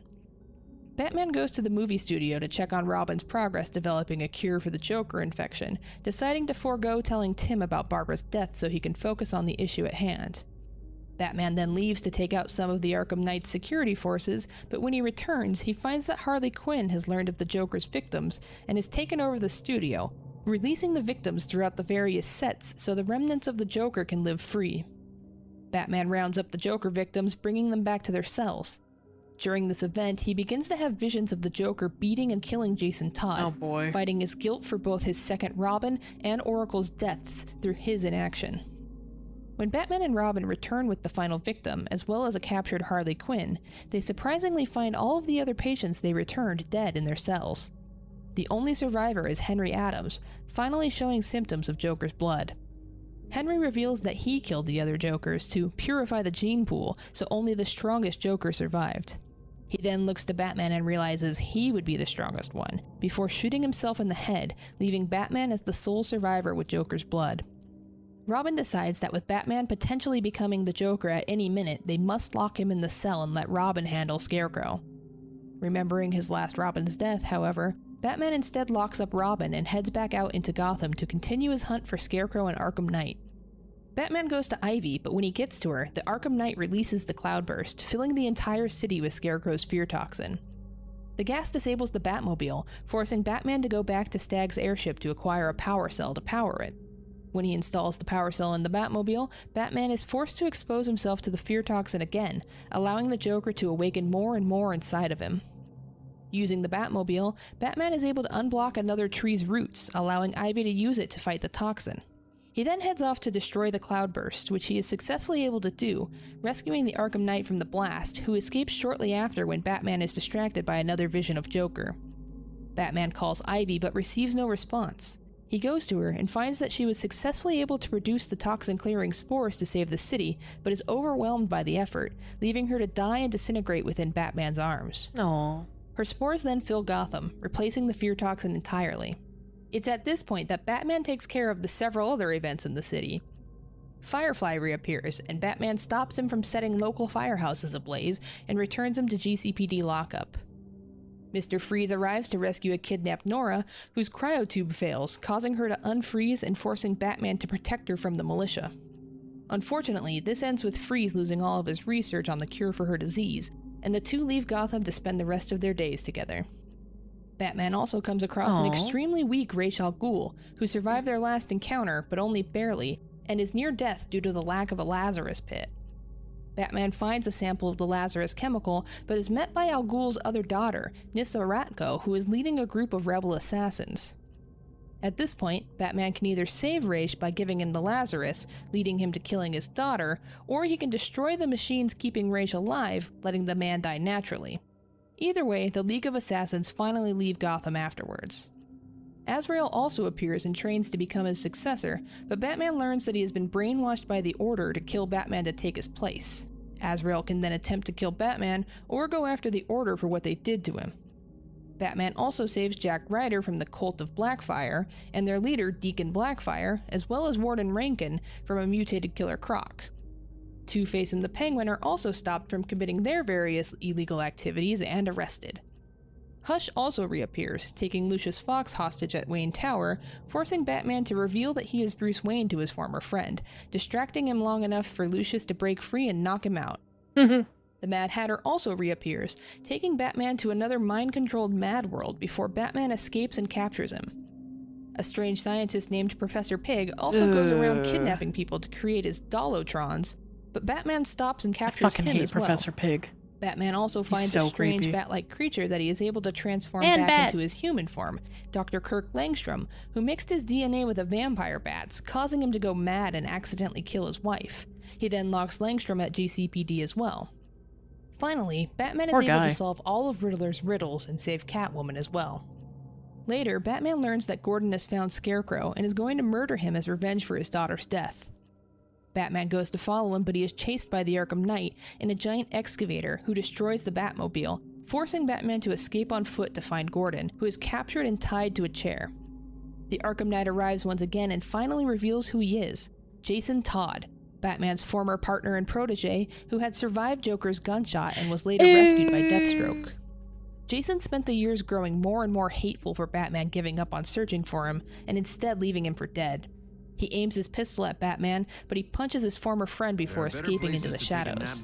Jason then throws his Arkham Knight helmet thank you for the aside, follow. Welcome on revealing in. the helmet underneath, 83 resembling a metallic red hood. Welcome on in. After the ensuing battle, Batman is able to I hope you're having a incapacitate good Jason day. and tries to appeal to him once more.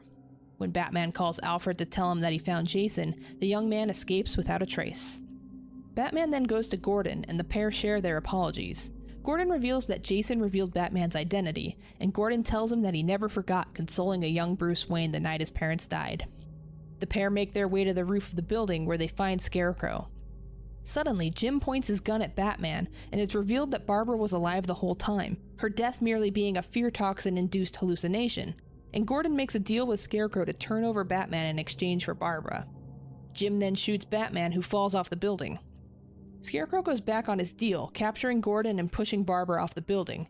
Batman swoops in and catches her, calling in a prototype Batmobile to take her to GCPD for safety. Batman is then forced to fight the Arkham Knight's militia, now working for Scarecrow, at the GCPD, and after a very arduous battle, Batman learns that Gordon's voice had unlocked the hideout at the movie studios. He rushes there to find Robin missing, and receives a call from Scarecrow revealing he has him captive. He then tells Batman to go to a nearby storage facility where he will be forced to unmask himself publicly, or else Scarecrow will kill Gordon and Robin. Batman enters a storage truck and is pumped with more fear toxin, suffering another hallucination, reliving his parents' death one more time before killing the Joker. The truck drives to the abandoned remains of Arkham Asylum, and Batman is wheeled inside on a standing stretcher. Scarecrow then forces Gordon to remove Batman's mask in front of a live camera broadcasting to all of the news stations in Gotham. Jim removes his mask, and the world learns that Batman is none other than billionaire Bruce Wayne, taking even Scarecrow by surprise. Scarecrow then injects Bruce directly with his most powerful fear toxin to break him in front of the public, but this only causes Joker to fully awaken and take over inside of Bruce's mind. As Scarecrow tries to break Bruce, he grows frustrated when the Joker personality instead taunts him. He delivers another heavy dose of the toxin, and we then see that inside Bruce's mind, Batman forces the Joker to face his own greatest fear, being gone and forgotten. Batman then regains control and locks Joker in his Arkham cell deep in his mind for good. Back in the real world, Scarecrow continues to try to break Bruce down, but he shows an extreme resilience to fear. Scarecrow then claims that I without am fear, fair, bitch. life is meaningless, before pulling a pistol on Bruce. Before he can fire, however, Jason arrives and shoots the gun out of his hand. Hell He then yeah. frees Bruce, who My turns boy! Scarecrow's own fear toxin on him, causing him to go mad before Gordon knocks him out. Batman then leaves, taking Scarecrow to GCPD for lockup. He then calls Alfred to tell him to prepare the Nightfall Protocol, activating it with the code phrase Martha. Batman then takes out and arrests Deathstroke, who had taken over the remaining militia forces, before returning to GCPD. Batman heads to the bat signal Gordon used to call him and removes his cowl, leaving it there to begin the Nightfall Protocol. He heads home to Wayne Manor and enters with Alfred in front of all the TV news crews. As they enter, however, the entire mansion explodes into flames, presumably killing them both, as well as the Batman, for good. Sometime later, Gordon is elected mayor of Gotham, and Tim and Barbara get engaged. In an alley behind a theater, a family is being mugged by a pair of criminals. On a rooftop nearby, a caped figure stands and watches. The thugs aren't scared, knowing Batman is long gone. However, the figure erupts into a fiery display of a bat, the fear still keeping the criminals in check in Gotham. After Batman's disappearance, his various partners continue his legacy by fighting the various criminals remaining in Gotham. Catwoman begins by getting her revenge on the Riddler, finding his robot factory before shutting it down and stealing all of his money while he is forced to observe from his cell at GCPD. Bitcoin. A month after the Nightfall Protocol, Jason has taken up the name of the Red Hood, Jason! focusing again on vigilante justice, but breaking Batman's rule of no killing. He eventually finds Black Mask and kicks him out of a large window in his office, letting the crime lord fall to his death before leaving. Seeing as Robin and What a good Oracle are full off on their circle. honeymoon, Nightwing is called in to stop Penguin and his men from staging a breakout at GCPD. With Lucius Fox's help, he is successful, and Cobblepot returns to his imprisonment.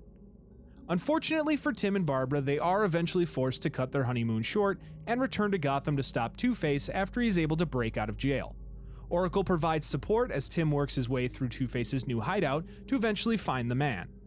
Two-Face initially gets the upper hand in battle, but during his signature coin flip, Robin takes him out and calls in GCPD, telling Barbara that unfortunately the honeymoon is over.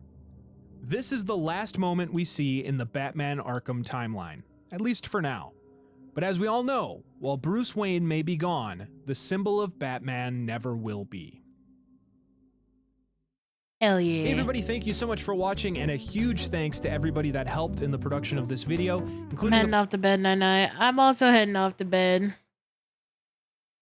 Oh no, not the ads.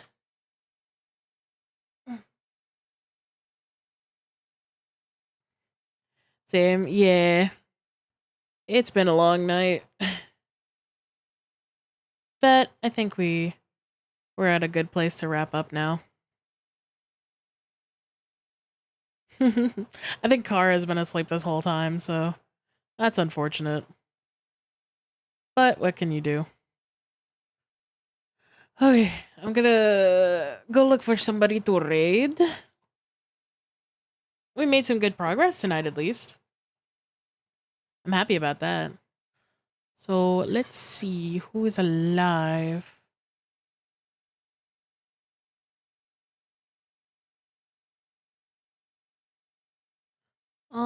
Not a whole lot. Let's see. Amai is live.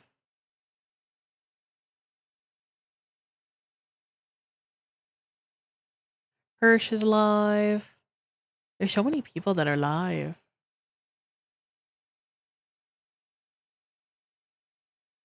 All right. Actually, let me see what. Let me see who OBS recommends first.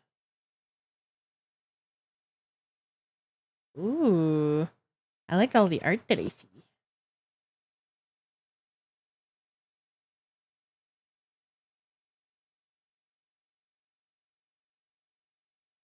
Wait a minute.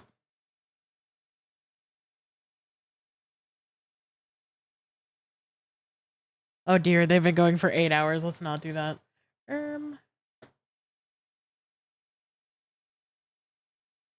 Yeah, this would be good. This person is doing a draw pile, I'm assuming. Let's go say hi to them.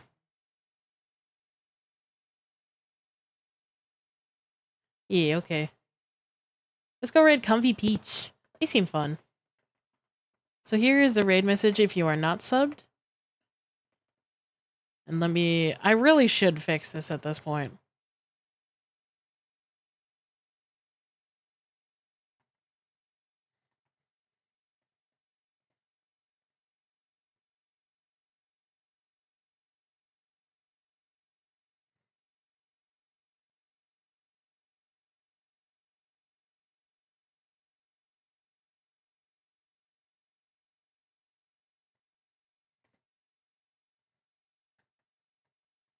And there is the raid message if you are subbed. Thank you very much for joining me. Hopefully I'll have something different tomorrow, but we'll see. We'll see how I feel. Kara's dead, so we're just gonna go raid. Have a good night, y'all. Get some good rest, drink some water, treat yourselves well, and I'll see you next time. Bye-bye.